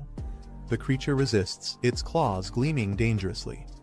Zhang's rifle fires a powerful, blazing shot, the recoil reverberating as the bullet tears through the air. The bullet hits its mark, piercing the creature's head with deadly precision, leaving it stunned and reeling from the impact. The creature staggers back, its body trembling from the impact of the shot. Sparks fly as its feet slam into the ground, steadying its stance. With a sinister grin, it mocks the pain, laughing maniacally. It's enraged that the man dared to wound it, vowing to tear him apart. Zhang's companion stares in disbelief, exclaiming that even a direct hit to the creature's head couldn't kill it, leaving him shocked and concerned about what it will take to defeat the monster. Zhang fires a relentless barrage of bullets at the creature, his eyes focused and unyielding as the rifle glows with power. The creature laughs maniacally, mocking Jiang's efforts. However, its expression shifts as its body is riddled with bullets, leaving it visibly weakened. As the smoke clears, the group watches cautiously. The creature sways and collapses to the ground, its body emitting dark smoke. One of them hesitantly asks if it's finally dead. Jiang suggests that Chen Chang eat the creature to potentially boost his strength. Jiang checks system mission panel that appears in front of him, showing points and task updates. Surprised, he comments on the system's intricacy. Turning to the others, Jiang suggests not leaving empty-handed and proposes trying to clear out the supermarket. The woman looks puzzled, questioning what he means by clearing out. Jiang raises his hand, creating a magical swirl of energy that gathers items into the air. The others watch in amazement, with one of them exclaiming in awe at the seemingly magical display. Holding a small glowing ring, Jiang smirks and comments that leaving the corpses around is pointless since they may become more dangerous over time. A car speeding along a quiet road surrounded by trees. As it slows down, the passenger requests the driver to stop nearby. Inside the car, a man with binoculars peers into the distance while Nina beside him. She calmly asks for a status update. Through the binoculars, Jiang's companion is seen standing on a balcony, gazing out, seemingly unaware of being watched. Through the binoculars, the man observes a bustling market area with numerous people and tents. He notes the activity and the state of the buildings. The man comments smugly about the number of people and how the only advantage after the weapon drop is the incomplete repair of the nearby buildings. Nina asks how certain groups, like Zhang Qingwen and Lin Guangkai, were able to disrupt their plans. The man explains that it was obvious they caused chaos by smuggling and letting zombies in, creating instability. The two laugh, with Nina mocking how the situation played in their favor, calling it a blessing. The man grins and remarks sarcastically that even he feels a little guilty for how things turned out. The man in the car discusses their next move, suggesting that they head back first to regroup and gather more weapons and people before returning. The car speeds off with a screech, leaving a cloud of dust behind as it races down the road, heading toward their base. On the Jiang car, inside the car, the woman enthusiastically asks if what the man said about the base is true. He responds confidently, assuring her that the base not only has beds but also hot water for showers. Jiang's attention sharpens as he hears an alert from someone in the car. His expression turns serious. The woman warns everyone to stay alert, mentioning that there are people ahead, and urges them to prepare their weapons. The man in the backseat calmly readies his rifle. Two cars speed along the road, one overtaking the other at high speed. Jiang's gaze shifts to the side, his expression calm yet focused, hinting at a plan forming in his mind. Nina, sitting in another car, stares back with a sharp and determined look, her piercing eyes conveying confidence. Jiang was seated in his car, looking at the holographic mission screen in front of him. The task displayed read, Mission, Villain Starve All. 1. Objective, Resist the Invasion. Reward, 50 points. He repeated the mission's objective to himself, wondering what it could mean. As he thought about it, Nina's face came to his mind, and he immediately realized it might involve her or her allies. In his warehouse where Jiang had parked his car, he stepped out and carefully observed the surroundings, noting the secluded and quiet environment. As he entered, he found Lady waiting, armed with a weapon. Without wasting time, she asked him if any strangers had been seen around the area.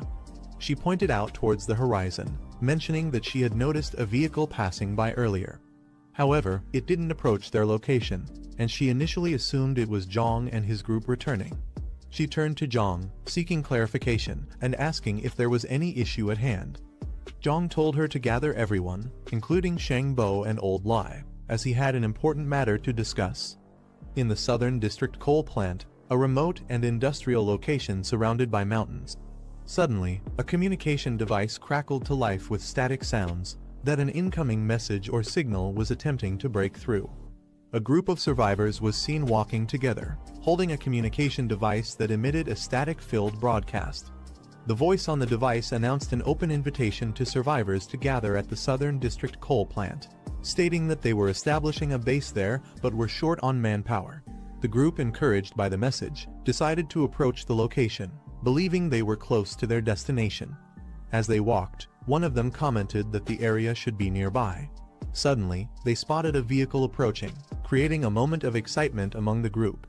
They shouted in relief, recognizing the car and yelling out that the arrival of survivors was a good omen. The car came to a stop, and its doors opened. Man stepped out along with Nina. Seeing the group, the man questioned if they had responded to the broadcast and come to join forces. The survivors quickly confirmed, answering affirmatively, grateful to have reached a safe haven. The survivors approached Nina and his group with visible relief. One of the men, visibly surprised and awestruck, stared at Nina, who stepped forward to address them. She told them they had arrived at the right time and instructed them to follow her. The survivors eagerly expressed their gratitude, thanking the group profusely for the opportunity. Nina informed them that the destination wasn't far and suggested walking the rest of the way as the vehicle couldn't accommodate everyone. The survivors agreed enthusiastically, grateful for the chance to join a secure location. Upon arriving at the base, one of the survivors looked around in amazement at the spacious and well-organized setup. He expressed his relief, exclaiming that they finally had a proper place to settle down. One of the survivors suddenly mentioned that he needed to step outside for a moment to take care of something. However, Nina stopped him and informed him that there was no need to go outside as there were proper facilities inside the building. She told him to follow her. Hearing this, the man hesitated for a moment before quickly agreeing and following her, visibly trying to mask his initial plan. Once inside, the man discreetly looked around. He had a sly smirk on his face, suggesting he was up to something while pretending to follow Lady's instructions. Nina crossed her arms and leaned against the wall, watching the man closely as he tried to act casually. The man stammered, attempting to explain himself, suggesting that Lady must have understood his intentions and nervously asking her not to misunderstand or take offense. Suddenly, the man felt an intense pressure as Lady's demeanor shifted. Startled, he broke into a cold sweat, realizing he was cornered. The man's fear as Nina stabbed the knife into his head, as he was forcefully knocked to the ground. She looked down at him, unimpressed, and commented on how she had initially thought he might be useful, but it turned out he was worthless.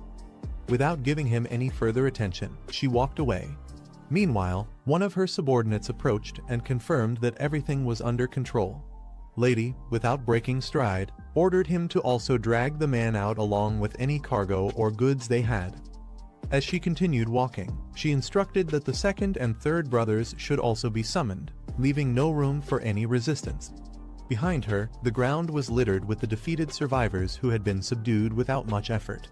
Jiang gathered the survivors and his team around a large table inside the base. The officer nervously asked if their group was under surveillance or if there was any threat looming nearby. Jiang addressed the group, stating that they had little to no information about their enemies and that the possibility of an invasion could not be ruled out. Jiang instructing them to head toward the southeastern storage area and clear it out. He explained that the location could be used as a temporary refuge for civilians in case of an emergency. As Jiang finished his instructions, the lady and Modi stepped forward, volunteering to assist. As Jiang finished his instructions, two men from the group stood up. They confidently declared their intent to join the mission. Meanwhile, a young boy enthusiastically shouted that he wanted to go too, his determination catching everyone off guard. However, his mother quickly pulled him back, scolding him for trying to act beyond his capacity. Another woman hesitated but, seeing the energy and determination in the group, questioned whether she too should step forward and offer her help. Jiang addressed the situation calmly, turning to an elder and explaining that the southeastern area likely didn't pose much danger. He suggested leaving Shangbo and Old Lai behind to guard the base, while allowing the others to join the effort. Jiang led the group as they prepared for their mission, each member equipped with weapons. Behind him, Lady, his allies, and other survivors followed closely, ready to face any challenges. They arrived at a towering, heavily secured building, which appeared to be their target. As they entered, the group was ambushed by a wave of zombies. Jiang immediately took the lead, using his rifle to take down the attackers with precise shots. His team members joined the fight. Jiang stood amidst the aftermath, surveying the area to ensure no further threats remained. He calmly asked his team to check if anyone was injured, prioritizing their safety. The group confirmed that there were no casualties. Jiang stood by the window, looking out at the landscape while addressing the group. He warned them that an attack could happen any day, instructing everyone to stay at the base for now and remain prepared. One of the women in the group stepped forward, volunteering to join the fight, followed by another man who offered his support as well. Jiang considered their enthusiasm before deciding to include them in the plans. He then turned to the group and gave further instructions. He asked them to organize the supplies and ensure that weapons and ammunition were distributed to the team. He emphasized that during any attack, they would rely on coordinated communication through walkie-talkies and that everyone must follow his commands closely. Meanwhile, in the outskirts where supplies were being loaded into vehicles, barrels, crates, and other essential items were being transported as part of the base's preparation efforts. Nina observed the progress with a commanding presence, ensuring everything was proceeding as planned. She turned sharply as someone called out to her. Two men stood outside discussing their progress when one asked if everything had gone smoothly. The larger man responded with frustration, repeatedly yelling about human meat and lamenting the lack of food, which seemed to hint at his unorthodox cravings. Nina arrived addressing the situation bluntly, informing them that their plans had failed at Emerald Hill. She made it clear that they could no longer rely on others for food and would need to fend for themselves from now on. The larger man, still fixated on his unusual desires, became agitated, questioning the situation further. Lady shifting the conversation to their next target. She mentioned a group in the Eastern District, which was substantial in number. She outlined a plan to lead an attack with her second-in-command the next morning, determined to handle the group swiftly and decisively. Later, Jiang was seen sitting in his room, checking his progress on a holographic system interface. He noted that he had accumulated 46 points and decided to see if any new items had been added to the system store. As the system refreshed, Jiang's eyes lit up with excitement as he discovered 2 level 2 loot boxes available for 40 points total. Intrigued, he quickly began exploring their contents to see what rewards they might offer. Jiang stares at the floating interface in front of him. It displays his newly unlocked ability, Physical Overload LV-1, which increases his stats by 25%. However, the downside is clear: it puts him in a weakened state once the effect ends. Looking excited, Jiang calculates the benefit. With his current physical strength at 33 points, a 25% boost would take it beyond 40. He smiles confidently, realizing this grants him power equivalent to 8 times that of an average person. Clenching his fist, Jiang feels the surge of strength flowing through his body. He can't hold back his eagerness to test the ability. The sound of rushing cars suddenly interrupts outside. A convoy rushes through the streets, led by heavily armed vehicles and motorcycles. Inside one of the vehicles, Nina, sitting confidently, gives orders to Man, who holds a communicator. She emphasizes the need to attack strategically, prioritize eliminating external threats before breaching their target. Man listens carefully and relays her commands to the team, ensuring everyone knows to use the armored vehicles for firepower and protection when the signal is given. In the back seat, Modi growls with impatience. He exclaims that he's ready to fight, showing his eagerness to destroy and devour anything in his path. The convoy speeds down a dirt road, leaving trails of dust behind as they approach their target destination. In Jiang Fortress building, looming with high walls and strategic vantage points. On the rooftop, Jiang stands beside Officer. Officer comments on the location's concealment, but points out the disadvantage of limited visibility from below the walls. Jiang, with a calm demeanor, assures him that their purpose isn't to maintain a clear view. Curious, the officer asks, "Then what is the reason?" Jiang smirks knowingly, holding back the answer as if it's part of a bigger plan. He then smirks, teasing Officer about his experience as a sniper. The officer admits it wasn't years but just a short-term role. Jiang asks if he can still hit distant targets. He confidently assures him he's skilled enough to handle shots within 500 meters, as long as conditions are favorable. Jiang gives a knowing smile, satisfied with the response. As someone arrives with supplies, Jiang remarks that everything is ready. Jiang's friend approaches Jiang, noticing the crate they just received. He comments on its weight, clearly surprised by its contents. As Jiang opens the crate, everyone stares at its contents, a powerful sniper rifle lying amidst the packaging. The officer questions Jiang about how he managed to get such a rare and dangerous weapon. emphasizing that this isn't something anyone can easily acquire. Jiang calmly explains that there are only 2 magazines with 10 bullets in total and advises using them sparingly. He takes the sniper rifle, muttering that he understands and will handle the task. Jiang asks if everyone is in position, and another team member confirms they are. Jiang orders the group to stay alert as enemies could appear at any moment. Meanwhile, she stationed on a higher level notices something unusual and reports it through her earpiece. The officer with the sniper rifle spots the same anomaly and confirms the presence of the enemy. The team in the car discusses the situation, noting the lack of refugees outside the walls and speculating that something unusual might have happened. One of them suggests stopping to check the area, but Nina immediately dismisses the idea. She orders the team to charge forward, emphasizing that hesitation would risk detection and ruin their chances of success. The vehicles accelerate, heading straight for the wall. She commands the team to prepare for cover upon arrival. The enemy's defenses quickly spot them, and an alert goes out. Enemies are within range. Open fire! Jiang companions stationed on the upper floors unleash a barrage of bullets, aiming at the vehicles approaching the walls. The convoy comes under heavy fire, with bullets ricocheting off the vehicles. One of the drivers in the convoy gets hit, causing him to cry out in pain, but he manages to keep the vehicle moving. Another vehicle veers sharply to avoid incoming fire, struggling to maintain its course amidst the chaos. An explosion rocks the convoy as one of the vehicles takes a direct hit, sending debris flying. Inside another car, Nina realizes their position has been exposed, exclaiming in frustration. The driver questions what to do next, but Nina firmly orders the team to keep charging toward the wall for cover. The vehicles manage to reach the wall, screeching to a halt just in time. Doors fling open as the team quickly disembarks. Modi lands with a loud thud, his raw energy visible. Gripping a massive circular saw, Modi unleashes a terrifying battle cry, roaring his intent to kill. Modi revs his massive saw, creating a burst of energy as he charges toward the gate, slicing through obstacles with brute force. The defenders on the upper levels shout in alarm, spotting him as he begins breaking down the gate. The enemy team opens fire, aiming to stop Modi. A commander yells orders to concentrate fire on the gate breaker and prevent him from entering. Gunfire rains down as the defenders fire relentlessly. On the ground, Nina's team counters with suppressive fire, attempting to provide cover for Modi.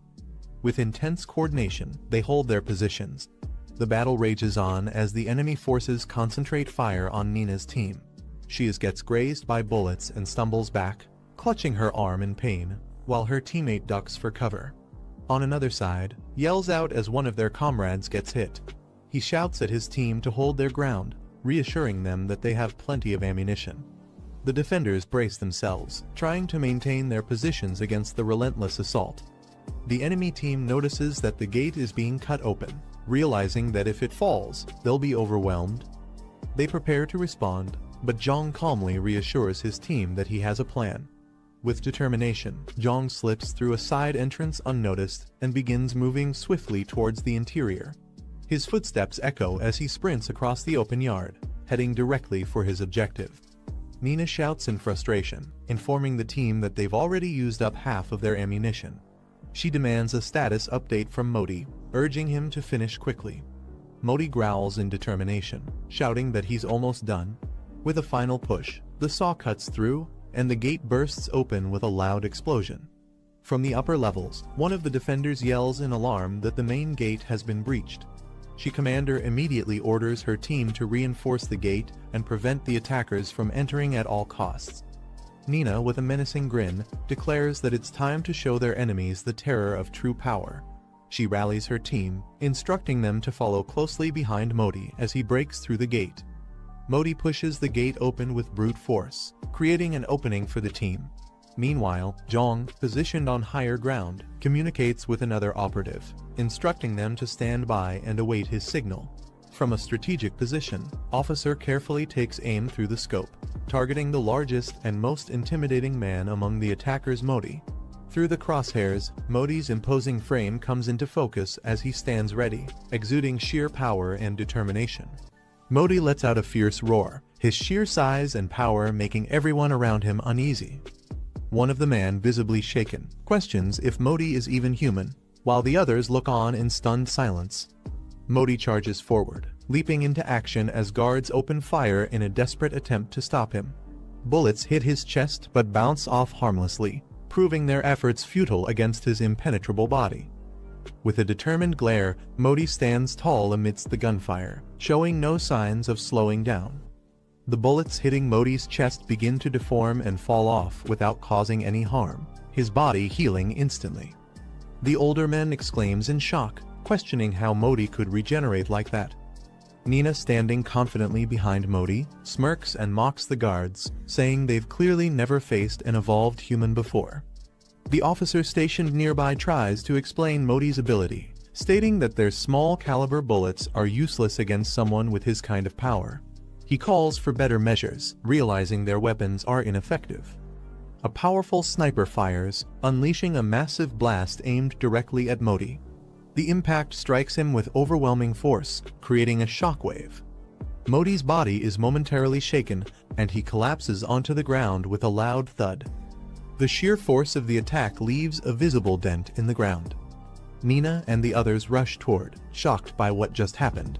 One of the men exclaims in disbelief, questioning how someone as powerful as Modi could be taken down like this. Nina, though visibly concerned, stays silent, her eyes fixed on Modi's fallen. Nina looks shocked, realizing that their opponents have access to a weapon of such devastating power. She struggles to believe how this could even be possible. Jiang, standing at a distance, fires his weapon with precision. Suddenly, the group finds themselves surrounded as enemies appear from behind. Nina quickly warns everyone about the ambush, shouting that they are now completely encircled. Frustrated, Nina acknowledges their miscalculation, admitting that they underestimated the sheer strength of their opponents. The group fires back at the enemies as they retreat. Nina shouts out instructions, ordering everyone to fall back and regroup at the vehicle. Determined and furious, Nina's eyes narrow as she spots something or someone that catches her attention in the midst of the chaos. Jiang steps into view, holding his weapon with confidence. Nina quickly recognizes him as the boy from their earlier encounter. One of the team members feels a sudden jolt on his shoulder, reacting in shock. One of the team members takes a hit and collapses, leaving everyone in shock. Nina swiftly moves. Jiang observes Nina's lightning-fast reaction, surprised by her speed. He wonders aloud if she could also be an evolved human. Nina leaps into action, closing the distance in an instant. Her strike lands with precision, sending men flying before they can react.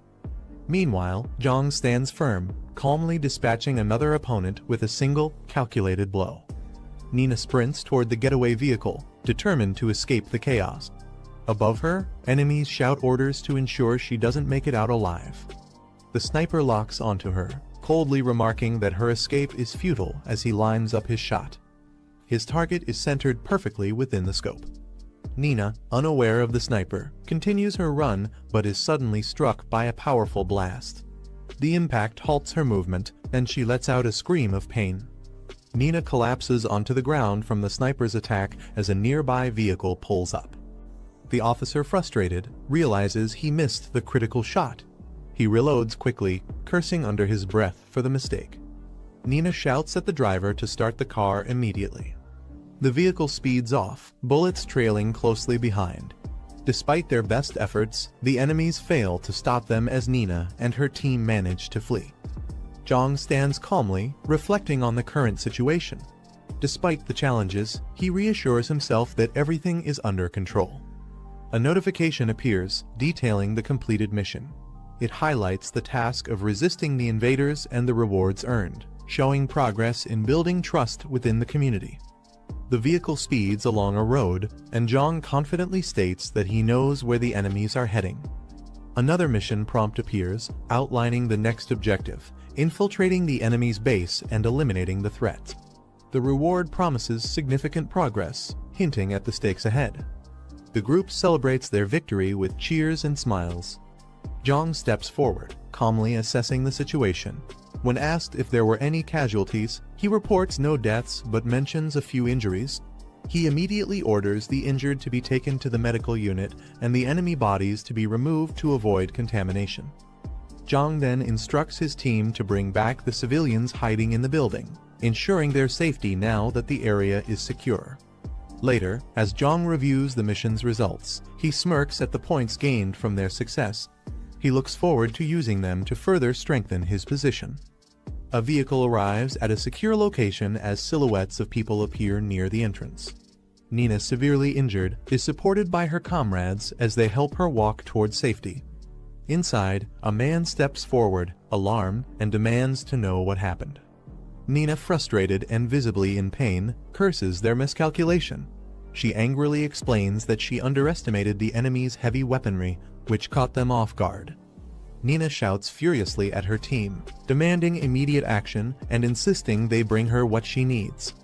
One of the men, calm and collected, simply smirks in response. Nina steps forward, addressing the group directly and ordering them to move faster. She mocks their lack of urgency and calls them out for being useless. The man she confronted earlier finally snaps, his calm demeanor replaced by anger. He mocks Nina for her current state, questioning her audacity to speak to him in such a way after everything that's happened. Nina, visibly angered, questions the man's intentions, accusing him of planning to rebel against her leadership. Furious, she commands her allies to seize him immediately. Despite her order, the group remains silent. Nina turns her head, scanning the unresponsive crowd, her frustration growing. The man finally steps forward, confidently asserting his dominance. He mocks Nina for her injured state and declares himself the strongest, revealing his resentment toward her authority. The rebellious man addresses the group, rallying them to his side. His defiance against Nina gains momentum as others start to stand with him. Nina, enraged, orders the rebels to retreat and warns them not to underestimate her ability to maintain control. Surrounded by the growing number of dissenters, Nina becomes the center of attention. The man laughs maniacally, holding his weapon high as he revels in his perceived victory. Team bursts into the room, laughing maliciously and holding weapons. They corner Nina, who is caught off guard. Nina is struck repeatedly, the blows landing with brutal force. She collapses to the ground, shielding her head as the relentless assault continues. Her cries of pain echo through the room, but the attackers show no mercy. After the beating, two members of team, standing confidently, the man smugly discussing what just happened. One of team's members says something disrespectful to their leader. The leader immediately retaliates, slapping him across the face and demanding to know what he just said. The subordinate quickly grovels, apologizing profusely while bowing down, trying to calm his enraged leader. As they discuss their losses, the leader mentions how the death of key members, including Nina and others, has significantly weakened their group's strength. They express concern about encountering a certain powerful individual in the future, which could put them at an even greater disadvantage. The leader recalls a tentacle man. The memory of this terrifying individual causes visible unease. As team assesses their situation, the leader tries to reassure his subordinate, suggesting that they could seek support from another group to rebuild their strength. The conversation takes place with a backdrop of deserted buildings. Meanwhile, a car arrives in the area. Inside the vehicle are Jiang, his friend and officer, who are scouting the location. As they step out, Jiang confidently remarks that their tip was accurate. This place is indeed a base. The group quietly approaches, staying cautious. The officer warns them to keep their movements silent and avoid drawing any attention. Jiang nods, smirking slightly, as they prepare to infiltrate the area and uncover what secrets the base holds. As Jiang and his group explore the area, they come across Nina's lifeless body. The officer points out that she was likely killed by her own group, indicating the chaotic and ruthless infighting among team. Jiang observes with a smirk, commenting that such a turn of events doesn't surprise him. The friend mentions how team seems disorganized compared to the powerful group they faced earlier. He notes the stark difference between the two factions. The officer chimes in, recalling overhearing team talk about something related to evolvers. He seems puzzled, asking Jiang what evolvers are and how one becomes one. Jiang, with a serious expression, answers the officer's question about evolvers in a chilling manner.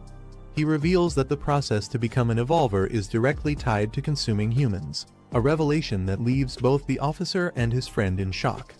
They struggle to process the horrifying truth.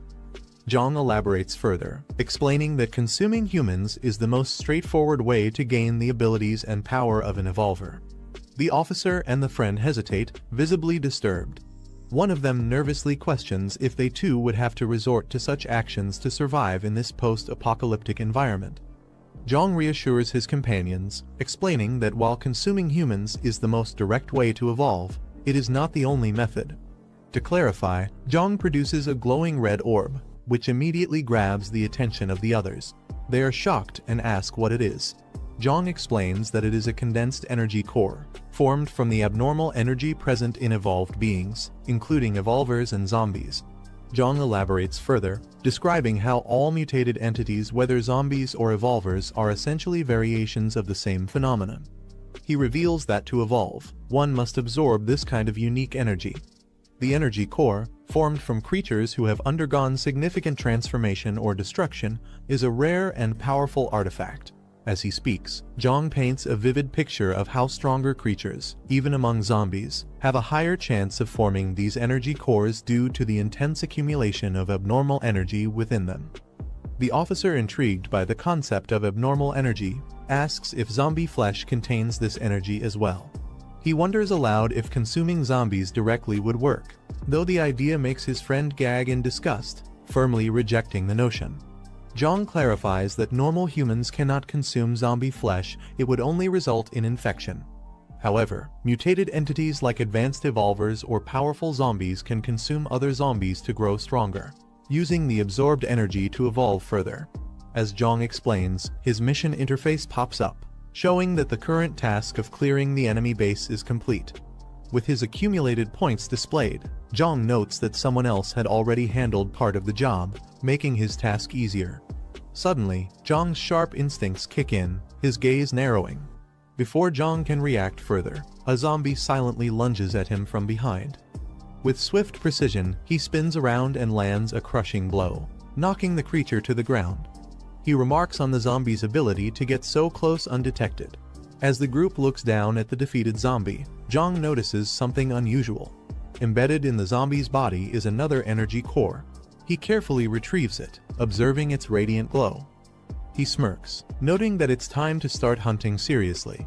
Jiang holds up 2 energy cores, offering them to his companions. His friend immediately backs away, waving his hands and nervously refusing, suggesting the officer should take them instead. The officer hesitantly accepts the cores, holding them with uncertainty. He stares at them. A bead of sweat forms on his face as he contemplates the implications of consuming the cores. Suddenly, the officer's gaze sharpens, and he makes a firm decision. In one swift motion, he consumes the cores. A powerful surge of energy courses through his body, causing him to tremble as his transformation begins. His eyes glow with a fiery intensity. The transformation leaves him exhilarated, and he exclaims how incredible the sensation is.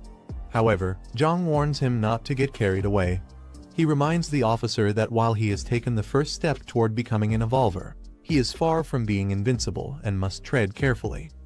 The officer nods in understanding, assuring Jiang that he will remain cautious. With the immediate danger cleared, Jiang suggests that they head back. The 3 of them walk away together, their silhouettes framed against the bright sky, in a heavily fortified steel factory known as the West Wind Steel Plant. As they approach the entrance, a guard notices them and immediately demands to know who they are. Stepping forward confidently, one of team's members introduces himself as the 3rd boss of the smelting factory. The guard, slightly skeptical, confirms the man's claim but decides to proceed cautiously. He tells the 3rd boss to wait while he reports to his superior, ensuring proper protocol is followed before allowing them inside. The group is escorted into the factory, a bustling facility filled with guards. Inside, a man accompanied by a woman greets them. He recognizes the 3rd boss and humorously comments on his unexpected arrival, asking why he came instead of the others. The 3rd boss, visibly nervous, stammers as he explains that they were ambushed and attacked. He claims that the elder siblings had to stay behind to protect them, implying they couldn't make it. The factory leader's demeanor shifts subtly, his eyes narrowing as he processes the explanation. The factory leader orders the 3rd boss and his men to be taken to a secure room. As the 3rd boss and his men are led away, The factory leader exchanges a quiet conversation with the woman by his side. They seem to share a knowing look, both suspicious of the situation. The woman chuckles lightly, agreeing with the leader's unspoken thoughts. In the facility's exterior, its industrial complex standing tall against the bright sky. A voice echoes, calling out to the third boss. One of the third boss's subordinates makes a comment that irritates him. He snaps back, demanding respect. His frustration overtakes him. One of the subordinates nervously apologizes to the third boss. He confesses to having a bad feeling about the situation. The third boss dismisses his concerns as paranoia. The subordinate points out the heavy security measures around them, the barred windows and locked doors, comparing it to a prison rather than a safe room.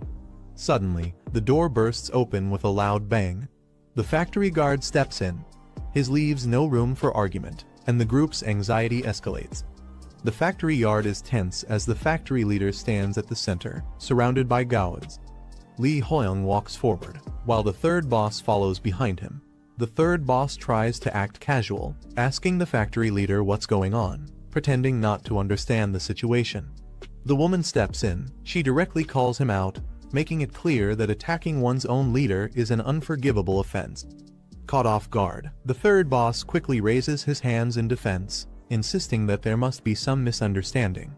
He tries to explain himself, looking for support, but before he can say much, the woman smirks. She dismisses the idea of a misunderstanding and signals for Li Hoying to teach the third boss a lesson. Li Hoying steps forward. He reveals what he discovered at the coal factory, signs that someone had been silenced there. He points out that the third boss and his men acted like they never saw anything, conveniently avoiding any trouble. Li Hoyong concludes that the only logical explanation is betrayal. He accuses the third boss and his men of turning against their own and eliminating Li Jinghao. The third boss panics, sweat forming on his forehead. He desperately denies the accusations, claiming there's no proof and that they're just making baseless guesses. The factory leader bursts into laughter at the mention of proof, mocking the idea that evidence matters in this world. With a sinister grin, he reveals that if not for Li Jinghao's influence and their connections, the third boss and his men would have been dealt with long ago. Without hesitation, he gives a cold order to eliminate everyone. One of the men drops to his knees, desperately pleading for his life. He claims to have valuable information, hoping it will be enough to save him. The woman, intrigued, pauses and calmly questions him, asking what kind of information he could possibly have that's worth sparing him. Desperate to save himself, the man hurriedly reveals a crucial piece of information. There's a settlement in the eastern part of the city with many people and abundant supplies. He claims that Li Jinghao and the others were defeated there. He pleads for his life, offering to lead them to the location. The woman, unimpressed, questions the strength of this settlement, wanting to know how it compares to their own base. The man hesitates before admitting that the two are evenly matched. Hearing this, the woman acknowledges the importance of the intel. The man adds one final, critical detail: no one in the settlement appears to know how to evolve into stronger beings. He claims that despite its size, he didn't see a single evolved fighter among them. Li Huang processes the revelation about the settlement's lack of evolved fighters, realizing the significance of this weakness. Meanwhile, the factory leader questions the informant, demanding to know how they managed to lose against such a group if they lacked evolved warriors. The informant quickly explains that the settlement possesses heavy weaponry. Unlike standard bullets, their firepower was strong enough to take down their strongest members with a single shot, making resistance nearly impossible.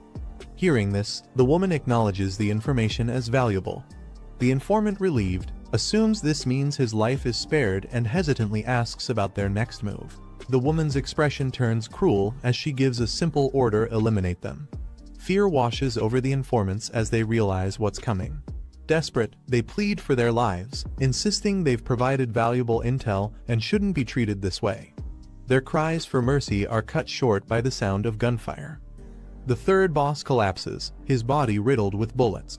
With the problem dealt with, the factory leader and the woman discuss their next move. Acknowledging the heavy weaponry possessed by the settlement, they decide against immediate action. Instead, they prioritize strengthening their forces, ensuring they have the power to crush any future threats without risk. With the execution complete, The woman gives a final command: send scouts to confirm whether the settlement truly lacks knowledge on evolving. Meanwhile, in a different location, Jiang relaxes browsing through his system interface. He checks his available points, wondering what he can exchange them for. His eyes scan the options, considering his next upgrade. As he navigates through the selection, he notices a rare item, a level 2 black technology supply box. Excitement flashes across his face. It's an incredible find. Without hesitation, he makes his choice. His fingers move swiftly. Jiang finalizes his purchases, exchanging points for essential supplies. As he confirms the transaction, he watches the system display his food reserves increase, and he obtains a high-grade energy supplement. More importantly, he secures a level 2 black technology supply box, something rare and valuable. Suddenly, a bright flash engulfs the room as the supply box materializes. Before he can inspect his new items, a knock at the door interrupts him. Someone is urgently calling for him. Jiang moves to open the door, cautiously inviting the visitor inside. Inside the room, his friend is already waiting for him. She greets him with a serious expression, addressing him respectfully. Without hesitation, she informs him they've captured a suspect. Jiang decides to check on the situation himself. Upon arrival, he sees his friend with officer restraining a nervous man. The suspect, clearly frightened, insists he's not an enemy and demands to speak with the person in charge. Jiang steps forward, observing the man closely. The suspect's eyes widen as he realizes Jiang is the one in charge. Jiang acknowledges the man's request and asks him to state his business. The suspect hesitates for a moment before carefully asking for Jiang's name, trying to gauge who he's dealing with. Jiang introduces himself, stating his name. The suspect's face lights up with recognition, quickly addressing him with familiarity. He eagerly introduces himself as Zhu Axing, claiming to be from the Zifeng steel factory.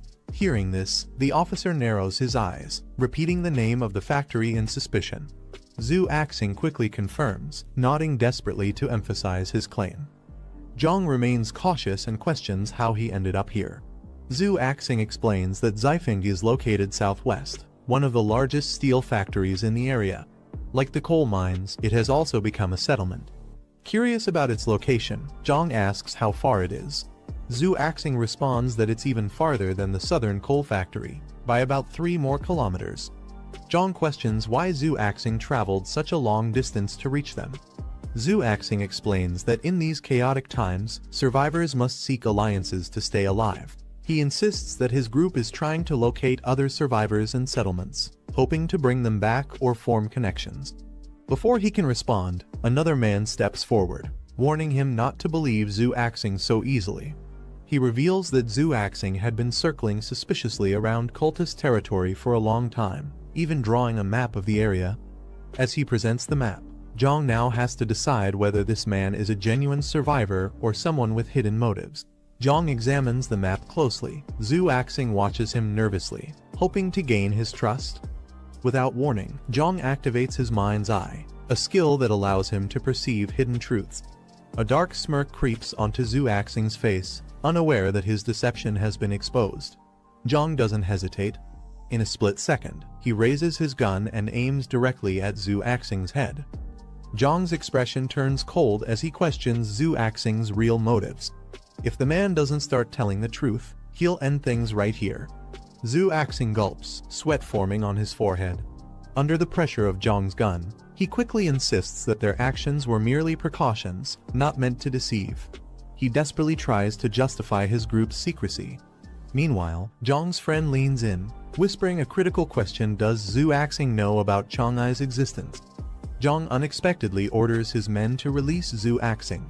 His subordinates react with surprise, questioning if it's really wise to let him go so easily. Zhu Axing himself is stunned, unable to believe Jiang is actually sparing him. Without hesitation, Jiang takes it further. He hands Zhu Axing the map and tells his men to let him leave. Overwhelmed with gratitude, Zhu Axing immediately drops to the ground, bowing and repeatedly thanking Jiang. Zhu Axing doesn't waste a second after being granted his freedom. He sprints away at full speed, not looking back. Jiang watches him leave with a knowing smirk. His decision wasn't just an act of mercy, he's already thinking ahead. His mind lingers on Zifeng Steel Factory, calculating its potential worth. With a glint in his eye, he wonders just how many system points would that place be worth. Jiang stands over defeated zombie, his foot pressing down on zombie face. The battlefield is silent, bodies scattered around him. Glancing around, Jiang mutters to himself that he's close to his destination and needs to blend in. With a flick of his fingers, a pair of scissors materializes in his hand, shimmering with a digital glow. Without hesitation, he lifts them and begins cutting his own hair quick, precise snips altering his appearance in an instant. He kneels down and drags his fingers across the ground, picking up dirt and rubbing it onto his face. He steps back, now wearing a brown jacket with fur lining and round glasses. The reflection in his lenses hides his eyes, giving him a completely different look. Just as he begins walking forward, a voice suddenly calls out from behind. A man raises his hand, ordering him to stop. Jiang doesn't react immediately. A man steps forward. He glares at Jiang, he demanding to know who Jiang is. Jiang, now fully in disguise, puts on a wide smile, pretending to be relieved. He excitedly exclaims that he had been searching for survivors and is glad to finally find someone. The man narrows his eyes, his suspicion not fading. He smirks, repeating Jiang's words mockingly, a wandering survivor. He studies Jiang carefully, still unconvinced. Taking a step closer, he points directly at Jiang, demanding to know how he has survived this long. Jiang lowers his head and explains that he was part of a group of 10 people, but they were ambushed by zombies. Everyone else was killed, and he barely managed to escape. The man in front of him smirks. He questions whether Jiang even has any real strength, doubting his survival skills. Jiang quickly tries to defend himself, saying he has gained experience from multiple zombie encounters. He insists that he has learned how to fight and adapt to survive. He raises his hands, as if trying to prove his point. The man, still amused, gives him a knowing look. Jiang misunderstood his question but doesn't press further, as if testing him. The man gestures for Jiang to follow, stating that if he wants to join, he must prove himself first. Jiang remains calm but cautious as he walks behind him. He already suspects that this place isn't as welcoming as it appears. As they near the entrance, the man warns Jiang that he must pass a test. Jiang doesn't react outwardly, but his mind sharpens. He expected this much. Looking around, Jiang observes the facility. His suspicions grow, realizing that this isn't a place for the weak. Before he can think further, an unexpected situation unfolds. Both he and the man turn in surprise, sweat forming on their brows as they sense something is wrong. A tall man steps forward. He questions who the newcomer is. The man who brought Jiang quickly explains that he found him wandering and was about to take him somewhere secluded to check him. The tall man raises an eyebrow at the mention of taking Jiang to an isolated place, dismissing the need for secrecy. He orders the search to be done immediately, right there. Jiang realizes that the man who led him here likely had other intentions. Stepping closer, the tall man instructs Jiang to surrender his weapons if he wants to enter. Jiang hesitates. He knows that giving up his weapons could leave him defenseless, and there's no guarantee they won't just get rid of him after. The tall man acknowledges Jiang's hesitation, stating that in times like these, distrust is natural. However, if Jiang refuses to surrender his weapons, he won't be forced to stay. He can simply leave. Jiang pauses, weighing his options. He knows leaving isn't an option right now, so he reluctantly hands over his knife. As soon as he does, the man steps forward and begins searching him, patting him down for any hidden weapons. The other man watches from the side, a smug expression on his face. Jiang remains still but takes note of the situation. Despite their rough demeanor, it seems this place has some level of order compared to other survivor groups he has encountered. The tall man examines Jiang's knife, finding it unusual that he has survived with just this weapon. His suspicion grows as he questions whether Jiang is an evolver. Jiang hesitates before responding, acting as if he has noticed a significant change in his strength. Hearing this, the man immediately decides to take Jiang to report to the higher-ups, stating that there are rules for evolved individuals. Jiang is led to a dimly lit room and told to wait inside. As the door closes behind him, he glances around. The place feels more like a holding cell than a waiting area. His suspicion deepens. He might not be welcomed here after all. After a while, the door opens and FC Tory leader in a suit enters the room. He greets Jiang, apologizing for the wait. Without hesitation, he asks for Jiang's name. Jiang stiffens for a brief moment before quickly responding with a fake name, then introduces himself as Jiang Yi. The factory leader mentions that his men believe Jiang is an evolver and asks if it's true. Jiang responds vaguely, neither confirming nor denying, implying that it's a matter of perspective. Before the conversation can continue, an axe suddenly flies toward Jiang at high speed. The weapon spins through the air, its sharp edge reflecting the dim light. Jiang remains calm but alert, his eyes widening slightly as the axe nears. The axe crashes into the wall just inches away, sending a shockwave through the room. The factory leader watches closely, assessing Jiang's reaction, while Jiang remains composed, showing no fear. Jiang quickly processes the situation, realizing that the factory leader's attack wasn't meant to kill him but rather to test him. Frustrated, Jiang reacts, questioning the reckless move. He points at the axe embedded in the ground, exclaiming that it was incredibly dangerous. The factory leader, however, smirks in amusement. His suspicions are now confirmed. Jiang is indeed an evolver. Jiang, still irritated, counters with a sharp remark, pointing out that if he weren't actually an evolver, he would have been killed just now. His frustration is evident as he questions the logic behind such a dangerous test. The factory leader remains unfazed, responding coldly that if Jiang had died, then it would have simply meant he wasn't worth keeping alive in the first place. The factory leader, now confident that Jiang is an evolver, brings up the method of becoming one. He assumes Jiang already knows about it. Jiang, without hesitation, acknowledges that he does. However, the factory leader warns Jiang that this knowledge is not something to be shared. Only a select few in his territory are aware of it, and he has no intention of letting that number grow. Without warning, the factory leader dashes forward with incredible speed, catching Jiang off guard. Before he can move, the factory leader grabs him by the throat, his grip tightening. His voice is cold and merciless as he declares his intent to kill Jiang. The sudden attack leaves Jiang struggling, sweat forming on his brow. Jiang quickly assesses the factory leader's attack. He notices that his opponent is using his bare hands instead of a blade, which means the intent isn't purely lethal. If it had been a real weapon, he would have needed to retaliate more aggressively. As Jiang contemplates his next move, he also considers the system mission tied to this encounter. Killing the factory leader immediately might jeopardize the 80 points he needs, making the situation even more complicated. The factory leader, noticing Jiang's swift reaction, smirks. He acknowledges that Jiang isn't slow, even managing to draw a weapon in response. Amused but still in control, he warns Jiang not to challenge him recklessly. Jiang acknowledges the warning, understanding that pushing further right now isn't in his best interest. Seeing Jiang's compliance, the factory leader decides to let the issue slide, saying he won't pursue the matter of the weapon any further. The factory leader gives an order to his subordinates. He instructs them to take Jiang to clean up and change into fresh clothes before bringing him to the meeting room. The subordinates acknowledge the command, and the confrontation, for now, comes to an end. Jiang was brought to the settlement by the leader. Commander acknowledged his arrival and introduced him to the others, including Woman, one of the leaders, and the two settlement officers, Lai Cheng and Huang Bin. Woman then assigned Huang Bin to oversee Jiang, asking if he had any issues with it, to which Huang Bin agreed without hesitation. Turning to Jiang, Woman informed him that he was lucky to have found the strongest settlement in the area, ensuring his survival. However, she made it clear that if he wanted to secure his place and earn his food, he had to prove his worth. Jiang acknowledged the settlement's conditions, agreeing to follow orders without hesitation. Huang Bin took advantage of the timing, informing Jiang that it was their turn to patrol and ordering him to come along.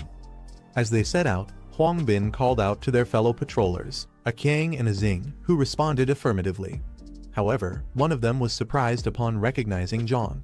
Another member questioned Huang Bin about Jiang being assigned to him.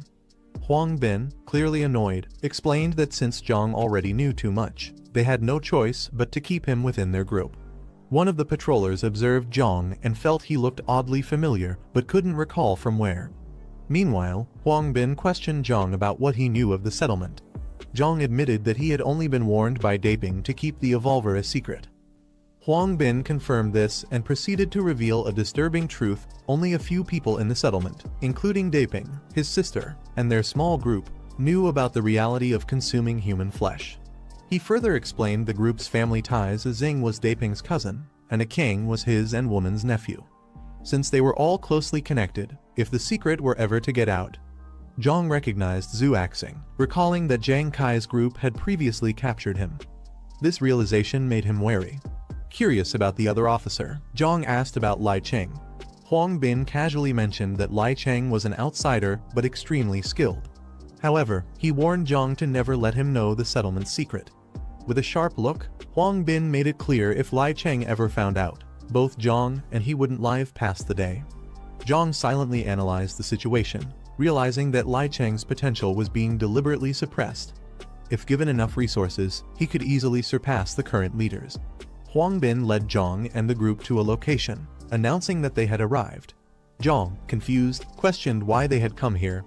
Huang Bin explained that the small settlement ahead had 7 members, and they had been monitoring them for a few days. None of them appeared to be evolvers. Zhang, uneasy, asked if they were planning to hunt the people inside. Huang Bin laughed at the idea, dismissing it as too crude. Instead, he clarified that they were going to raise them. One of the men put an arm around Zhang, advising him to adjust his mindset now that he was an evolver. He warned Zhang not to be like Lai Cheng, implying that resisting their way of thinking would only cause trouble. One of the men smugly explained to Zhang that as evolvers, they were no longer the same as ordinary humans. They were now at the top of the food chain. Zhang, catching on to their plan, coldly questioned if they intended to capture the settlement's members and raise them only to slaughter them later. Huang Bin clarified that they wouldn't be bringing everyone back, only 5 or 6 would be enough. As for the rest, they would be dealt with on the spot. Zhang, uneasy, asked how they planned to handle the others. With a confident smirk, Huang Bin simply told him to watch and learn. A worker in the small settlement wiped sweat from his forehead, sighing in relief as he finished his exhausting task. Nearby, another man held a cleaver, preparing to cut something. Suddenly, one of the settlement members noticed something unusual in the distance. Alarmed, he pointed and shouted, drawing everyone's attention. Before they could react, a horde of zombies came charging toward them, their grotesque figures and bloodied mouths filling the air with terror. Panic erupted as the settlement members realized the deadly threat approaching.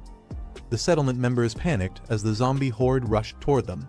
Confused and terrified, they questioned why such a large group had suddenly appeared. Realizing they had no choice, they hastily prepared to defend themselves.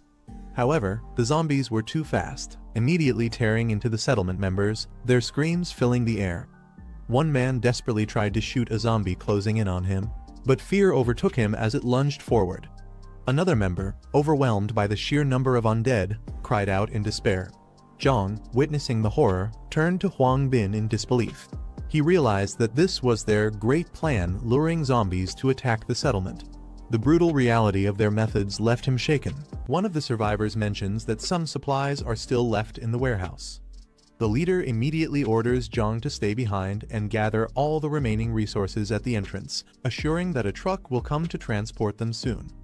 As Zhang listens, the leader coldly adds that the bodies of the slain zombies should also be piled together for transport. The leader turns to the rest of the people and commands them to follow him. As the group moves forward, an aerial view shows the aftermath of the battle corpses scattered across the ground near a fortified warehouse.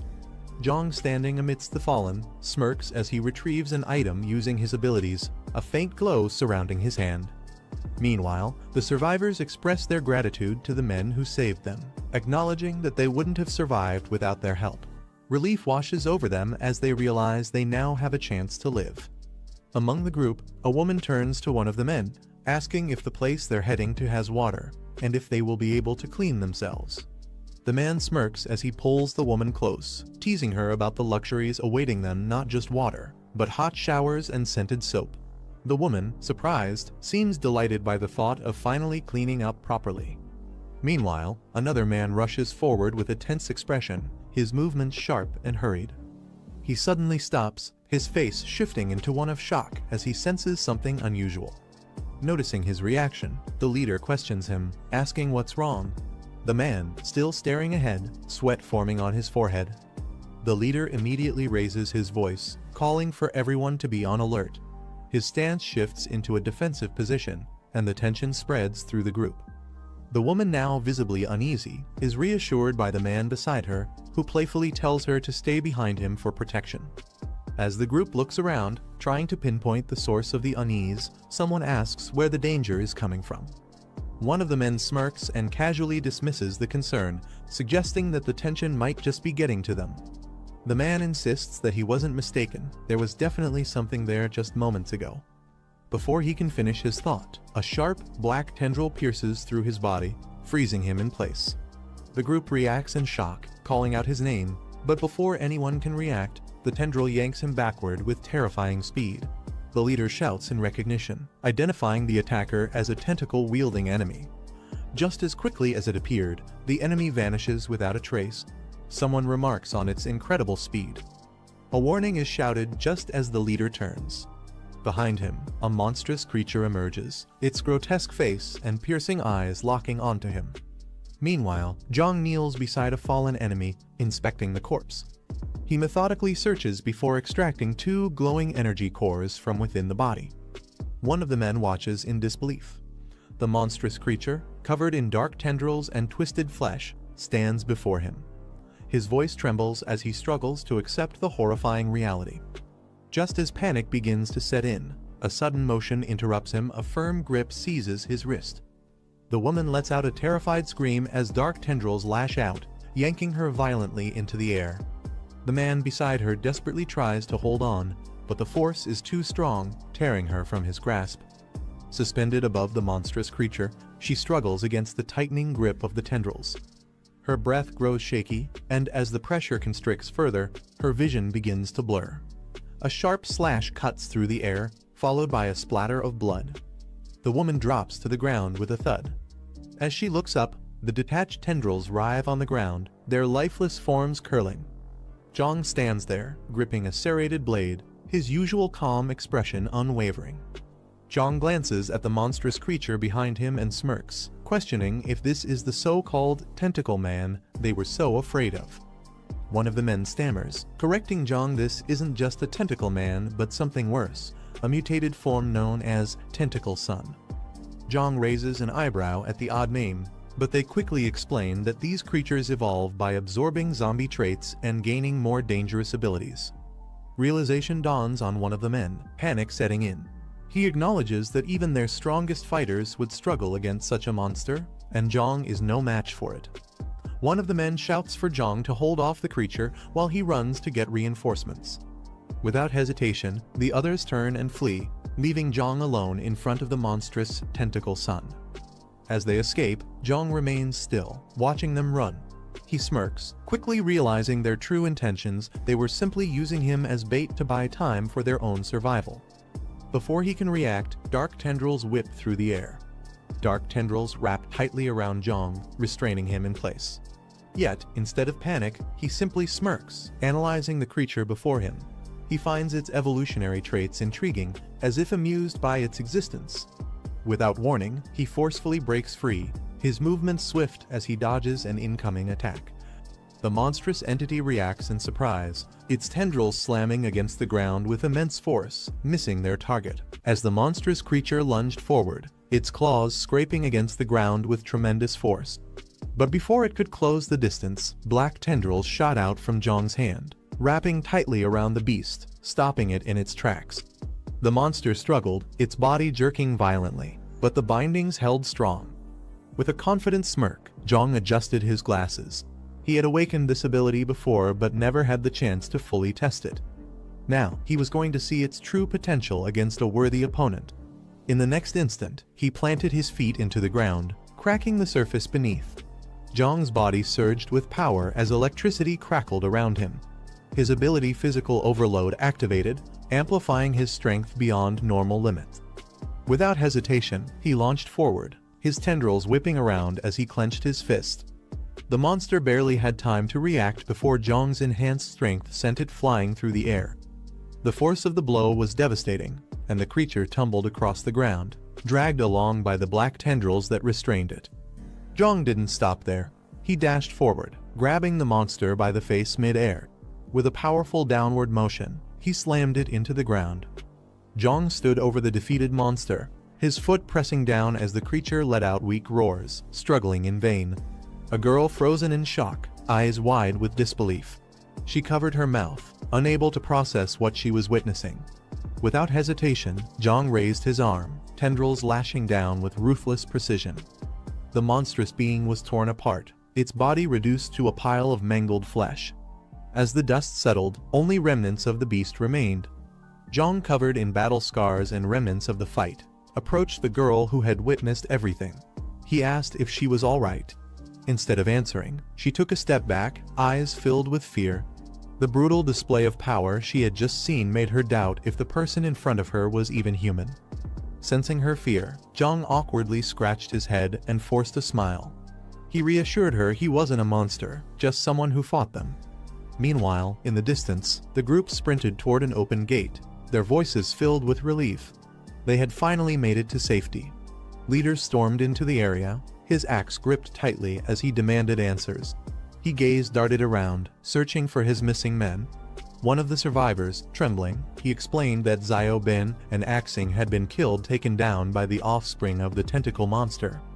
Another man hesitated before asking about Zhang Yi, the newcomer. His answer came swiftly. If even three of them couldn't handle the creature, Zhang Yi was as good as dead. Leader's expression darkened, his rage barely contained. His clenched jaw and burning eyes made it clear this wasn't over yet. Leader stood silently, his piercing glare making the survivors tremble. The weight of their failure hung in the air as the two men before him hesitated. But Leader's patience had run out. With a furious roar, he swung his axe down, his rage exploding like a storm. One of the men didn't even have time to react before being struck, his body crushed instantly under the overwhelming power. One of the men shouted for Daping to calm down, but it was too late. Then, a severed monster's head rolled across the ground, landing right in front of Leader. Everyone turned toward the approaching footsteps. Their expressions changed from shock to disbelief as they looked at the Jiang standing before them. Jiang had arrived, standing tall with the girl by his side. His clothes were torn, his body marked with signs of battle. One of the men stepped forward in shock. Zhang Yi was alive? They had all assumed he was dead. The woman's eyes widened as she spotted the severed head on the ground. She hesitated before speaking. Jiang casually raised his hand. That tentacle monster's son, he killed it. With a smirk, he added that he had avenged their fallen comrades. Leader remained silent, his gaze locked onto Jiang. Meanwhile, the woman adjusted her glasses, doubt creeping into her mind. Was this kid really that strong? Jiang stood at the center of attention, giving orders as if he had been in charge all along. He instructed the leaders to arrange a vehicle and gather people to clean up the battlefield. Later, inside the base, Leader sat at the table as he questioned the claim. Was that tentacle monster's son really stronger than Lai Cheng? One of the men clenched his fists, frustration evident. He reminded them that the creature had instantly killed his uncle and Axing. Could Lai Cheng have done the same? He doubted it. His eyes burned with intensity as he stared at Leader and the woman beside him. He didn't hold back. Even they might have struggled against that thing, right? The woman adjusted her glasses, deep in thought. She recalled how Jiang had reacted when she first threatened him. His response had been sluggish, almost unrefined. He hadn't even taken a proper stance. Yet, somehow, he had displayed overwhelming strength in battle. Leader frowned. He speculated that the tentacle monster's son had relied on an ambush, making its threat seem greater than it actually was. Maybe Jiang's victory wasn't as impressive as it appeared. However, the woman wasn't convinced. Even if that were true, Jiang was a dangerous variable. If he ever teamed up with Lai Cheng, it could be a problem. Before Leader could respond, she silenced him with a simple gesture. Their conversation was interrupted as someone knocked on the door. Leader turned toward the entrance. "Come in." A man entered, addressing Leader as chief. Something important was about to be discussed. The discussion turned serious as one of the men suggested making Zhang Yi an officer, claiming his strength was on par with his own. He believed that having someone this powerful on their side would be beneficial. However, Leader immediately rejected the idea. He was wary of Zhang Yi's unknown background and wasn't willing to take the risk. Before tensions could rise further, Ling raised her hand, signaling for them to stop. She acknowledged that Zhang Yi had the power to be an officer, but pointed out that he still needed to prove himself to gain the trust of the others. His strength alone wasn't enough, he had to earn his place. The man was frustrated. Defeating the tentacle monster's son wasn't proof enough. What more did Jiang Yi need to do? Ling's expression turned sharp as she proposed an idea. If Jiang Yi was truly as strong as they claimed, why not have him eliminate the tentacle monster itself? That way, both their doubts and their problems would be solved. Even Leader and Ling had failed to take down the monster. How was it fair to expect Jiang Yi to do it alone? Ling smirked, leaning back in her chair. She reassured them that they wouldn't be sending him to die. Instead, the entire settlement would take action, using their full strength to finally eliminate the threat once and for all. Jiang was surprised to learn that the entire plan revolved around him. He had barely arrived at the settlement, yet they were already giving him such a crucial role. He questioned if this was really okay. Ling smirked, dismissing his concerns. If anything, he might already be stronger than both her and Dapeng. Leader stepped in with a tempting offer. If the mission was a success, Jiang would be rewarded with a third leadership position in the settlement. This was more than just a test. It was a chance to rise in power. Leader smirked as he turned to Brother Lai, asking if he had any objections to Jiang Yi surpassing him. With that settled, Leader finalized the plan. In 2 days, they would move. Meanwhile, Jiang Yi watched the conversation unfold with amusement. Their offer was interesting, even tempting. But he wasn't naive. Activating his ability, the mind's eye, his vision sharpened. In an instant, he could see through their true emotions. Leader and Ling harbored hidden hostility, while Lai's feelings were more neutral. Jiang Yi now knew the truth. A distant beeping sound breaks the silence of the construction site at night. Inside a nearby building, Modi rushes out in alarm, clutching a walkie-talkie. Recognizing it as Jiang's device, he calls out urgently. The officer picks up his own walkie-talkie. Surrounded by his team, he demands an update, his expression tense. A distorted voice finally comes through the static. The message is short but clear. A meeting is set for the day after tomorrow at the South Suburban Park. He instructs them to bring Brother Chang and their strongest fighters.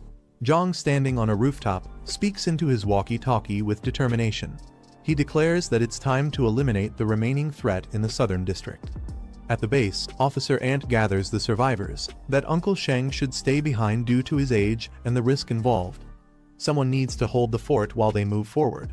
Before setting off, Uncle Sheng warns Officer Ant that this mission won't be like the ones before. It's far more dangerous. Officer Ant acknowledges the concern but remains firm. He then calls out the names of the 7 chosen to go with him, Jiang's close friends and survivors. Without hesitation, they acknowledge the order, ready to move out. As the team finalizes their preparations, the little boy steps forward, insisting that he's coming along. One of the women immediately objects, questioning why a child would want to take part in such a dangerous mission. She reminds him that this is a battle, not a game. However, the boy refuses to back down, declaring that he is no longer a child, he's ready to fight. A man standing nearby reassures the group, pointing out that the boy has proven himself in combat. He's not just surviving, he's strong enough to stand alongside them, even against threats beyond zombies. Officer Ant considers this for a moment before agreeing. He decides it's better for the boy to gain experience early, promising to keep an eye on him during the mission. Late at night, a convoy of vehicles moves toward the designated location. The boss steps out of one of the vehicles, surveying the area. He confirms that they have arrived at the right place. Jiang surveys the area, questioning how they plan to draw out their target. Boss standing beside him, assuring him that everything is already set in motion. As Jiang scans his surroundings, a sudden realization washes over him. A glimmer catches his eye, high above one of the buildings. Officer Ant watches from a vantage point, scanning the area through binoculars. One of the team members asks if they should move in closer, but another reminds them that Zioyong had warned against approaching too soon. Keeping his focus, Officer Ant gives out orders. He instructs the team to set up ropes early and prepare to strike from the side once the operation begins. Meanwhile, Ling approaches the young boy, calling him over with a smirk. Ling calls over one of the men, who asks what she needs. Instead of answering directly, she instructs him to enter the park. He hesitates, confused. Wasn't their job just to handle the loot? Another man steps in, demanding an explanation. Ling, wearing a sly smile, reveals her plan. The creature they are after is always muttering about its son. To lure it out, they will use the boy as bait. She assures them there's no risk, the team will act the moment the creature appears. The boy won't be in danger, or so she claims. The young man hesitates, panic settling in as he refuses to be used as bait. His protests go ignored. Ling only smiles, unbothered by his fear. Footsteps echo in the distance. Before he can argue further, Boss steps in. His patience runs out, and with a harsh warning, he strikes the hesitant recruit, sending him flying through the air. The impact leaves the group momentarily stunned. The young man crashes onto the ground, groaning in pain. He struggles to move, but his body refuses to cooperate. From a distance, Officer Ant spots the commotion through his binoculars. His expression tightens. Something is happening. The squad swiftly rappels down the side of a building. Meanwhile, the injured man staggers to his feet, his breath ragged. As he limps forward, he spots shadowy figures emerging in the distance. A deep voice echoes through the trees, calling out for its son. The ground trembles as a monster emerges, shrouded in darkness. It lands with a thunderous impact, sending debris flying. The terrified recruit stares in horror, realizing he is directly in its path. His fear takes over. He doesn't want to die. The creature's eyes glow with eerie intensity. Watching from a distance, one of the team members sees their plan working. The target has taken the bait. Without wasting time, he orders the others to move in and extract the recruit before it's too late. As one of the men rushes to act, his wrist is suddenly grabbed, stopping him in his tracks. Ling reminds him of their deal. He wasn't supposed to take credit for Zhang Yi's plan. The man hesitates but ultimately backs off. Meanwhile, Zhang watches the exchange, amused, as if already expecting this outcome. Before anyone can react further, an explosion erupts in the distance, sending debris flying. The creature's tentacles lash out, ensnaring its target. The terrified recruit freezes as he is yanked into the air, his body helplessly flailing.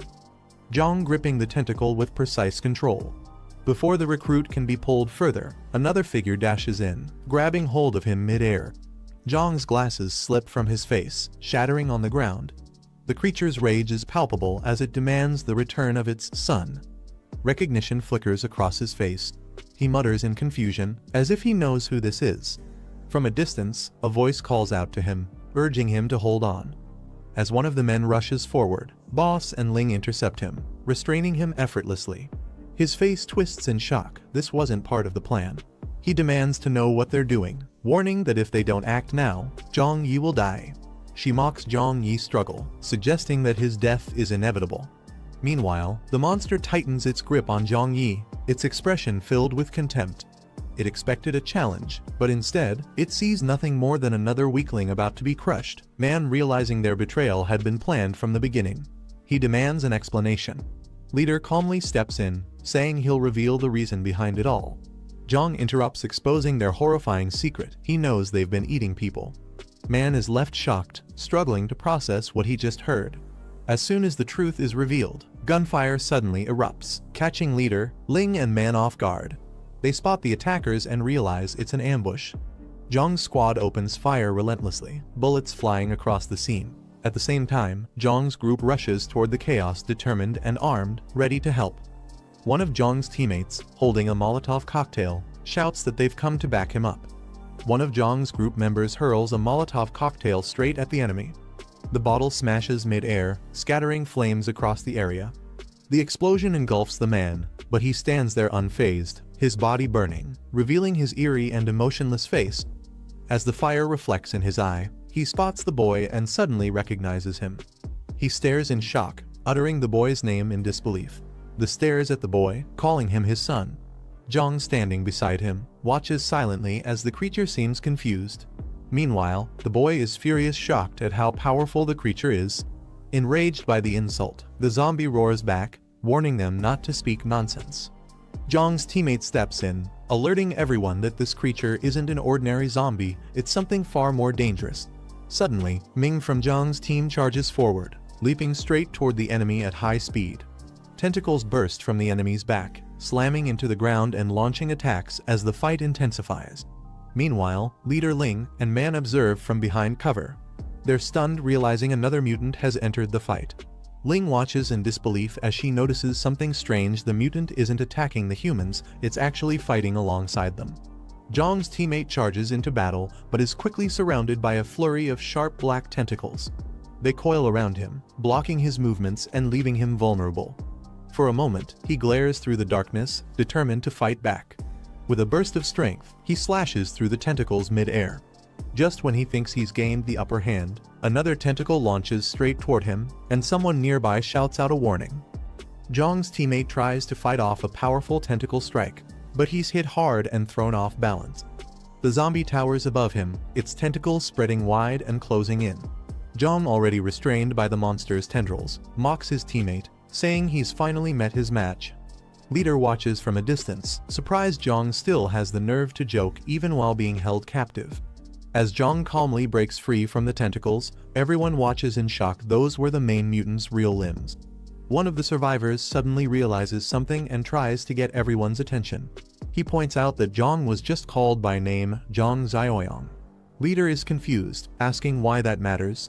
Ling recalls hearing that the leader of the Tea Leaf base was also named Jiang Zhaoyang. Another teammate confirms it. They're sure Jiang is that same person. Leader grits his teeth in frustration, realizing they've been completely outplayed by Jiang. Ling puts the pieces together, concluding that this entire group must be the main fighting force of that survivor base. Meanwhile, Jiang's team stays alert, surrounding the area and aiming at the enemies through the trees. Ling narrows her eyes, noting that even the backup members are well coordinated and dangerous. Jiang's group continues to impress. One of them is nearly as strong as Lai Cheng, and they're all armed with powerful weapons. Among them, Jiang stands out as the most dangerous. Ling corrects herself, calling him by his full name Jiang Zhaoyang. She also takes note of the mutant fighting alongside them, whose strength rivals even the tentacle monster. Realizing the odds, Ling admits that even if they force a win, it would cost them heavily, a mutual defeat at best. Her teammate asks in frustration what they should do now. Ling suddenly comes up with a plan. She orders Leader to distract Jiang's group while she makes her move and demands full protection. Leader agrees without hesitation and charges into action, axe in hand. At the same time, a high-speed projectile is launched toward the battlefield, flying like a flaming spear aimed at its target. The attack is fast, intense, and clearly part of Ling's calculated strategy. The flaming projectile crashes into a tree near Jiang's group, triggering a massive shockwave and debris explosion. The area gets completely clouded with smoke and dust as the impact shakes the ground. One of Jiang's teammates grows cautious, realizing the enemy is intentionally disturbing the environment, but unsure of their real goal. Suddenly, Ling charges out of the haze, making a direct move toward the boy, catching him off guard. Just as Ling charges at the boy, one of his teammates jumps in to protect him, blocking the path. But before he can react, Ling strikes him with full force, her power overwhelming. It becomes clear to everyone that she's an evolved human. The ground cracks beneath her as she lands, shocking the boy with her strength. Ling now towers over him confidently, her presence intimidating as she prepares to take control of the situation. Ling lifts the boy effortlessly off the ground, declaring him her target. The others are shocked, but she stays focused, determined to take him as a hostage. The boy struggles and yells back, refusing to be used and vowing not to surrender. Ling, amused by his resistance, smirks and admits he's got more fight in him than she expected. The boy tries to fight back and lands a punch on Ling, but it barely phases her. Suddenly, the zombie roars out, seeing the boy in danger and calling him son again. Furious, the mutant charges toward them, but before he can reach, Jiang's ally jumps on his back, grabbing him by the neck. Ming silently prepares to attack, releasing a cold breath as he focuses. Jiang calmly signals the masked fighter to release the mutant, saying there's no need to hold him anymore. The fighter looks confused, but Jiang explains the mutant was ready to go all out, and provoking him now would only escalate things. Meanwhile, Ling tightens her grip on the boy, threatening to hurt him if Jiang's group doesn't drop their weapons. As both sides are locked in a standoff, officer steps forward and offers himself in place of the hostage. Ling, holding the kid, smirks at his reaction. Seeing their desperation only confirms to her that she picked the right hostage. Officer clenches his fists in frustration. He's panicking not just as an authority figure, but as someone emotionally involved. He's worried sick about the boy in Ling's grasp, Shui, and the thought of facing the child's mother if something happens to him is tearing him apart. Ling tightens her grip on the child and raises her voice, demanding everyone drop their weapons and back off exactly 100 meters. Officer quickly orders everyone to comply with Ling's demand. He raises his hand, signaling surrender, and tells the others to do the same. No one questions it, they all lower their weapons. Ling still holding the boy tightly, she issues another demand. They must use the monster they brought with them to deal with the tentacle creature threatening the area. But just as she's asserting control, a sudden warning shouts out. Someone yells for Ling to watch out. Ling turns her head in shock, her eyes wide. One of the tentacles is coming straight for her. Just as Ling is caught off guard, a tentacle smashes into the ground with explosive force. In the middle of it all, a young man charges forward and takes a direct hit from the monster's tentacle. Blood sprays through the air as he's struck, and his body is thrown back violently. Boss watches in horror as a king falls. He shouts his name in panic, unable to do anything as the smoke and dust rise around them. Ling manages to land safely but is clearly rattled. She braces herself and questions the situation. She thought the tentacle monster was supposed to be restrained. Now, everything is spiraling out of control. Ling turns to see a calm Jiang standing in the distance. It's Jiang. Her eyes widen with shock. She didn't expect him to just observe, especially not at a time like this. Nearby, Ming stands beside Jiang. They're clearly holding back, not intervening just yet. The man quietly remarks on the situation. Meanwhile, the tentacle monster closes in on Shui, who's fallen to the ground. Officer shouts in panic, urging the boy to move away quickly. But the kid sits frozen, staring blankly at the danger in front of him. Officer suddenly stops himself and breathes out. As he assures the others Shui isn't actually in danger. Officer, still trying to process what he sees, questions how Shui could possibly be safe amidst the chaos. The tentacles wrap around both the boy and a towering humanoid creature, yet instead of harm, the creature gently holds Shui, protecting him. The creature speaks in a soft, emotional voice, calling the boy his son. It's Jiang Chen, Shui's father. Just then, Jiang steps forward with a calm smile. He confirms that he kept his promise. Jiang's wife and son are both alive and well. Still suspended in the creature's tentacles, Shui stares in disbelief and calls out, questioning if the monster really is his dad. Jiang steps forward to confirm it, explaining that he had suspected all along. Overwhelmed, Shui bursts into tears and clings to his transformed father in a tearful embrace. Boss, who's been watching from a distance, is totally thrown off. He makes a snap decision, ordering everyone to retreat. As father and son hold each other tightly, Jiang Chen's face says it all: relief, sorrow. Just as Boss gives the order to retreat, the tentacle monster lashes out again, its tendrils swirling violently through the air. Before anyone can react, Boss is caught mid-run, ensnared by the writhing tentacles. He's lifted off the ground, completely bound. Panic fills his face as the grip tightens around his body. Desperation kicks in from the others. They rush forward, someone shouting to cut the tentacles quickly before it's too late. Boss turns his head and angrily yells at Ling, demanding she help him. Ling doesn't look back. She's already dashing away at full speed. Boss realizes too late she's not coming to save him. Furious, he screams that she's betrayed him. Ling justifies her choice. Even if they fought together, she admits, they probably couldn't defeat the tentacle monster, especially not with Jiang's group watching. But just as she's thinking that, something catches her attention. Just as Ling tries to make her escape, a tentacle wraps tightly around her leg mid-air. She's slammed hard into the ground. The impact is brutal, cracks spider across the pavement beneath her. Her glasses lie shattered beside her. She grits her teeth, furious and in pain, barely able to lift herself. Her plans of using Boss as a distraction failed, and now, she's the one at the mercy of the monster. The tentacle monster shows no mercy, flinging Ling into the air and slamming her down once more. Her body convulses from the pain as she screams out. In the distance, Boss watches it, seething with rage. He curses her betrayal, furious that she tried to escape and left him behind. Meanwhile, Lai Cheng is now cornered. Everyone else is down, and only he remains standing. Boss, still tangled in the monster's grip, yells at him. It's now up to him to fight. Lai Cheng hesitates. He's overwhelmed and out of options, knowing he can't escape what's coming. But just as he steels himself for action, a hand lands firmly on his shoulder from behind. Lai Cheng spins around, stunned to see Jiang behind him. He hadn't even noticed his approach. Jiang calmly places a hand on his shoulder and tells him not to move, promising he'll get out of this alive. But Lai Cheng doesn't respond.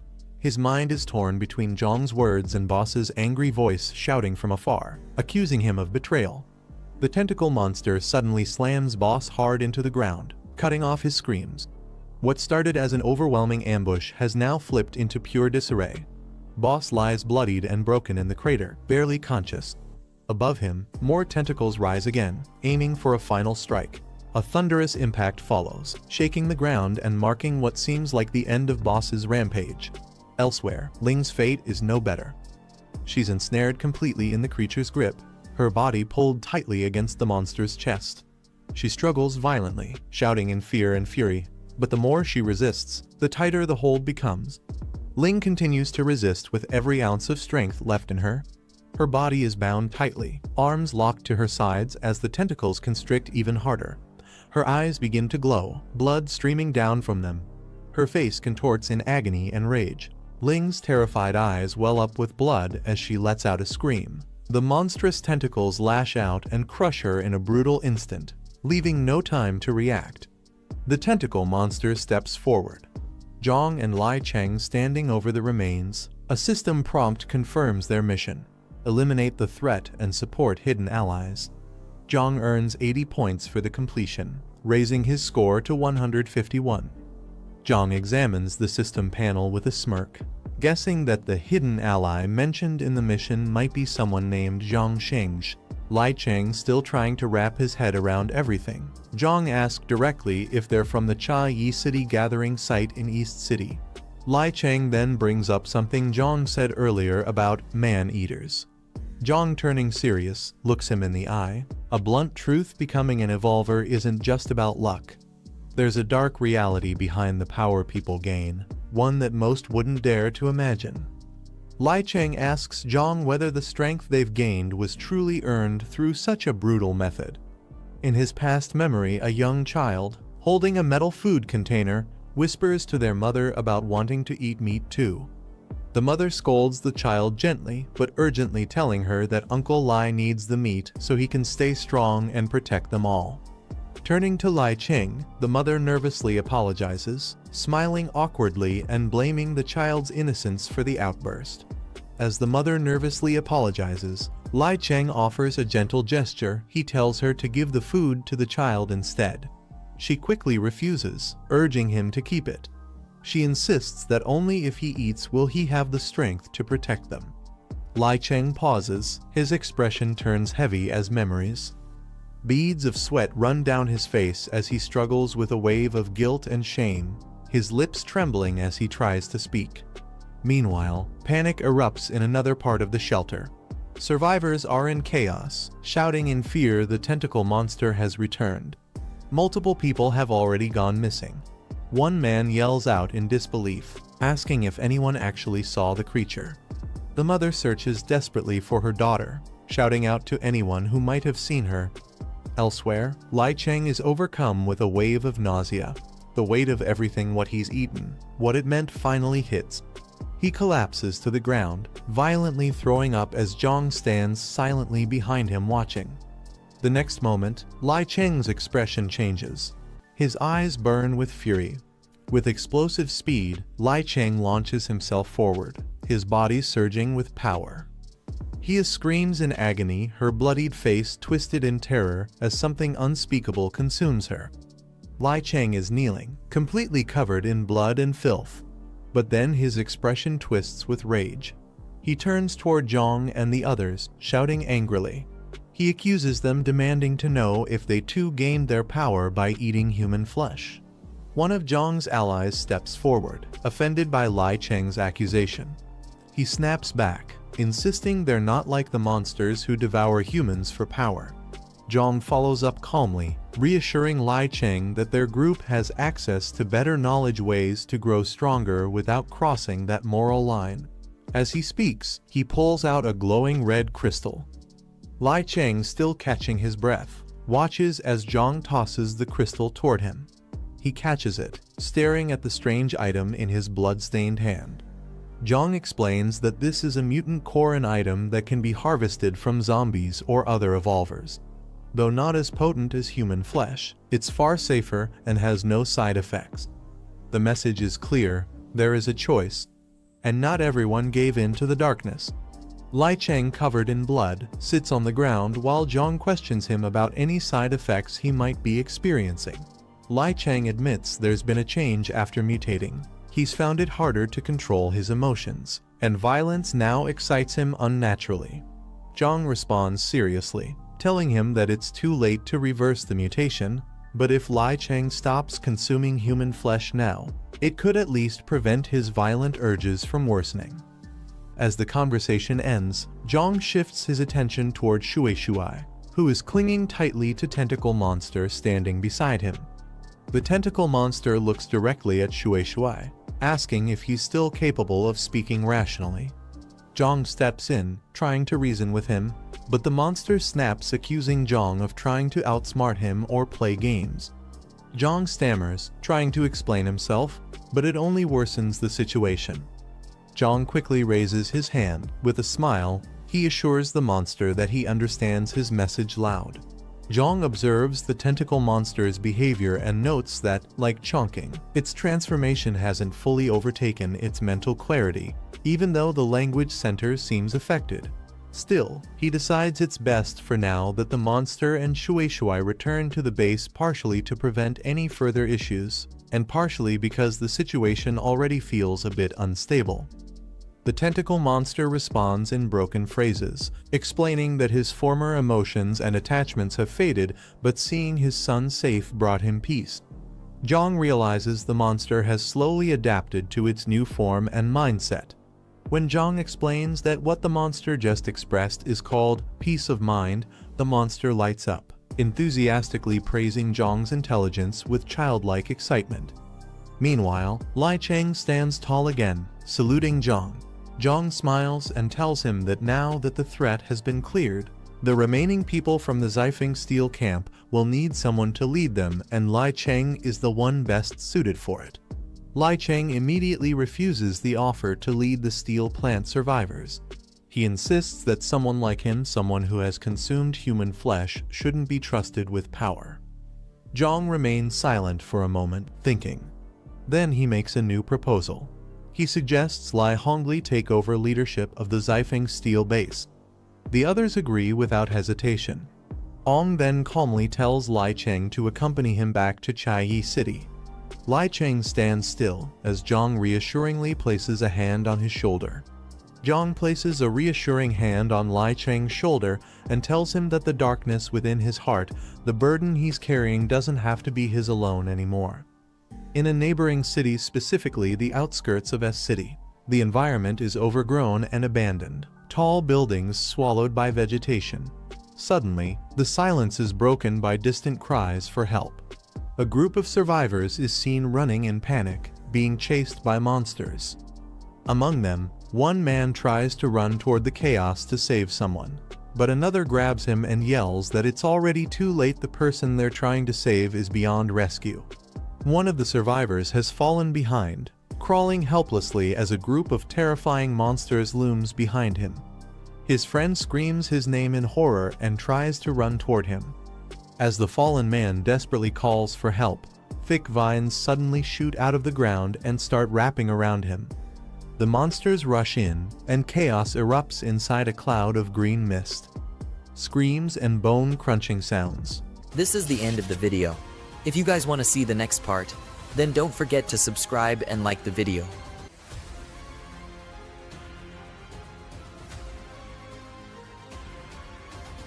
The sound of hurried footsteps echoed through the forest as the boy charged forward, each step splashing against the damp earth. His movements were quick and focused, showing no hesitation as he closed the distance to his target. With cold determination in his eyes, he lifted his weapon. A faint glow reflected off the blade as he twisted his body, gathering strength for a single, precise strike. The tension in the air grew heavier, and even the faint rustling of the leaves went silent. In a blur of motion, he swung. The weapon sliced cleanly through the creature, sending it flying backward with a burst of dark mist and a sharp cry. The sheer force behind the blow revealed just how skilled he had become, every strike calculated, every move deliberate. His ally, witnessing the power of that attack, froze in disbelief. Eyes wide and breath trembling, he could barely find the words, muttering in shock at the overwhelming strength displayed right before him. The boy stood firmly as the strange creature hit the ground with a heavy thud, its body twitching violently from the impact. For a brief moment, the purple mass lay still, but soon it began to squirm and pulse again, revealing it wasn't defeated yet. Suddenly, it shot upward, slithering away at high speed. Shocked, the boy tightened his grip and muttered in disbelief, realizing the monster could actually move that fast. Behind him, his companion shouted, urging him not to let it escape. He reminded Jiang Chen that letting such a creature mock him in battle would be unacceptable. The creature shot forward like a blur, its tentacles whipping through the air with deadly speed as it tried to make its escape. But before it could get far, the blue-skinned warrior intercepted, his sharp instincts kicking in as he lunged toward it. The tentacles struck wildly, but he stood his ground. With immense strength, he caught one of the thrashing limbs mid-air, muscles tightening as he prepared to counter. In one swift motion, he swung the creature back toward the ground, the impact echoing through the forest as both the boy and the warrior watched its body crash with a heavy thud. The creature slammed into the ground with a thunderous impact, shaking the earth beneath their feet. Both the boy and his blue-skinned companion watched as cracks spread across the dirt. Moments later, a strange green mist began to leak from the creature's body, quickly spreading through the air and covering the clearing in a thick haze. The boy instinctively took a breath and paused, his expression shifting as he caught the scent. It was unexpectedly sweet, almost pleasant, completely opposite of what he expected from a monster. But then, his eyes widened sharply. Something about the smell wasn't right. Realization struck him as the faint sweetness turned unsettling, hinting at hidden danger. The boy narrowed his eyes, realizing the green smoke had an unusual, sweet fragrance.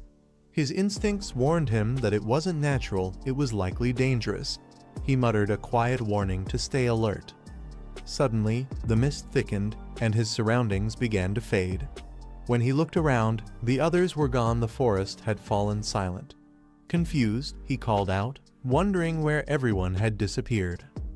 A wave of distortion washed over his vision, colors twisting and blending in unnatural patterns. His mind felt heavy, his body reacting as if trapped in a hallucination. The other man staggered, clutching his head as the world spun around him. His voice trembled in confusion as he asked what was happening, unable to shake off the strange, dizzying sensation overtaking him. The man called out to his companions, confusion written across his face as they stood motionless, their expressions blank. He tried to snap them out of it, asking what was wrong, but none of them responded. A sudden rustling broke the eerie silence from the bushes nearby, catching his attention. He turned toward the sound, tense and alert. His eyes widened in shock as he spotted a dark figure emerging slowly from the dense foliage. His voice rose in disbelief, struggling to process what he was seeing. From the shadows, a woman appeared and shouted his name, her voice filled with panic, warning him just as something ominous began to stir deeper within the forest. The man froze for a moment, disbelief flashing across his face as he recognized the voice. His eyes widened as he turned toward it, heart pounding. When he saw her, relief and shock collided. He shouted her name, unable to believe she was still alive after everything that had happened. The woman urgently waved him over, warning that the area he was standing in was dangerous. She called out that everyone else was with her and urged him to come quickly. Without hesitation, he started running toward her voice, shouting that he was on his way, completely unaware that something ominous waited deeper within the mist. Under the dark night sky, the group stood on a high platform overlooking the industrial zone below.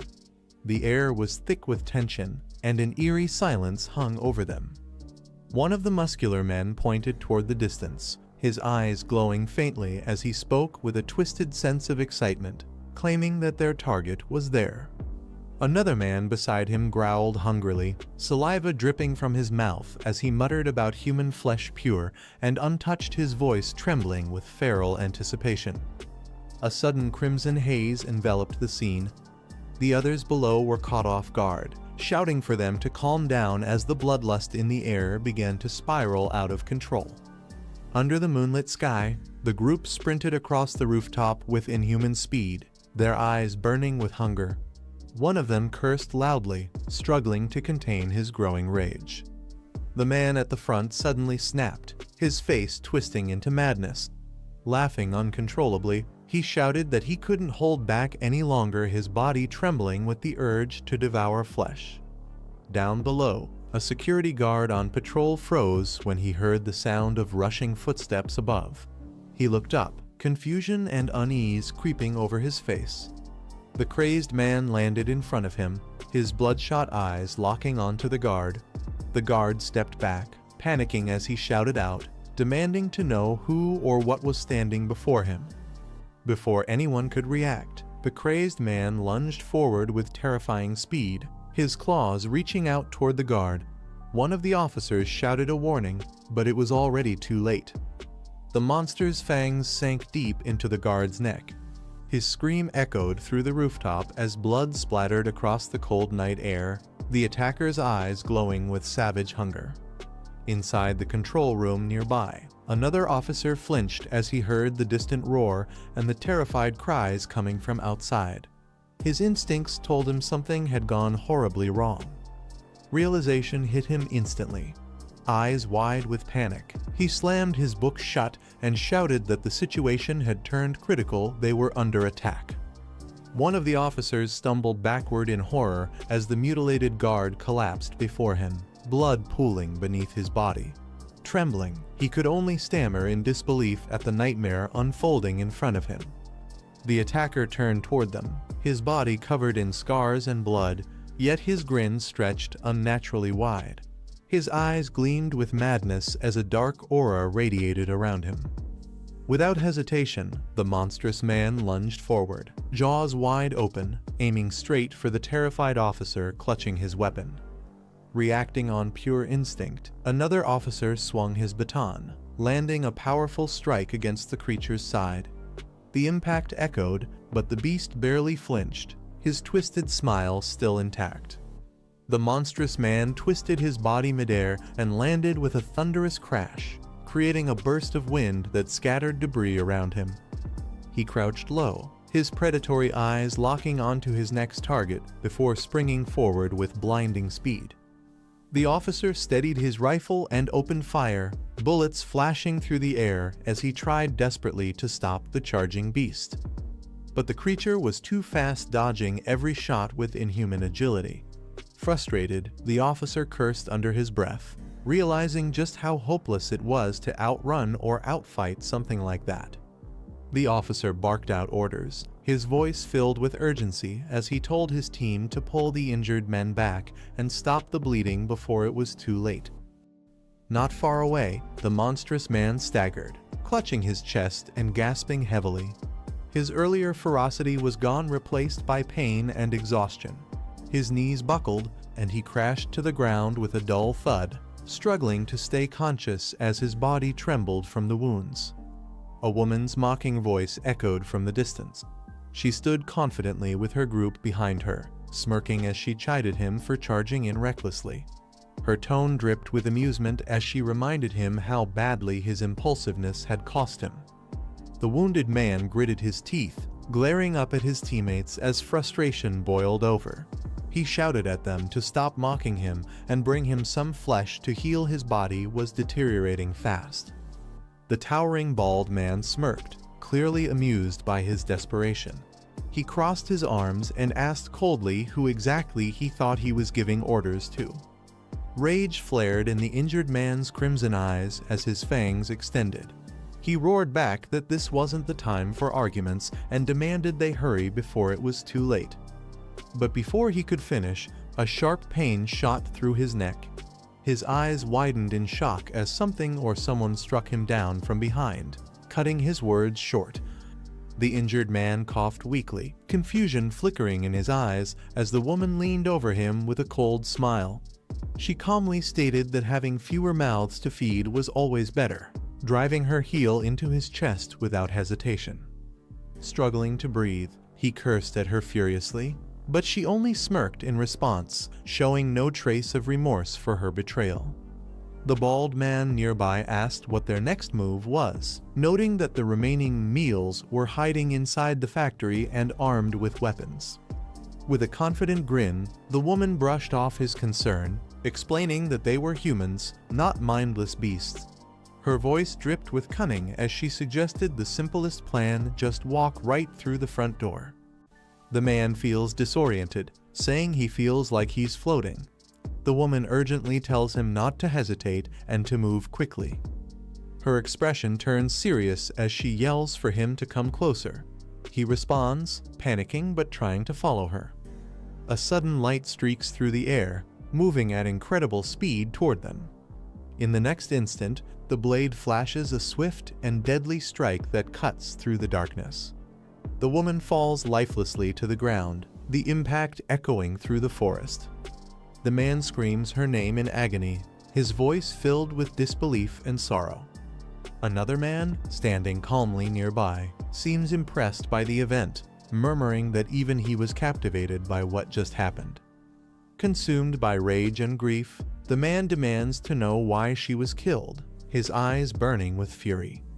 The man with blue eyes tells him to look closer at the woman he called Zioran.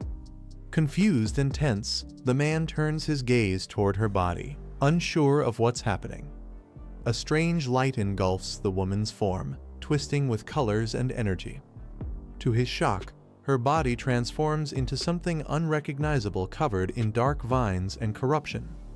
The man slaps his teammate to wake him up, shouting for him to stop daydreaming. The forest remains eerily quiet, the strange atmosphere lingering in the air. The others slowly regain consciousness, confused and dazed. One of them murmurs that it feels like years have passed during their trance.